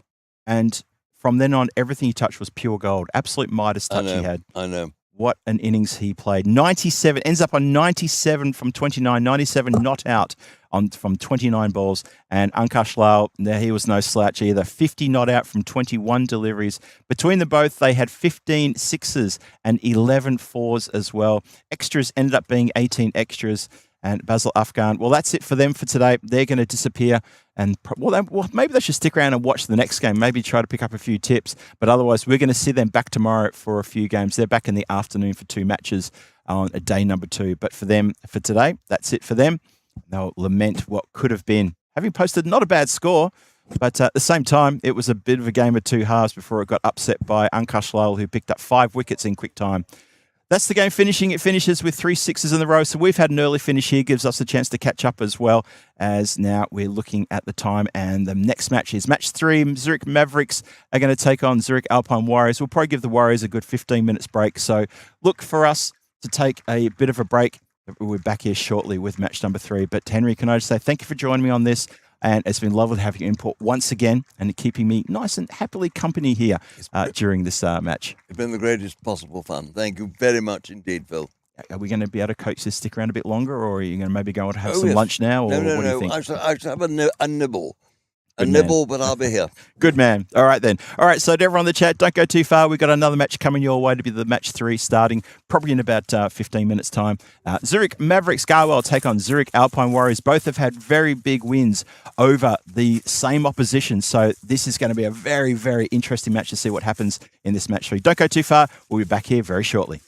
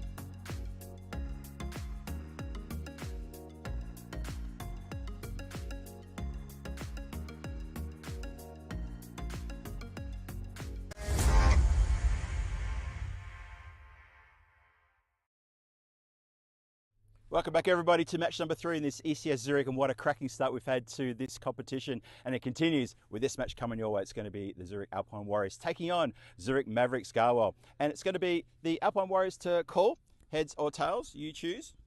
Heads. Heads is the call, heads is the result. What would you like to do? We'll bat first. Alpine Warriors win the toss, having a bat first.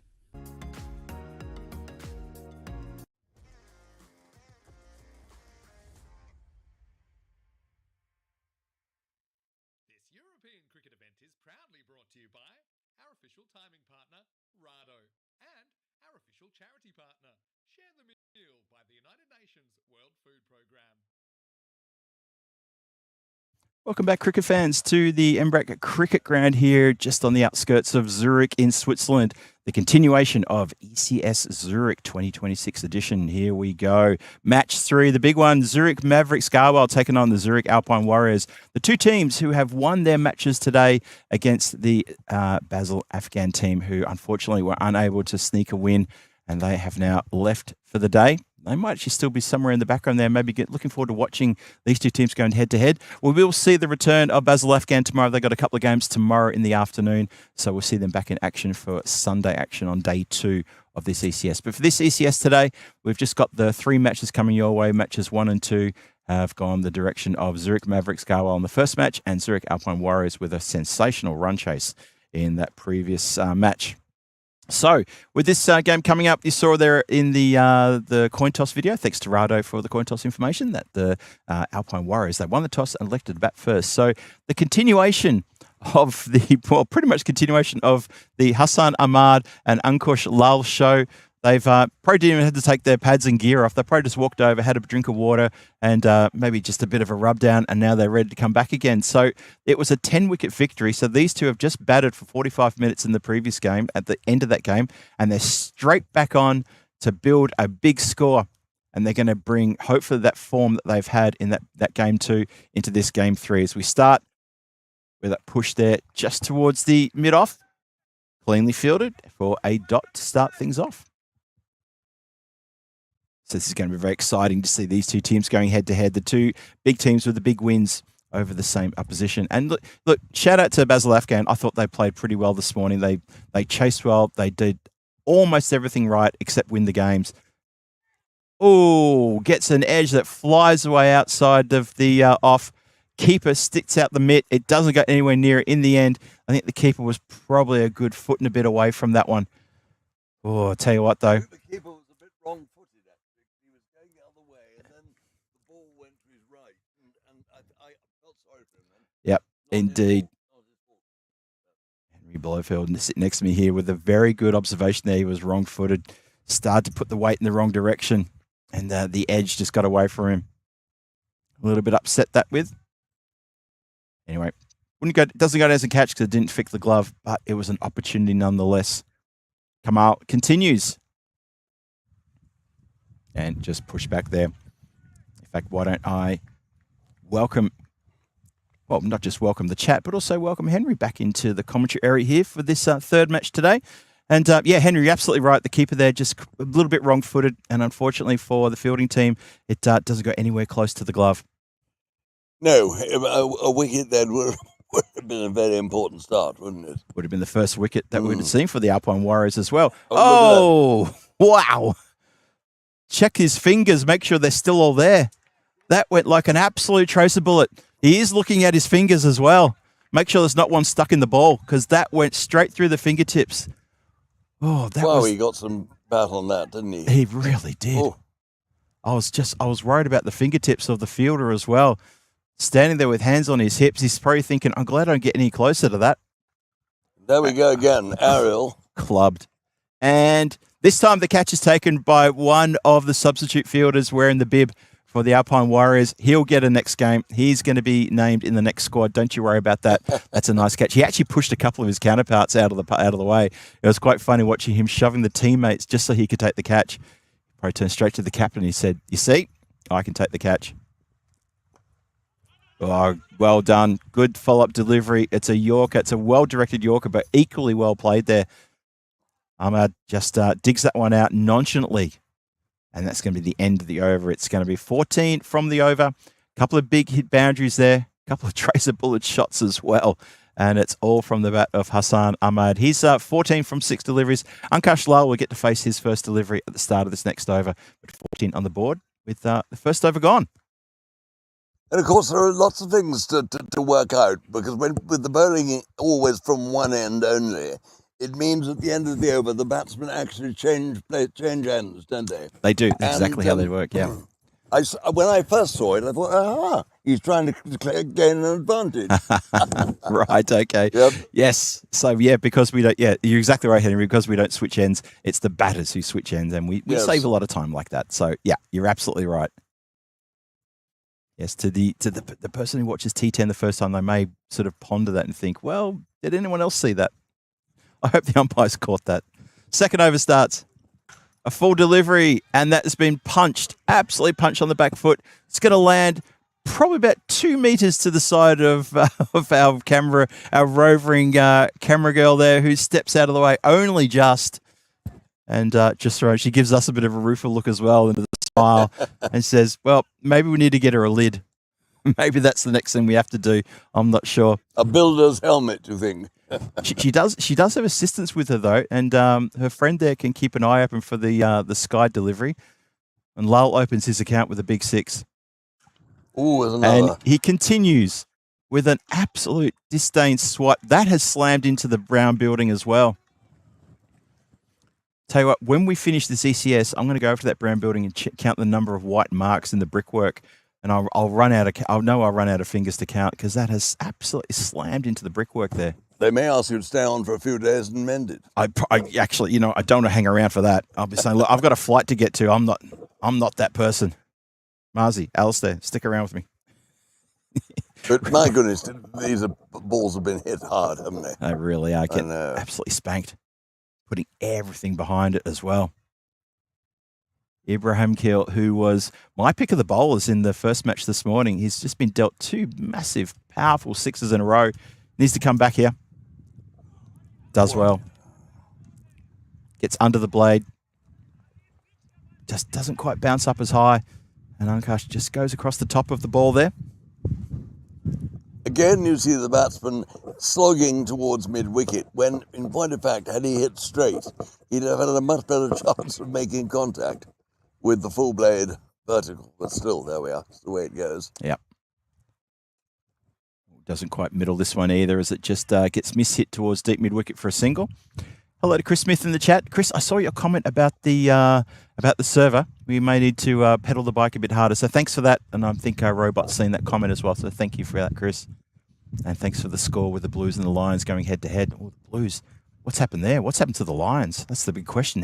How many? They've lost a lot on the trot. One of our friends in the chat, Henry, just so you know, that's our Chris Smith. He gives us the AFL scores from the weekend as well. Oh, right. Knows that people like myself and Vinny are very interested to know what's happening in the AFL football there in Australia. And any big shocks? Oh, I say that one got past. That is a big shock. Out? Inside edge? That's a big shock, and that's out. Yes. Indeed. Well, Ahmad has to go, so he's finally been dismissed. He has to go for 14 from the 7th ball he's faced, and that's his first out, considering he was 97 not out in the previous innings. Gets a pat on the back from Lowell as he goes past, but he's finally been dismissed. And have a look at this. The Zurich Mavericks, Garwell, have picked up a very important wicket. They've done what Basil Afghan couldn't do, and that's get rid of Hassan Ahmad. That's a big, big wicket. Really big wicket. I'm not quite certain what went wrong with that, as far from the batsman's point of view, because it seemed perfectly straightforward, didn't it? It did, yep. I think maybe just beaten for pacey. I'm not sure. He looked like he was all over that when he was looking to carve it towards leg side. It was obviously well outside the off. Maybe just a shot selection. Maybe a little moment of premeditation, possibly. Indeed. But he's got the nick and well held by the keeper, and it's a big, big breakthrough as well. So now we get to see another batter from the Zurich Alpine Warriors, something we didn't get to do in the previous game. So now we get to see a little bit of one of their other batters, and that's it's exciting. Had his pads on for most of the day, hasn't he? He has. Now he gets to use them. And this has just been pushed. It's Sufyan Hima who pushes that one onto the onside. Bit of confusion there between two players running after it. They'll get back for an easy 2.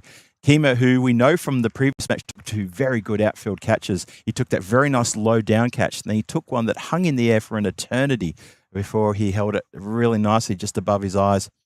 Yes, So- it was a good one. He could have misjudged that so easily. Yeah, very easily. So he gets a chance now coming in at the drop of the first wicket. Wearing a very smart pair of blue pads. Yeah, he's rocking that. They're actually very nice. Look very new, actually. Well, there you go. Well, he's not going to get any more use out of those lovely blue pads as his stumps have been rocked and his entire world has been shaken and he has to depart. Well, that is an absolute screamer. Sufyan Hima has to go. He's been waiting for so long. He's missed the straight one. And that's a 2 runs, 2 balls, and he's gone. Ibrahim Keel gets his second wicket in the over. And what an over this is. It has gone for a few runs.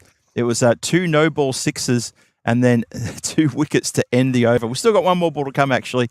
So there's every chance to get himself another wicket, but 2 wickets in the over. 2 big wickets. He came down the wicket to that one and turned it into a Yorker. Yep. It went underneath. He hit over the top of it. Yep, he's done himself a mischief by trying to change the line like that. You're absolutely right. He's really undone himself there. So in the blink of an eye, we now get to see a second of the Alpine Warriors batters we haven't seen previously. Yes, this is a pretty damaging over, isn't it? I mean, it's Yeah, really put the Alpine Warriors on the back foot. yeah. Well, Qatil Zabiola is out there now. He has to negotiate this final delivery of the over. Negotiate. He does with a lovely punch down the ground, and he split the fielders as well. That's beautifully placed. Well done. Couldn't have thread the needle any better than that, I reckon, Henry. He's hit that really, really well.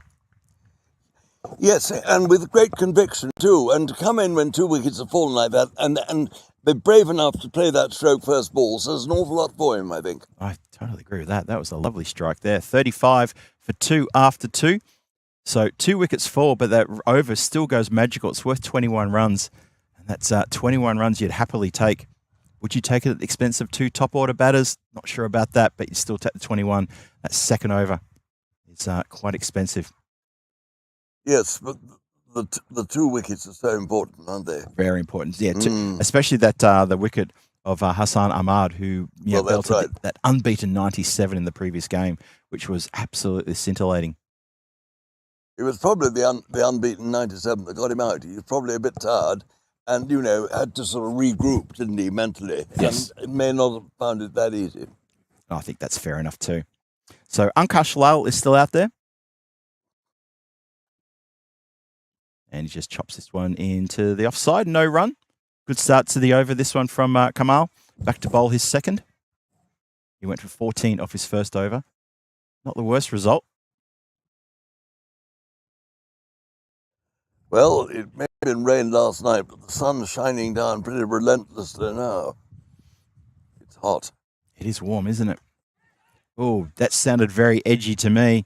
But it's going to pierce the gap and it's going to find the boundary. So take it any way you can get him. And it's another boundary there to Ankash as he continues. He's unfazed by the fall of the couple of wickets that he was watching very closely from the non-striker's end in that previous over.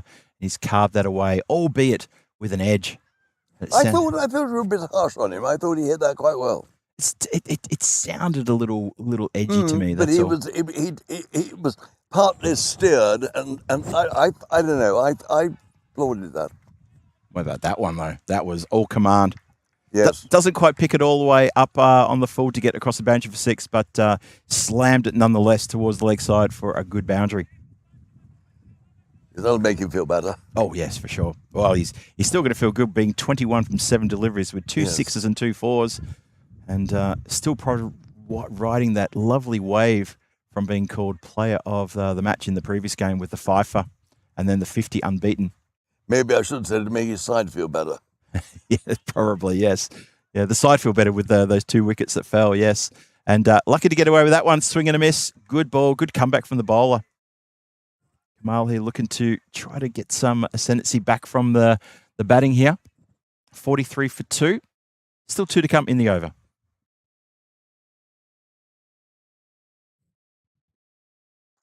Goes over the top with absolute disdain here. One bounce, well, it's already on the other side of the line. One bounce and it hops across the black fence that's set up here as well, where the awnings usually are for the baseball games.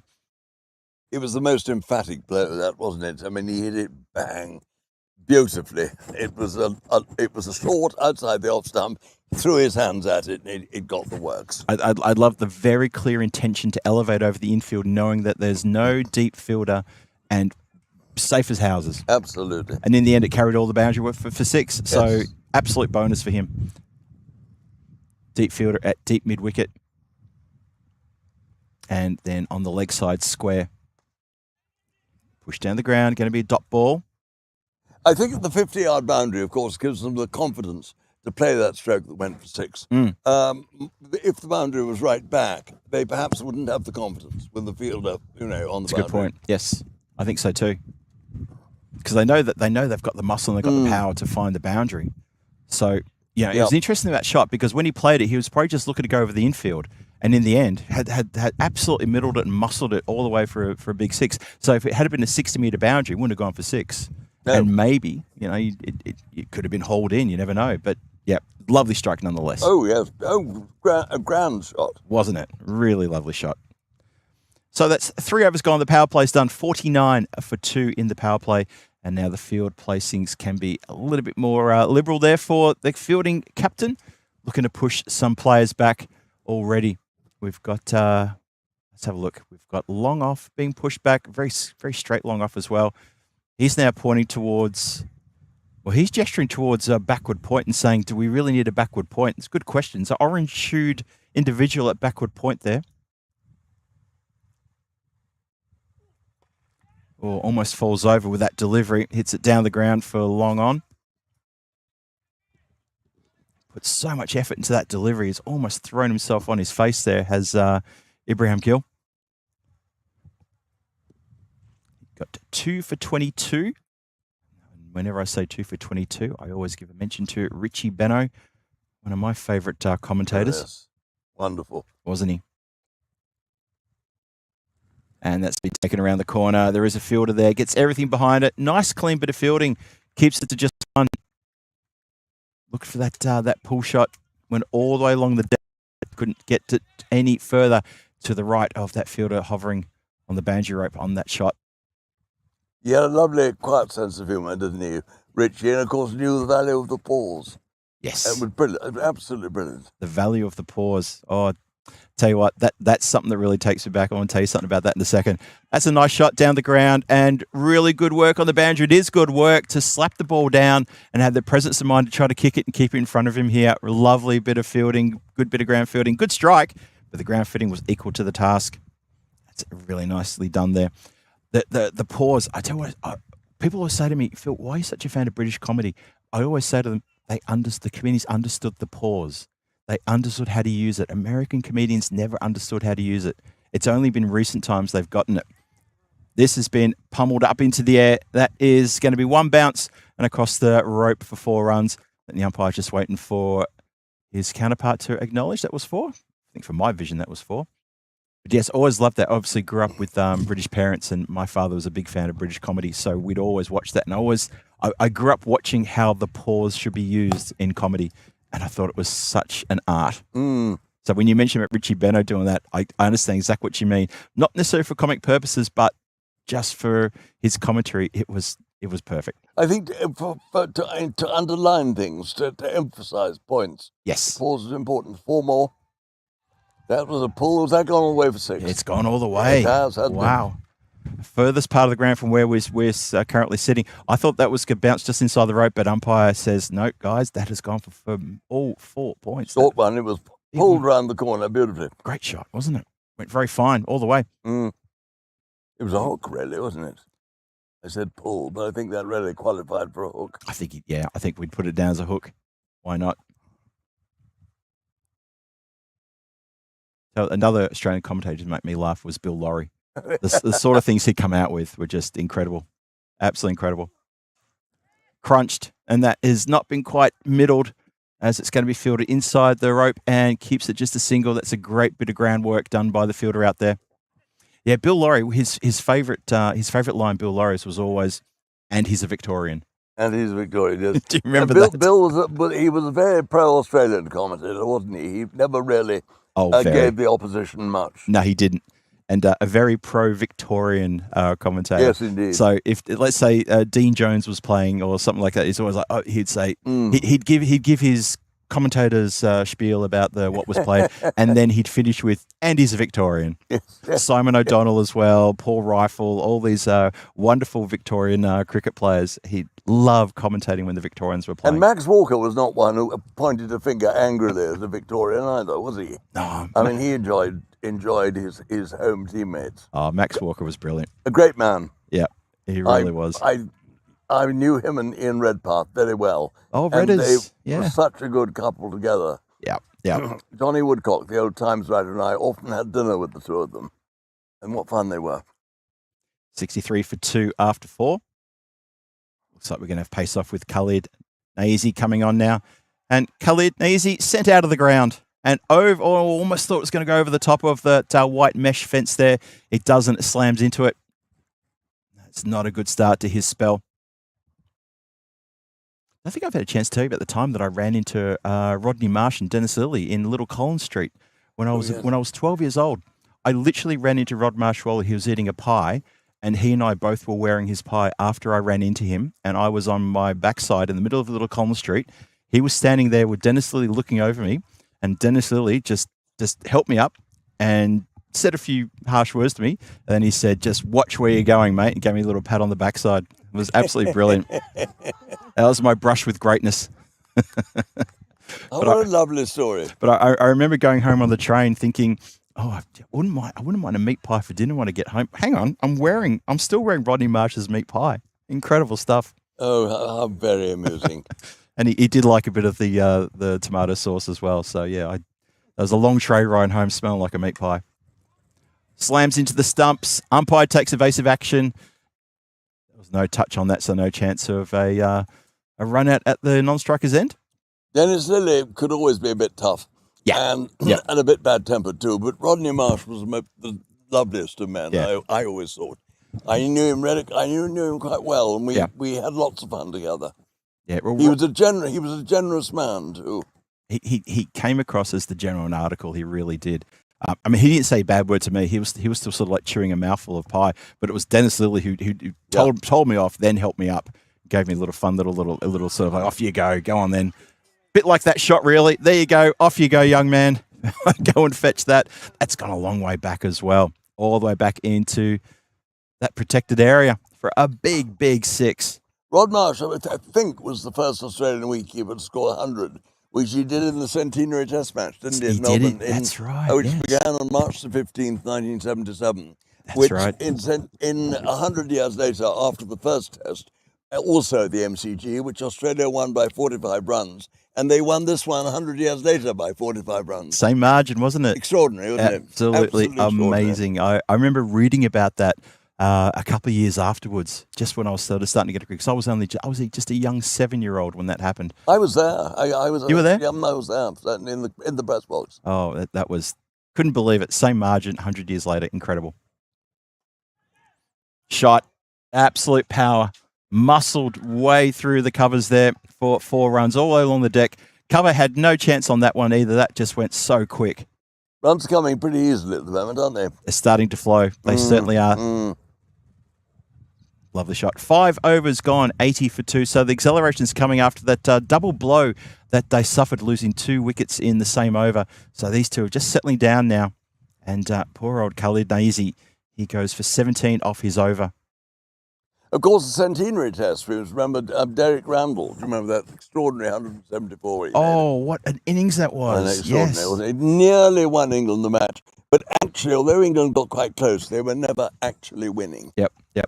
And the result was perfectly fair. Of course, Dennis Lilly bowled superbly early in that match. I remember Derek Randall having a bit of fun with Dennis Lilly, which upset Dennis to no end, didn't it? He did. It really put him off. Yeah, he was called the clown jester during that tour by the Australian journalist. A long way in the air. Chance for catch, taken inside the boundary rope, nicely held that one, And that is going to be the end of Lowell. He has to go. And so he goes for 46 from 18 deliveries. Looking to really get on his bike and pedal hard here. And it's unfortunately going to be the end. It's a nicely judged catch, staring up into the sun as well, inside that leg side boundary. Really well caught. And is Unkush has to go for 46 from 18 with 3 4s and 5 big 6s. And it is Stanikzai who gets the breakthrough. And it's going to be Cameron Ahmadzai who takes a good catch. I have a question posed to you, Henry, from our good friend John Gray in the chat. He says, mate, if I can please ask this question, how did you get involved in sports journalism and what will be your advice to a budding commentator? My advice to a budding commentator was I was saying the other day to you, always be yourself. Don't try and be someone else. Yes. Always try and, plow your own furrow. Do it your own way. Don't try and copy people's. My great advice there. How I got into writing about sport, about cricket, was that after being kicked out of Cambridge University, my family sent me to work in the City of London as a merchant banker trainee for two and a half years, and I loathed every second of it and was prepared to do almost anything to get out of it. And the Times of London, curiously, gave me the chance. Well, this is why the other day you and I were talking about my background, and you said, Phil, you and I cut from the same cloth, because I come from a very heavy finance banking background as well, corporate treasury. So, yeah, I can completely empathise and sympathise with your position being in a trainee banker. Get me out of here. I couldn't stand it. Oh, don't blame you. Oh, so wicket falls 80 for 3. That was rather a loose stroke, wasn't it? A pull shot. Yeah. No contact through to the keeper. I thought for a moment he was going to appeal. I thought he might have got a nick on it, but he didn't. Didn't get a nick. Probably lucky for the batter. Kersley Corder is the new batter out there. Stanikzai with the breakthrough. As we continue. Leans back into this one. He hasn't leaned back enough, though, because he's going to come undone. Doesn't find the boundary rope. Looking to hurry things along, and unfortunately he doesn't. But it's a really good catch, and there's a good bit of bowling from Stanikzai as well. Just holds back a bit on this one, and it's the wrong shot to play because he has not got enough on that one, and he has to depart for, can you believe it? It's going to be a second ball duck for that man Corder. He's going to go off with a bit of an escort from Wiki. There he is. There's Wiki on your screen, sobbing away as he has to escort the player off. And the new player is now coming on. Let's see who this is, as that is a bit of a revolving door moment for the player there.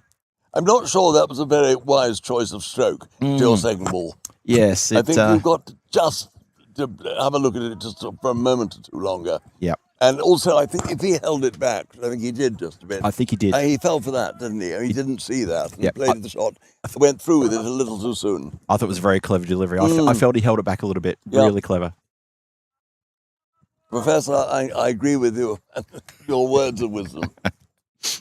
Noted. Great stuff. So, John, I hope that answers your question. It's a good question. Thank you for that. Any other questions you have for blowers, Mr. Henry Blowfield sitting alongside me here, please ask and I will relay them across. Well, John Gray with a bit of a zinger there, saying the Alpine Warriors on a bit of a slippery slope. Nice one, John. Nice one. I see where you're going with that.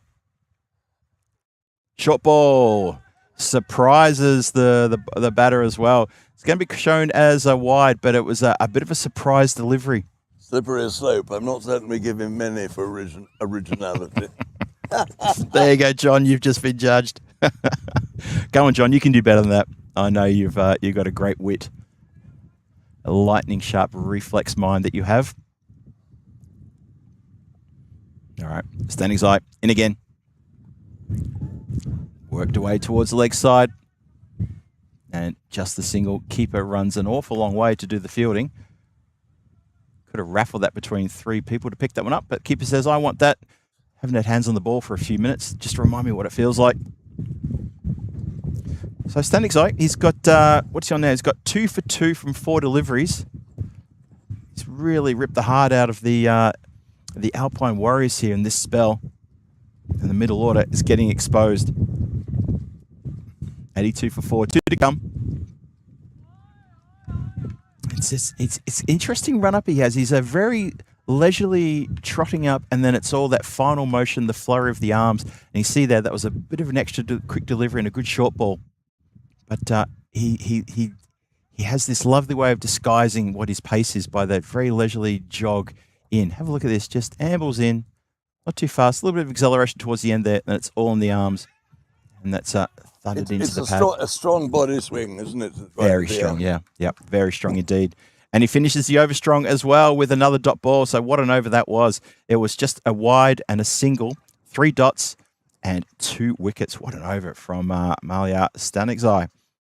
Great day he's having here at the Embrecht Cricket Ground in this ECS Zurich here, 2 for 2, doing the job there for his team. 6 overs gone, 82 for 4 on the board. Yes, it's going to be an interesting one. This, I feel that it could be a very close finish. I've got that sort of thought about it. I don't know. Yeah, it could because be. they're two good sides. Two very good sides, yes. And although 2 wickets then was a blow, it's not a terminal blow, I think. So a bit of a chat here at the top of the bowler's run-up. Captain's just having a word to his bowler saying, okay, we're doing well. Let's stick to the game plan, of course. As we look to start the next over. Slap down the ground. Interesting style of shot, almost baseball style, just slams this one down the ground. It sounded loud, echoing around the ground here. Bottom of the bat, I think. Definitely bottom of the bat. You're absolutely right there. I'm surprised he didn't get to the end of his run and then turn to the dugout and say, new bat, please. I've completely split this one. That's a great way to ruin your bat.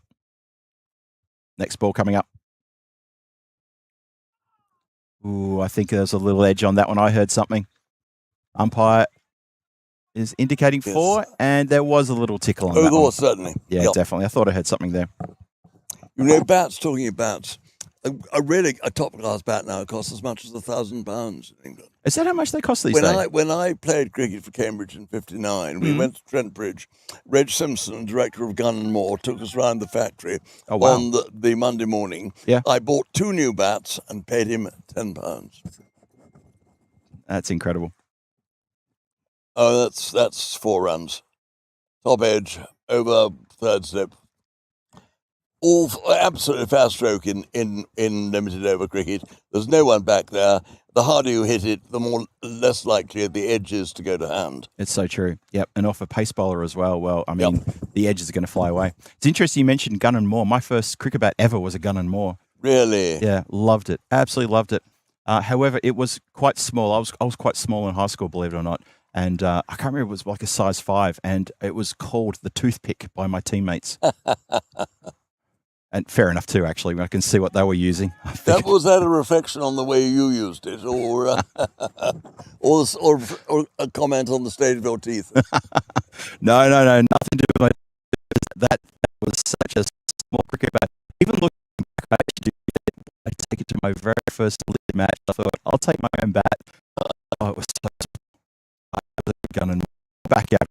Nothing more than that. Yes. Oh, that's gone straight through the fielder, who's down there for exactly stopping that stroke. It goes straight through him for 4 runs. Thought he was all over that. Well, he was sort of all over it. And now he has to jump the fence to find the pill. Oh, dear. Jumping the fence. They're getting a lot of work here. Extra work here, Henry, jumping the fence over there. Well, yes. It's I'm just jealous. My fence jumping days, all my best fence jumping days are over. Your best ones are over. Okay. So you're actually alluding to the fact that you still could jump a fence if you have to. Okay. No. I can't even get out of bed with any certainty. Oh, okay. With So I was going to say we'll go cow tipping later and see how fast you can jump a fence with me. That's always a lot of fun. So, thank you, Valeria. Don't tempt him. Lovely strike, but straight to the fielder, just the single, and that's going to finish the over. So how about that? It's going to be 98 for 4 after 7 overs. That's not a particularly convincing start, is it? Not quite, no. Not quite. It's a bit tough there, isn't it? With 3 overs to go. Yeah, 3 overs to go. Still haven't cracked the ton yet. So this is in real contrast to what we saw in the previous 2 matches. Real proper contrast. Yeah. John Gray spying his good friend Cameron. Indeed, it is Cameron, John Gray. Good shout. leading France cricket from the tournament victory in Romania. Yes, he is fresh from that big win in Romania. Oh, my goodness. So here we go again. Stanik's He's going to bowl his second now after Cameron went for 16 in that previous over. It was a big one. Oh, that's been absolutely slaughtered. That has been put a long way back. Who's jumping the fence there? I think it might have just gone in. I think it's gone into the dugout area again. No, somebody with a bib is jumping the fence. Oh no, actually, I didn't notice. There's actually two fences there, and there's a border area, and someone's just run down the inside of that border area to find the ball. Did you say someone with a beard had just jumped the fence? With a bib. I thought you said with a beard. Well, maybe he does have a beard. I mean, beards are all the rage these days with the youngsters. I can never tell. If you have a beard, I figure you're into craft beer. I kind of think that it just goes hand in hand. I've never had a beard. Never had a beard? Very boring, isn't it? No, I've never grown any facial stuff, as they say. Oh, okay. Oh, I say that's a big one too. Again. Yep, that's carbon copy over that fence. Someone's got to jump the fence and get that one. The field only if he has a beard. Well, actually, no. He's clean shaven, but he's still going to go for it. He did look back to the umpire for permission first to go and get the ball. I think what he thought was, do I have to get this one, or can we just get a new Grizzly? Would that be okay? We will venture into that part of the fenced off area later on after this match, and we'll probably fish out any leftovers in there. But he definitely does not have a beard. We're on beard watch now. I have noticed that so many of that generation below me are all got the beard, and even the other generation below them, beards are all the rage. I always struggled. Oh, takes one on the body, but protects the boundary rope. Good work. The throw goes to the keeper's end. That's a terrific throw to the keeper's end from the boundary rope. It was, wasn't it? What a throw. What a great arm.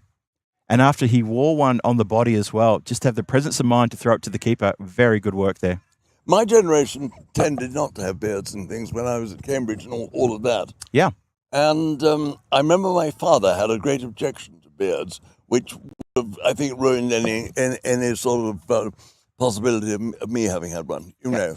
Funny you say that. My father was also the same. He was very anti-beard. He felt it was not becoming of a young chap, and he encouraged me to make sure that I was always clean-shaven. Me being the rebellious kid I was, I'd always not do that. But you've subsequently relented. Yeah, I've just got this little thing happening here. This is something I don't know what to do with, and because it's gone white, for some reason, I've kind of just decided I'll just leave it here. You know, this little thing here, I just think I'll leave it there. It's not. I say that's a pull. It's up in the air. No, he's got away with it. It's gone over. Would that go for 6 or 4? It was a bunch. I think not in the other boundary. Umpire is saying 4. No, he's not saying he had 4. He's just waiting for him to finally get confirmation from his counterpart there at square leg, but I think he's going to. Yeah, he's indicated it as 4. I thought it almost carried all the way, bounced just inside the. It was just on the cusp, so to speak. It really was right on the cusp.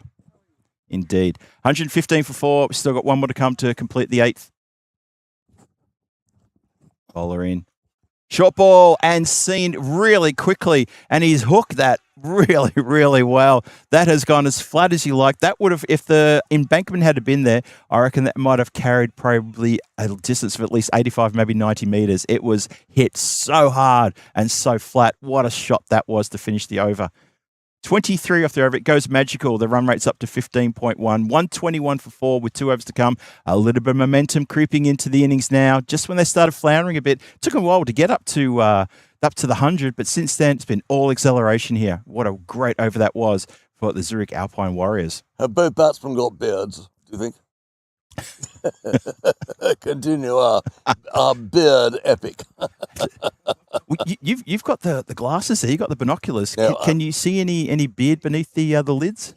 No, I can't at the moment because the helmet's in the way. I say that's high in the air. That's coming towards you, Al. No, it's not. No, I was more worried for evasive action, mate, not for any fielding. A gentle 6, that wasn't it? Gentle. Yeah, it was just over the thing. Gentle indeed it was. And it's just missed our comms and electronics area. Well, I must say my debut in the T10 world has gone from strength to strength. I'm enjoying it more and more. And there we see another splendid stroke. The ball going miles down the ground. There we are, 6 runs. The umpires won't have to do any exercises for the next week. They've been signalling 6 so frequently. They have had a proper workout today, haven't they? Haven't It's they? a really proper workout. Zabiola brings up his 50 with that strike as well. Oh, she brought it off the previous 6. Apologies, Zabiola. That's gone to 56 now with 6 big Maximos. He gets the fist bump now, so maybe a few people missed it with those 2 quick back-to-back 6s. But he notches himself up a lovely half century here in this 3rd match of ECS Zurich. And I can tell you all the umpires here are beardless. I noted that this morning. They are beardless. Thank you, Henry. Nice one. Let's get that one in the books. That was close. But the wicketkeeper was nowhere. That's gone away. Did he get an edge on that? Do you reckon? Let's see. What's he signalling? Yep. He did get an edge. But interesting, both umpires actually were talking to each other and it both indicated bat was involved in that stroke. Yeah, good. Interesting. So with the exception of the 6th over, which was only 2 runs, every over has been at least worth 14 runs. That's quite an incredible stat. It is, isn't it? Really incredible. Steadies himself again. Oh, has he got him? He has got him. Umpire says yes, the stumping's there. That was... Well, yes. Good work. Good work behind the stumps with the gloves. Batted wasn't impressed, but I think the umpire, he's got the call right there. We're going to see the replay in just a moment. I think he's got the call right there. Yes, the impression was he was out just. It was quite a close run thing. It was a photo finish. It was a real photo finish between bat hitting the ground. We're just going to roll this one back. Have a look at when the stumps are broken there. And good work on the replay, It was a very close run thing, certainly. Ooh. What are your thoughts, Al? I think it was a dead heat. On the slow mo replay, which the umpire does not. I feel that was a dead heat. But umpire says it real time, 1 time only. And I think that's the call. Well, obviously that's the call he's made. So 5th wicket falls. I personally think he gave that stumping out on the stroke rather than on the stumping. When he saw him come down the wicket and heave ho and miss, that can happen, quite easily. It definitely can happen. And I think it may have happened then. Yep. Well, Khalid Naeez, he gets a wicket. He'll be a bit relieved to finally get something because he went for 6, 6, 4 and then picks up a wicket. So he'll be able to say, well, I had the last laugh there. But what a great innings, though, from Qatil Zabiola. 60 of 20 deliveries. Didn't he play some lovely shots? He played some beautiful shots. Hitting the ball like a kicking horse, as I like to say. Did, with real proper aggression and good placement as well. Yes. Let's not forget that. He looked good. Really good. And he's given his team some really good impetus towards the end of this innings as well. So, the score is now built up now nicely to 137 for 5. And there's still, 1 over plus, that's a wide shown there, so still 2 to come. And well taken. That is nicely taken.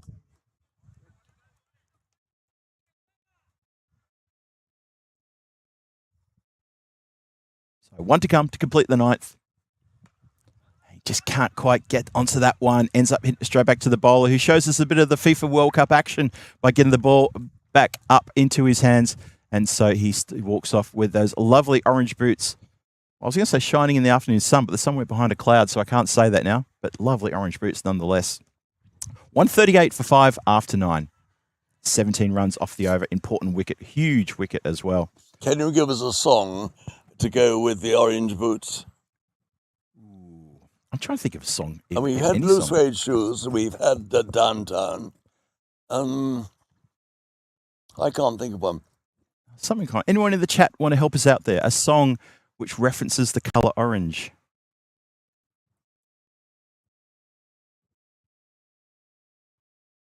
No, not yet. Not yet. No. A deafening silence. Dear, dear. Well, I just quickly Googled Michael Bublé. He's got a song called Orange Coloured Sky. Oh, really? Yeah. Well done. There's a couple of R&B artists. Orange Soda by Baby Keem. Someone I've not heard of. He did that one well, but straight to the field out there. Just for a single. And Something in the Orange by Zach Bryan. Again, apologies for these new tunes. I'm not really good with new music. I'm a bit poor on that. Haven't grown up in the 70s and, well, some people say haven't grown up yet. Oh, beautifully fielded. Misses the run-out opportunity, but he's saved a few runs there. No chance of any buzzers, though. Really put his body and his right hand on the line there, trying to stop the ball. Bit of a reflex action here as it hits straight back to him. He's managed to get something on it, and the shot, the stumps and point-blank range yields nothing. Not even a buzzer, though, so that's good. Stanic's eye. Ooh, gets an edge, flies away. Well, that's legitimate enough. There's no one out there behind the wicketkeeper, and the edge, a hard hit edge is always going to go way there for 4. Absolutely. Hard hit edges always go. John Gray says Orange Juice by Rip It Up. That's better, isn't it? That's the one. Yeah. Orange Juice. Thank you for that, John. Well remembered. So, John Gray, you have got an absolute wealth of data up in that grey matter of yours. John Gray with the grey matter. That's why he's called John Gray, by the way. He's got a big grey matter. So, 3 to come. Oh, hit hard. He laced that one out. All the way for 6 runs. What a great strike that is. That's going to send the score tumbling upwards into the 140 now. 45. No, sorry, that hasn't added yet. It's 150 up. I thought it was 150 up. 150 for 5. 2 to come. 2 balls left. 2 balls to come. Yeah. What an amazing day's cricket it's been. Actually, it really has been exciting. Bit of a run fest here today, hasn't it? It's been And very as big I say, scores. T10 has certainly found another wholehearted supporter. Very happy to hear that. Really happy to hear that, Henry. I think it's terrific fun. I really do, and I think it's a great way of enjoying yourself watching this. Afsar to bowl the last ball. Oh, you give that a bit of sap. That's going to carry. That's going to carry as well. So I thought for a second there was a chance there maybe it might drop in the field of play. It doesn't. It carries. So it rocks back and swats this one down the ground in completely the wrong position, but that's just the power and the muscle behind that blade as it gets pumped out of the ground. So score goes to 156 for 5. Last ball of the innings coming up. It just looked as though he might have got a little bit underneath that one, didn't it? That's what I first thought. I know. Yeah, that's what it looked like, didn't it? I agree with you entirely. Yeah. Last ball. Here we go. Tries it again, and this time it's going to be fielded inside the field of play. They're going to turn to go for a second. You might as well go for a second. So they'll get one and get run out on the attempt for the second run. They won't mind that, though, because the runs are already on the board. So it's going to be 157 for 6 after 10 overs. That will be the final score that the Alpine Warriors will finish on.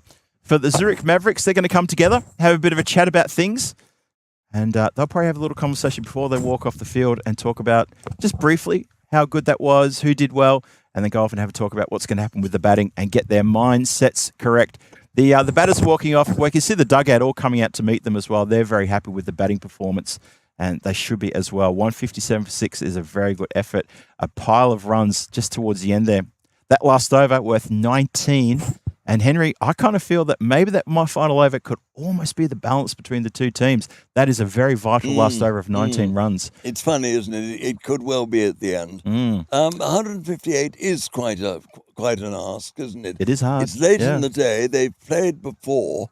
They may be just a little bit, the sharp edge may just have blunted a little bit. True. It wouldn't surprise me if 157 didn't prove a winning score. Absolutely, yeah. I think you're right. That could be a winning score. It's going to be it's going to be a tough one to defend against a hard hitting team. But you know what? I agree. This is going to be a very interesting run chase because both teams have shown us a lot already, and we're asking a bit of them now in the final innings coming up in about 10 minutes time to show us a little bit more. We're going to find out very shortly. Myself and Henry will be back to call the final innings of the day in this match number 3. Hanging in the balance it is with 158 required for the Zurich Mavericks to pick up a big win here, get their second win and against the Zurich Alpine Warriors. One of these teams is going to go 2-0. The other team is going to go 1-1 after day one. You find out in about 10 minutes time when you come back and join us. This is European Cricket Network. I'm Phil G alongside Henry Blofeld. Taking you through today's action. We'll see you back here in about 10 minutes time.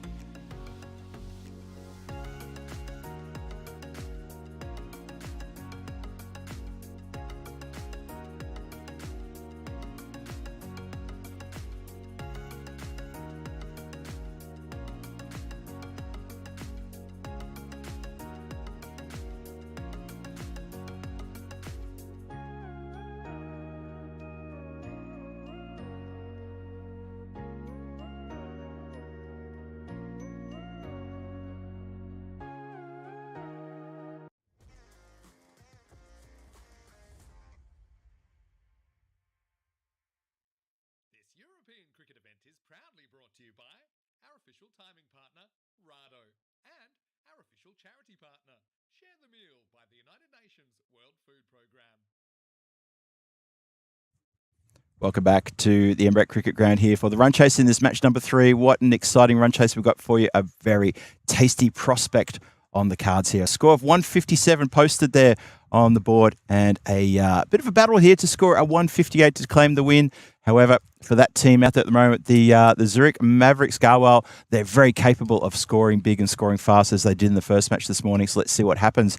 In terms of the Alpine Warriors, they've amassed a really good score. It was sort of like an innings that sort of came in fits and starts, but they have put a good score on the board and looking to defend it now. Their bowlers and their fielders absolutely chafing the bit. This is the third match. It's the last match. This is the last innings of the day today, the only day where we've got 3 matches. Phil G here for the European Cricket Network, welcoming you all back. We're watching from around the world, and it's my absolute pleasure also to be sitting alongside Henry Blofeld, who's kept me company these last few days. And Henry, a very important run chase coming up for you right now. Yes, it is going to be. Have a look at that for a start. Oh, what a start that is. It's been cut away, upcut for 6 runs. What a start to the run chase with a big hit. Well, yes, I said I thought probably it might very well be that 157 would be the winning score, but that shot alone makes me think again. Well, it is that man, Malia Stanikzai, who's facing, and Stanikzai entertained us this morning with 119 not out. He was in scintillating form, and if he can reproduce any of that form, Oh, yes. Shinwari is in trouble. Oh, just with absolute disdain. That's a flat 6 as well. So back-to-back Maximos here to start off the run chase. And so he's probably heard us. And I always say this, Henry, whenever commentators say things like that, it's like they hear us and they respond in kind. And they say, hang on a minute, what do you mean that could be the winning score? Well, there we are. We've set it all up. Good. We have indeed. But that was a splendid stroke. It wasn't it? Really, really lovely stroke. This one down leg side and indicated wide. Shinwari here just looking to try to get a full delivery and missing his line there and going way down leg side. The length was not bad, but unfortunately being leg side, umpire had no hesitation to call that a wide, of course. So 13 on the board. 2 deliveries have been bowled, chasing that score of 158 for the win. And as I said, at the end of the previous innings, one of these teams is going to go 2-0 in this competition.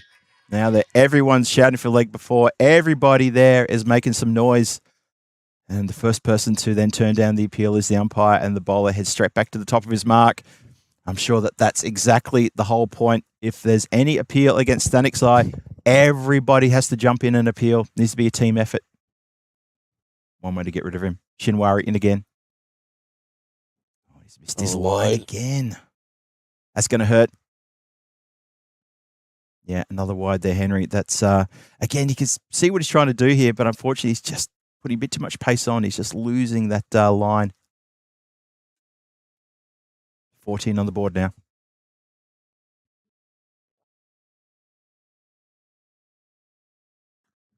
Clubbed, but miss hit completely. Umpire had stood his ground. He would have caught it as comfortably as you like. In the end, of course, he has to get out of the way, do the right thing. And it's a dot ball. So a couple of dots in the open. We started with a couple of 6s, an absolute flurry of 2 6s. And since then, we've had wide dot. And that's it. Interesting. 2 dots and 2 wides. What can Shinwari do next? He gets sent out of the ground. Yes. Well, that's what happens. Oh, that hurts bowlers big time. Look at this. Winds up and goes crunch. Right over the top of long on. What an amazingly confident stroke to play. I mean, it showed that a chap had scored 100 earlier than day, and he had all the confidence of that behind it. Really did, didn't he? Excellent strike. This time he goes really nicely around the corner, intentionally tickles this around the corner for 4 runs. Kept it down as well. Didn't want to go aerial. Maybe he's parked his car out there and decided, I don't want to try to damage the Porsche. I need to make sure I don't hit the paintwork. And he's found all the way along the ground for 4 runs. Sorry, folks, I don't know if he owns a Porsche. That's probably a little bit cheeky of me to say that. But he didn't want to hit anything in the car park. But 24 off the first over. Poor boy, that score of 158 suddenly just got a little bit smaller. I think after his form today, he'll be ordering a Ferrari, won't he? I think so too. All happens in the first, says John Gray. One of our favourite phrases on the European Cricket Network is it all happens in the ninth, the penultimate over. But John Gray's turning around by saying it all happens in the first, because that was an interesting first over. We had 6-6, wide dot, 6-4. And 24 runs. Including those 2 wides. Including the 2 wides, yes, indeed. So Ahmed Zai now gets a chance. He's been spectating at the non-striker's end. He gets his first opportunity to face the delivery. It must give you a slight inferiority complex if your partner starts off quite as his partner did in that over. You think, goodness, how on earth can I live up to this? It really probably could, It's really quite incredible what that might do to the mind of the opposition. Well, not the opposition, sorry, the non-striker batter who now gets this opportunity, and he has to face against a very fiery Fletcher. Well, there you go. There's the answer. He has mishit it, though. It's going to land in the Bermuda Triangle with 3 players running to chase it. Blue suede shoes uses the blue suede shoes to try to knock the ball back, but unfortunately can't get a foot on it and almost could have rolled his ankle. Got to watch out for that with the foot fielding. And goes across the rope for 4 runs. So another boundary to add to the total. A lot of these teams, they love to just deal in boundaries. And you've seen that already, haven't you, Henry? Yeah, absolutely. The volume of 6s and 4s that have been hit today is quite astonishing. So funny during the T20s, we talked about turning dots into 1s, 1s into 2s. Oh, dear. That's gotten past everybody. It's gone for buys, and it's gone for all 4 of them. But you say that, the number of 4s and 6s, but I have to qualify that slightly. Mm-hmm. With a 50-yard boundary, it is a little, it's the first time I've seen this, but if the boundary was 10 yards further back, you wouldn't have this tremendous number of 6. True, that's true. I think one's got to take that a little bit into account. And I'm not trying to pour cold water on it at all. Oh, no, not at all. Because no one's enjoyed today more than me. I know you've enjoyed today. I know you have. And I'm so glad you've been able to watch it's a up bit of in T10. the air. That could be out. Couple of players. Someone call for it. Someone call for it. Oh, no one's calling for it. 2 players, 1 player walking in, another player backing back. No one's calling for it. And, of course, it gets spilled. That was shocking. That was bad cricket, wasn't it? It's just the basics just elude, and when these happens, so many times you see that someone's just got a call. That's one of the basics. Where's the captain? The captain should have said then, shouted loud and clear who that belonged to. I think I heard the bowler yelling out. I heard someone yelling out. I think it was coming from the bowler, and he was screaming for it as well, just saying, "Come on, call." And then I started calling, so I shouldn't be so parochial like that. And now they're going to have a bit of a field change, which is interesting. Nothing like closing the barn door after the horse has bolted. Just what I was going to say. Yeah, sorry to break in on the like not that, Henry. Not at all. Oh, that's a bit of disappointment, though. That would have been really huge. But as it is, it goes down as a drop. 33 on the board. We're halfway through the second. Chasing a big score. They are still need 125 runs off 51 deliveries. Fletcher continues. Good quick delivery. It wasn't the most elegant of strokes, that was it, really? A little bit agricultural. Oh, yes. I should have thought there could have been a better way of trying to score runs off that. Yeah, he was just trying to flat bat that one, wasn't he? Maybe again, just looking for down the ground or deep mid wicket. It looked to me very much onside, I must say. Deep mid wicket rather than straight. Settles himself again. Fletcher turns at the top of his mark. Short ball, but he's seen that very early and very quickly hops onto that one and helps himself to another Maximo over the top of the tents over on that leg side boundary, and it goes a long, long way back. That has really been monstered a long way back. Score races up now to 39 for no loss with 1 to come to complete the over. I was just thinking how good an over this has been so far, but that has just upset the apple cart a little bit with 15 runs off it. Started with a 4, then there were 4 buys, and the 4 buys weren't the fault of the bowler.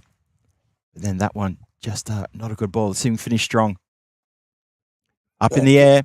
Could be a catch. Could be a catch. That's a long way to go back. Oh, even attempts a bit of a dive as well. Fair effort. Looked never in really position for that one. I think they're just going to ask the question of where the fielder ended up when he picked up the ball. Well, standing umpire is looking to his square leg umpire, who is nowhere near the action there. So they're going to treat that as a save.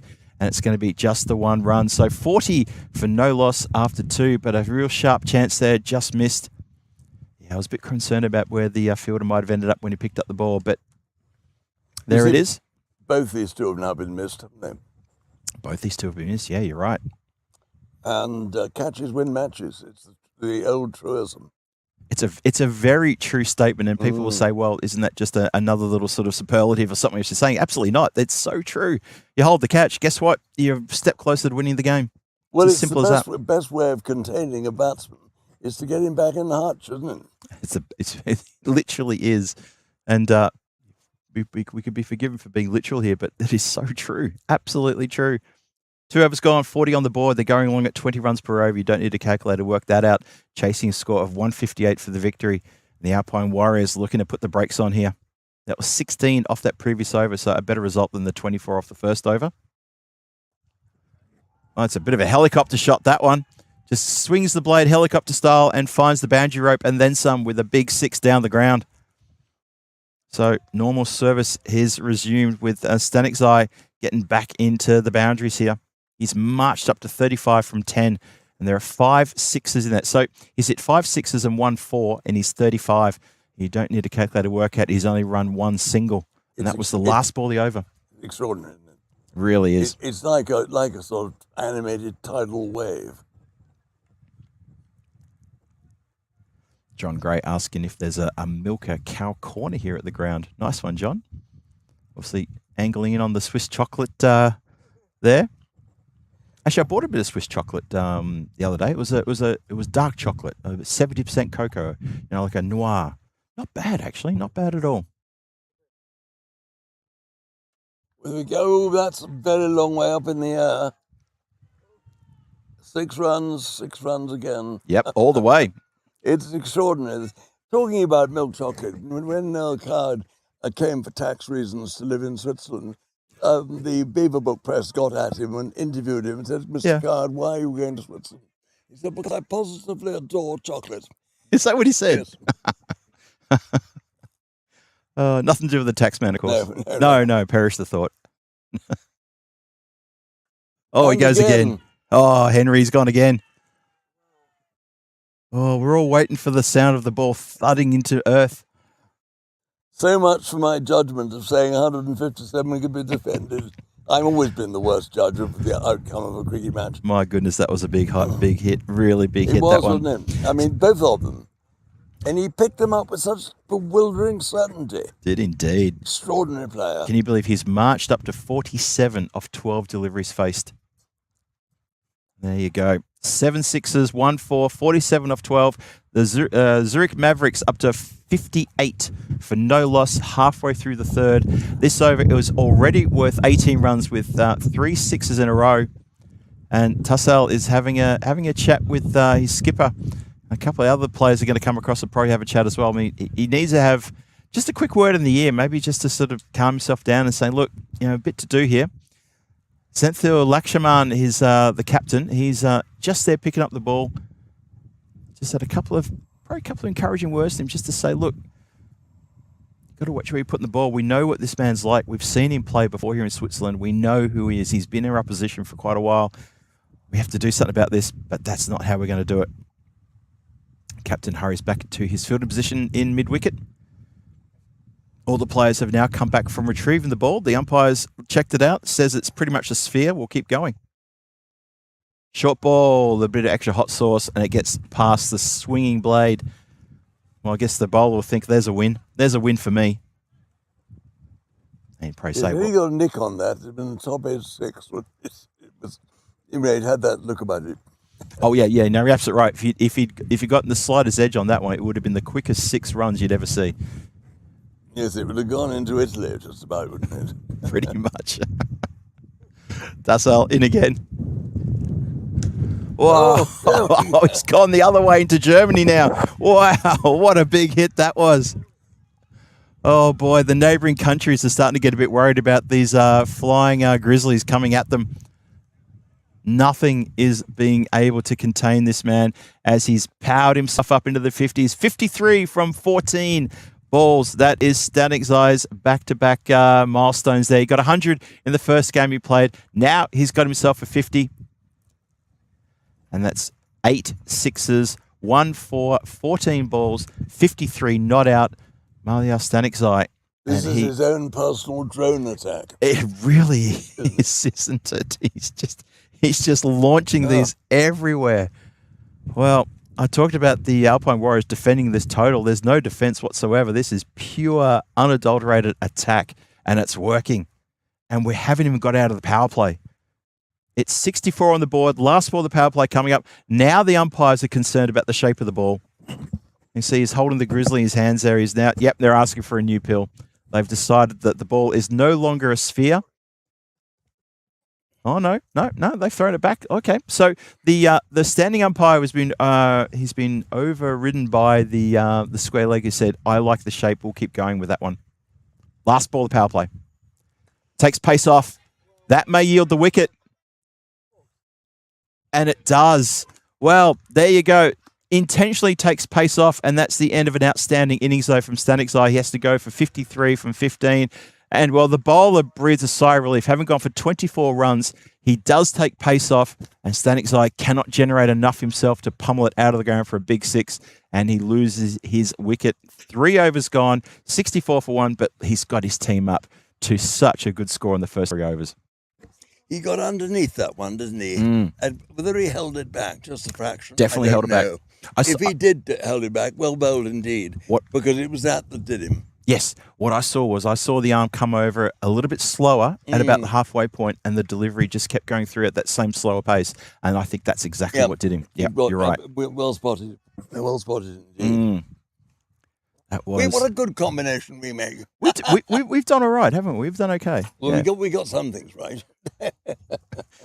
I love that no one in the chat has asked who we are and why we know nothing about cricket. Well, they're preserving that for tomorrow. When you're not here. I'll take that bullet. Don't you worry about that. That's fine. Oh boy. So power play done and dusted. That means we can move the field around a little bit if the captain decides. 64 for 1 after 3. Incredible stuff, that one.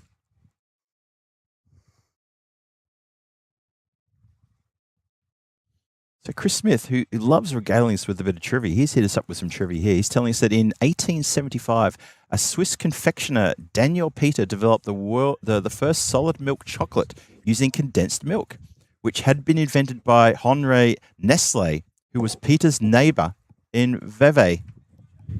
So are you telling us it was stolen? Is that what we're hearing? He stole my chocolate recipe. And of course... Do you think Noel Card bought it?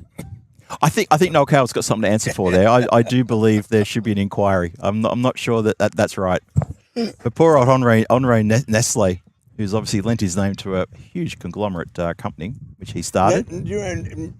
Nestle's, as we called it in England, the company, when I worked for 2.5 years in the city of London, I worked for a week in Nestle's office in Soho Square when they were taken over by Cross and Blackwell. Oh, is that right? Isn't that extraordinary? I just remembered it. Okay. Well, in 2000, when I first moved to London, I worked for Nestle at the headquarters when they moved to Croydon. Really? I worked for Nestle for 3 months down there in the Findus food section as accountant. Maybe I got it right. Maybe actually that Nestle took over Cross and Blackwell rather than the other way around. I think it would have been. I think they took them over. Yes, that would make more sense, being the conglomerate that they are. Of course it did. I got it the wrong way around. Yes. Which shows you what a successful merchant banker I was. Oh, that's a zinger. That's an absolute zinger. So the batter's here just getting a bit of treatment here for a short delivery that's hit him in the midriff, and just needs to take a spell just to collect himself. Hopefully he'll be okay. Just getting a little bit of attention and just a little bit of supervision there from the umpires. Good to see the umpires getting straight across for any player who gets a little bit sort of winded there. Yeah, he's taking that just on the waistline, just probably around about the belly button. I'm surprised the ball didn't get lodged in his belly button there. It's hit him around about that part, and he's going to have a good old little welt right there. He's going to be showing the family when he gets home and saying, that cricket ball that hit me, there it is, that's where it hit me. Yep, that's also part of the paint from the cricket ball as well. That really thudded into his midriff. He's okay, though. We get the thumbs up. We continue. And thank you, Chris Smith, for that little nugget of knowledge from you there. I sometimes run a few little quizzes in Prague, and a question I love to ask for people regarding chocolate is it's a simple question. It's just a which started first? Was drinking chocolate or eating chocolate first? So many people say it was eating chocolate, not knowing that drinking chocolate was hundreds of years before eating chocolate. Just one of those little trivia questions that, yeah, when you think about it, you think, oh, of course, yeah. Good quick delivery, that one. Just been shuffled away, pushed away. Tries to swing the blade on that one, just gets a single. And good to see bowler Fletcher just gave the batter a little bit of a nod. I think the pro whispered the words, "You okay?" after hitting him with the previous delivery in the midriff. All very friendly action here. So 65 for 1, 2 deliveries into the fourth. Good over so far. Well, good over so far for the fielding team, that's for sure, looking to defend this total after the onslaught they suffered in the first 3 overs, thanks pretty much to Malia Stanikzai, who muscled his way towards a 53 or 15 deliveries inside the power play. And now the Alpine Warriors have the real red-hot chance here just to put the brakes on. Good short ball, well-directed short ball there. And a big, big swing. That was Ahmadi who facing his first ball. He's missed that one. So Ahmadi, Norkan Ahmadi, he came out at the fall of Stanikzai's wicket. He gets a short ball for his first delivery in that distinctive orange helmet that he's wearing there. And Fletcher turning at the top of his mark, only halfway through this over.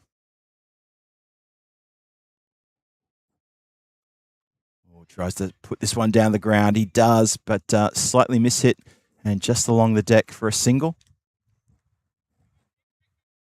So the interesting, the Mavericks just maybe just collecting themselves here after Stanikzai's wicket, and also maybe the bowling just gone up a little notch here for the Alpine Warriors as well, which is exactly what they needed. And we did say, and you said it as well, Henry, that 158 could be a winning score. Then it looked like that was not going to be a winning score when Stanikzai was on. But now I kind of feel that's a very good, tasty target. As the bowling is just maybe gone up a little notch here. And the batting is maybe just not cautious, haven't gone there yet. But losing Stanikzai, losing that real big sort of like massive push that he delivers at the top order now that he's gone. If they can create a sort of area of doubt now, take these two back, then they might start playing slightly silly strokes. Then a couple of wickets go down, and the whole thing looks a bit different, doesn't it? Yes, very different indeed. Yep, you're absolutely right.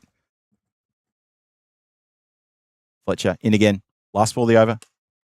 Oh, gets this one nicely. There's a bit of work to be done, and the boundary rider can't get to that one. Also mid-wicket, put the hand up, tried to knock it down. It looks like that's is that Lull who's fielding out there. No, that's not Lull. That's Sawa Shinwari, who almost collided with Lull a couple of overs ago when Stanikzai skied a delivery, but misses that one as well. 71 on the board for loss of 1 wicket, 4 overs gone. And you got to think, when is Ankash Lal going to have a bowl? Well, you don't have to think about it anymore. How about that? Right on cue. Yes, there Blue is. suede shoes has been asked to come and help out. Yes. And that is the right time. Cometh the hour, cometh the man. Well, they waited until the 6th over to bowl him in the previous match against the Basil Afghan. And now they're bringing him on in the 5th. And I think that's probably the right thing to do. Just get some pressure on and start to try to push that required run rate up, which is currently sitting at 14.5, which is very, very gettable. 87 required off 36. They need a couple of tight overs, need a couple of wickets as well. And with the damage he did in that previous game, they'll be looking to him again to try to replicate that as he's going to bowl the 5th. If I reopen my cricket career, I shall send my wife out to buy me some blue suede shoes. Yes, indeed. Actually, there's a tip for you, folks. Blue suede shoes. If he can replicate or come close to replicating what he did in the previous game wearing those blue suede shoes, they're going to be in hot demand here in Zurich. They are. Charging in now. Well, there you go. Don't worry about your blue suede shoes. That's going to go way behind us. We've got a couple of people on the roving cameras. They even took evasive action as well. It missed them by 40 meters, but they still took some evasive action. Blue suede sixes. Blue suede sixes indeed. Well, welcome. They're not bothered by the fact they took a 5 in the previous game. They just said, doesn't matter. Khan launches him.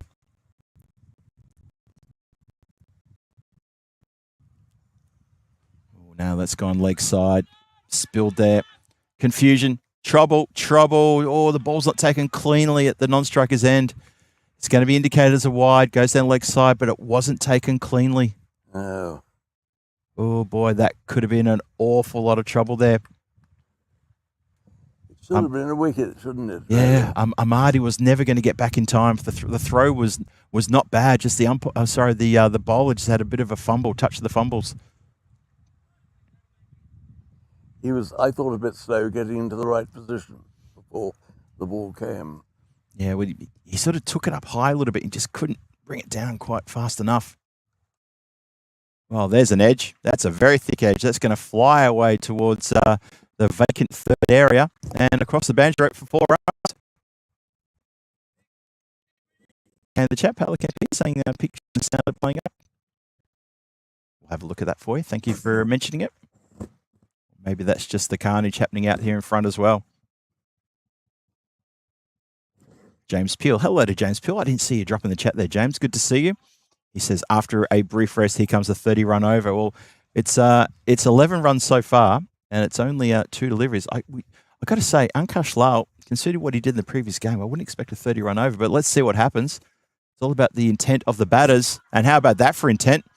That is, again, smoked out of the ground with disdain. You, white ball, get away from me. Look at that. What a great shot. Contemptuous dismissal. Absolutely, wasn't it? Halfway through the 5th, 88 on the board. So we're almost halfway there in the runs, but not halfway there in the balls. It's oh, my maths is off, isn't it? They're well over halfway there. 88, only 70 required now from 33 as a bee lands on my hand and then takes off again. Thank you for that, Mr. B. Mentioned this before. Never been stung by a bee in my life or a wasp. Today might be that day as that bee landed on my hand. Don't tempt fate, Phil. Oh, I lifted up in the air, and that is a glorious strike. Real good back lift as well. Holds the pose. Paparazzi snapped their shots. 6 runs. What a big strike that was. You can hear the captain of the Alpine Warriors saying, come on, guys. Doesn't want them to drop their heads. Doesn't want them to take the foot off the accelerator here. Need to do something. But, John Gray with another zinger there. He says, Blue Suede Shoe Man is almost definitely all shook up now. Hell yeah. And to that, I would simply say, Yes. Out of tune, of course. Out of tune. Oh, it was only a near miss, though. Yep. I tell you Well what, done. this continues. I think Blue Suede Shoe Man is going to want his teddy bear. I don't know too many Elvis Presley songs, unfortunately. I know that's an Elvis Presley song. Jailhouse Rock, Chris is mentioning.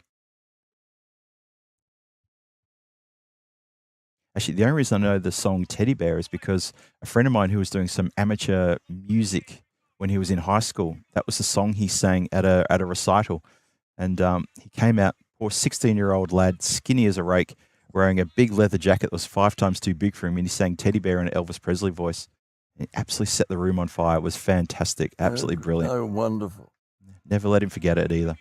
Even 30 years later, he still don't mind letting him know about that. Lowell continues. He's been given an absolute hiding so far on this over. Well, this time, this one comes off the edge. It still's going to be a 6. It probably didn't quite hit the middle of the blade. Doesn't matter, though, because it's been hit beautifully, square driven across the boundary for another 6 runs. This over has now gone for 29. So who is it who was saying a 30-run over off this bowler? I don't know about that because he's almost got it. One more ball to come. The 100 up as well, by the way. 100 for 1 inside the 5th. Oh, he's taken this one. Oh, he's doubling over there. That has crunched to him. He gets a little pat on the backside from the wicketkeeper. Says, come on, mate, end of the over. It's all right. That's a very Australian thing to do as well when someone gets hurt. Just say, come on, it's the end of the over. What are you worried about? Oh, yeah, just in the side, right into the lower rib area there. Umpire's just having a word, make sure he's okay there. But the 100's up, 100 for one, and we finish with a dot. 5 overs gone, so they're going along at 20 runs and over, which is astonishing pace. Well, it is, isn't it? It's such an important game, because it is important, because these two are very good sides, I think. They are two very, very good sides indeed. A new bowler we've got, haven't we, here? Yeah, just seeing who's the new bowler coming on. Turn around and show us the number with the hat. Oh, here we go. Number 24. There's a bit of a Bronx cheer going around. It's Kersley Corder, who I think entertained us for a second ball duck with the bat. And he's going to keep the hat on as well. So there you go. Jeffrey Boycott always bowled in a cap. 29 off the previous over. Doesn't quite go supersonic, but it is magical. And we start this over with Dots. So, yeah, bowling with a hat. Obviously a bit of a character around these parts, because there's a bit of chanting going on from some of the dugouts when he got the nod to come and bowl. We didn't see him bowl in the previous match. I don't think he even played in the first match. Sorry, in the second game earlier. Let's have a look. Kersley Corder starts us off with just the one. 57 required from 29.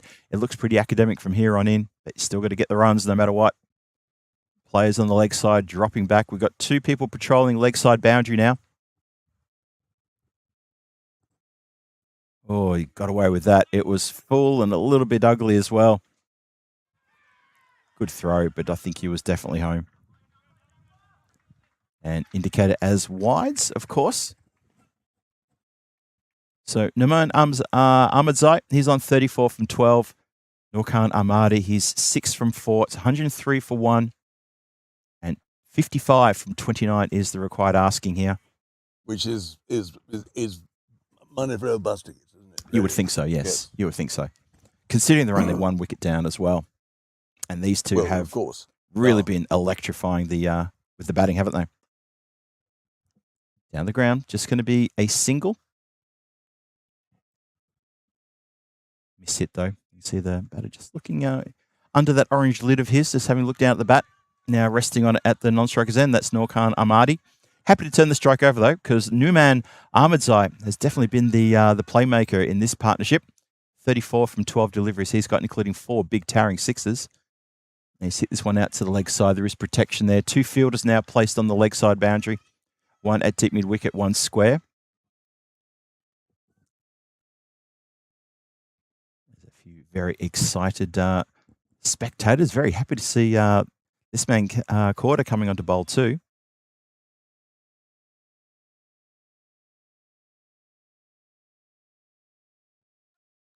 Well, it's effective. Yes, it was an effective over, wasn't it? Yeah, I definitely keep the cap on and don't get a haircut. You're looking pretty good here. Doing a really good job. Well, a few people in the chat are asking about, the long hair. Looks like he could possibly play with the Eagles. Interesting. So he's doing a great job here. 5 runs only off the over. Plus that. And that's going to find the boundary. 4 runs. Well, would you call that a comms curse, or that's just from the bowler just straying a little bit, putting it into a slot? That's what I would say. 109 for 1. 49 required from 25. That run rate required is still just under 12. And as Henry said from a few moments ago, looks like money for the bus. Looks pretty straightforward from here on in. I could try to find a couple of tight overs here. Maybe try to force this to the 10th over, where the batting side need, say, 20 off the final over, just to make it a little bit of a challenge. Well, comes in and has been sent out of the ground packing. Absolutely packing towards the very large netting facility they have here. So he's undone himself for those last 2 balls of the over. Was going quite well there for a while. 5 runs off the first 4, and then suddenly, bang, bang, double hit. 15 off the over in total, which is pretty much more than what's required. So 115 for 1 after 6. 4 overs to come. 43 now required.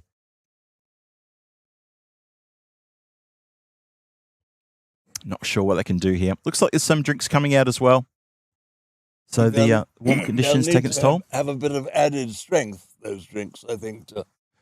It was Douglas Jardine, wasn't it, when captain of England, and they had drinks in Australia on the Bodyline tour. He had a special glass brought out for him, which contained whiskey and soda. Did it really? Yes. Whiskey and soda. Mm. Did it help? Always. Did it help him? Well, England won the Ashes. There you go. Didn't do any harm. There you go. Wait, Yes, well, I mean, Jardine was the inventor of Bodyline, he was which indeed. was designed to dispose of Don Bradman, which in a sense it did, although the Don headed the Australian batting averages with an average of 52, which for him was a total failure. Yeah, for him it would have been. Yes, Yes. indeed. You're absolutely right. Yes, I don't mind the occasional whiskey with a little bit of something to keep it going. You miss your knees, especially when the situation is dire, Oh yes, which it is now, really, for this fielding side. it is. 43 runs required from 4 overs.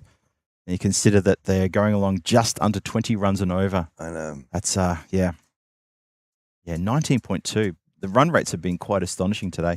They have, haven't they? Yep. The previous match we watched, where they won with 2 whole overs to spare, that run rate was around about 20 and over as well. Astonishing stuff. Amazing. It really is. So we're just waiting for it's like wicketkeeper just to redress himself, and then we'll be good to go. The batters have had their little sustenance, and I think keeper and a couple of the bowlers took a little bit of a drink break. So not all the fielders got around to having a drink. I think it was just a bit of a targeted drink break to a couple of the players who maybe still got a little bit of work to do. In the end, Kersley Corder goes for 15 from his over. However, he's not the worst offender with bowling an over that's worth 15 runs. Ankush Lal went for 29 off his single over. Kamwal Tassel went for 24 off his over, but he did get the very important wicket of Stanek Zai. So he'll hold his head high for that one. And Sawa Shinwari went for 24 off his over as well and didn't get a wicket. So he won't be too upset about his effort. However, they need a real proper effort here. Do the Alpine Warriors need to try to find some way to stem the flow of runs. Keeper is up at the stumps as well. Big man, the keeper, isn't he? He's a very tall unit. He doesn't glove it cleanly, but he managed to stop it getting past him, and it's a wide called. He's got protection behind him. He's got a fine leg and a third. Fine leg is Ankush with the blue suede shoes, but he is, I think he's, from where he is he just inside the circle, possibly? Well, the ball, I'm not sure if it hit the pad, but ambitious shout. Leg by signal. Leg by signal. I thought it might hit him a bit higher up on the body, but anyway, regardless, the shout is turned down, and they'll get through for a leg by. So we start off with a wide and a leg by. Get the feeling this 7th over is pretty much almost could be the game here. This has to be a really tight over just to make sure they can keep forcing this along into the towards the 10th. Swings, swipes across the line, goes straight down the ground. Long on makes no mistake. Yes, if they can try to keep this, let's say they keep it to say 6 runs, and it ends up needing say 36 off the last 3 overs. Things can start to get a little bit sticky there. Well, that's going to help the cause for the batting side, as that is lofted out of the ground, straight down the ground, as straight as you like, for a big 6. So much for trying to keep the runs down to this over. That is powered out of the ground. Score marches up then to 124 for 1, halfway through the 7th over. And these two have come together with scores on 64. So they've seen 60 runs added in the space of, what's that, about three and a bit overs. Fantastic striking here. And so far, you'd have to say, for this side, the Zurich Mavericks, Garwell, no score appears to be too big for them.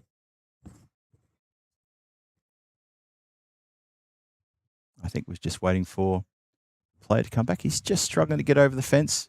Whatever you do, don't tear your trousers coming over the fence. And there you go. He's all right. Just getting back into the field to play now.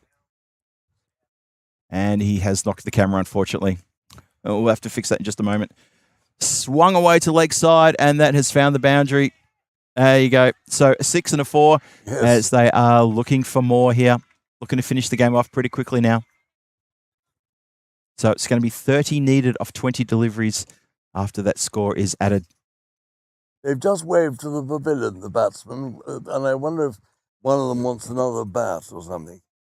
They've just sent a signal did he back. do that? Did he? Okay. I don't know what they were after. We may wait to the end of the over and find out then. Yeah, still got 3 to come. That was a bit of a funny old shot, that one, going for something a little bit wider there. Almost in two minds where the pull out of the stroke almost, I felt. Anyway, ends up being a dot.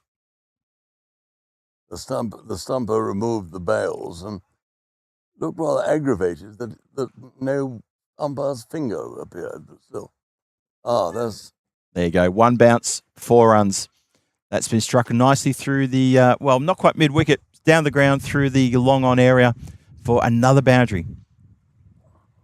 And so this is becoming to a bit of procession now, and you sort of feel the Alpine Warriors running out of tricks. They're looking up their sleeves, trying to find where did they hide that ace that they had in the previous match. It's not there. It's definitely not there. And this is a bit of trouble. The umpires come together, having a bit of a chat. Pretty sure they've still got 1 to come, I believe. Yeah, 128 for 1, 6.5 overs gone. There you go. Scoreboard just catching up with us. So 1 more to come. 30 required off 19. And this will be a slightly early finish, you feel.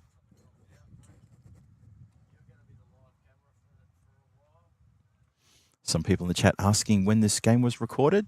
Well, it's being recorded right now because this is about as live a match as you could possibly get, as is all of our ECS. Oh, it just waits on this one. The patience shown by the batter to wait on that was quite something. That was a glorious shot. I really enjoyed that. It was almost like a slow bouncer, and he just timed it beautifully. Just picked it up and just missed it. It was a good shot. Umpire's holding his hands in the air, waiting for the scorers to acknowledge him. And I think he was starting to get tired there as well. That's a bit of a worry. Anyway, 7 overs gone and 134 on the board. 19 runs coming from that over. They've been going at 19 runs and over pretty much almost the whole way through this match. Doing very well indeed. What's the final equation now? It's 24 required off 3 overs. 24 from 3. So, 24 off 18. Chris Smith offering Phil and blowers a mint choc chip Walls Cornetto. Well, if you're here at the ground, you'd be mobbed if you brought one of those for myself and Henry. We would absolutely demolish that. Don't you worry about that. Thank you, Chris, for the virtual offer of some ice cream. I don't find the virtual offers chilling enough. Not indeed. And just over the fingertips, a desperate leap there from the fielder at deep mid-wicket. Can't fingertip that one back into the field of play. 6 runs crunched out of the ground. Yes, they're making it look very easy now, aren't they? They are, yeah. I mean, they've barely got this under control. Yeah. Mind you, the fielding side of themselves to blame because they dropped both the openers early on.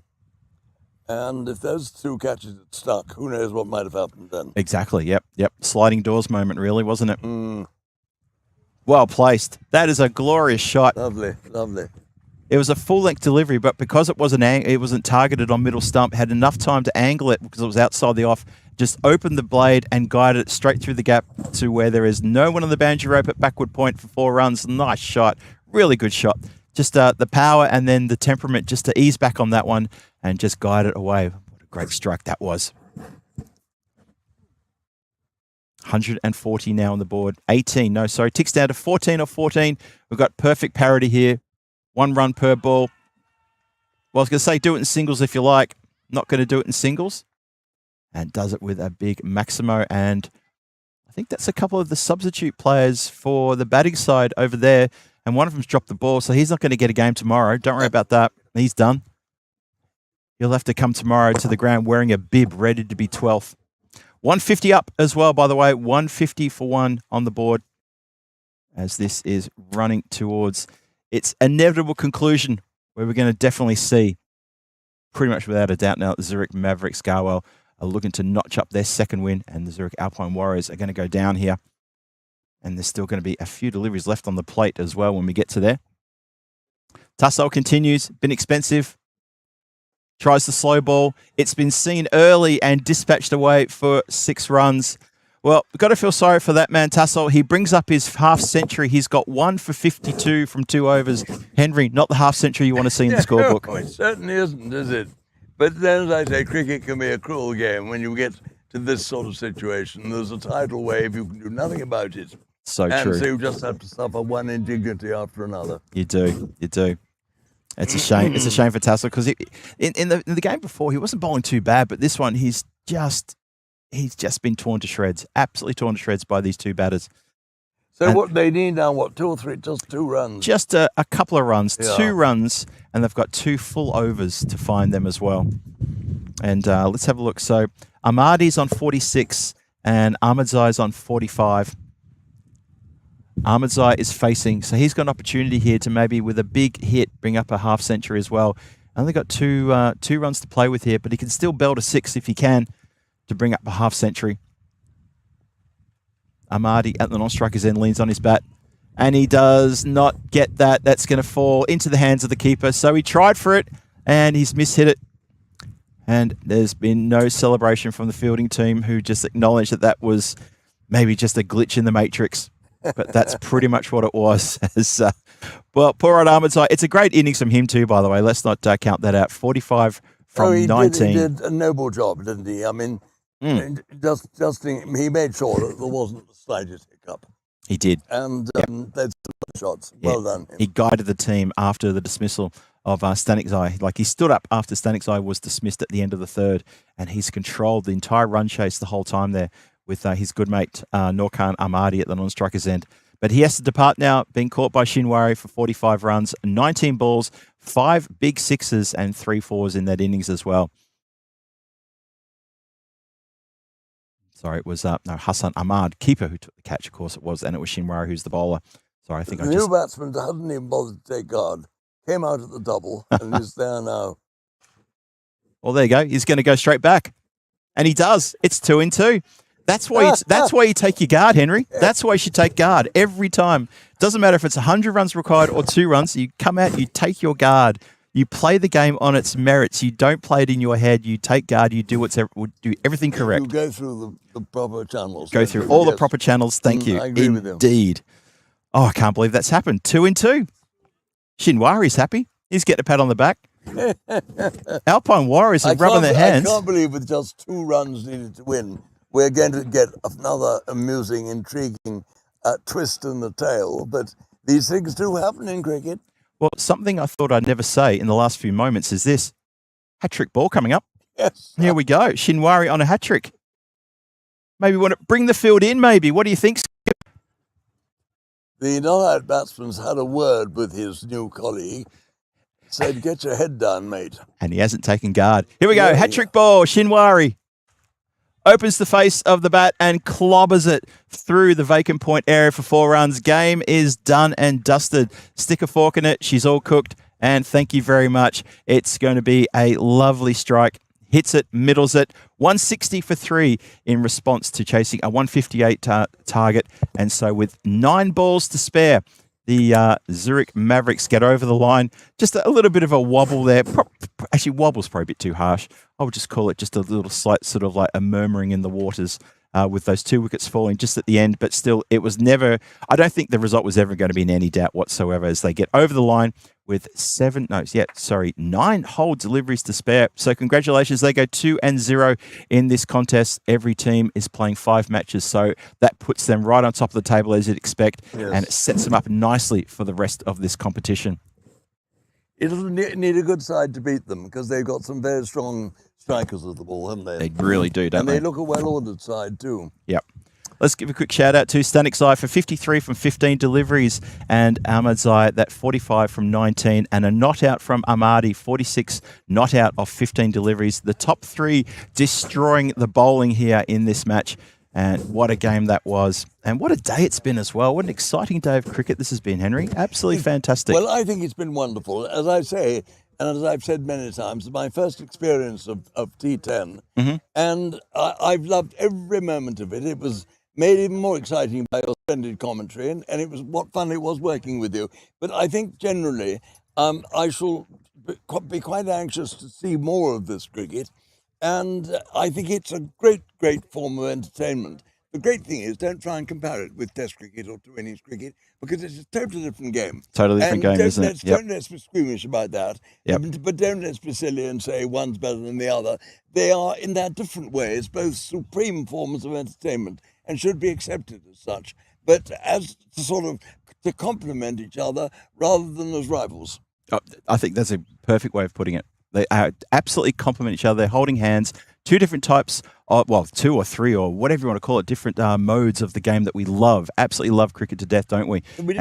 And that's the reason why we don't mind exploring these different ways of watching the game. And just a good little bit of vision there, watching the team shaking hands before they march off there.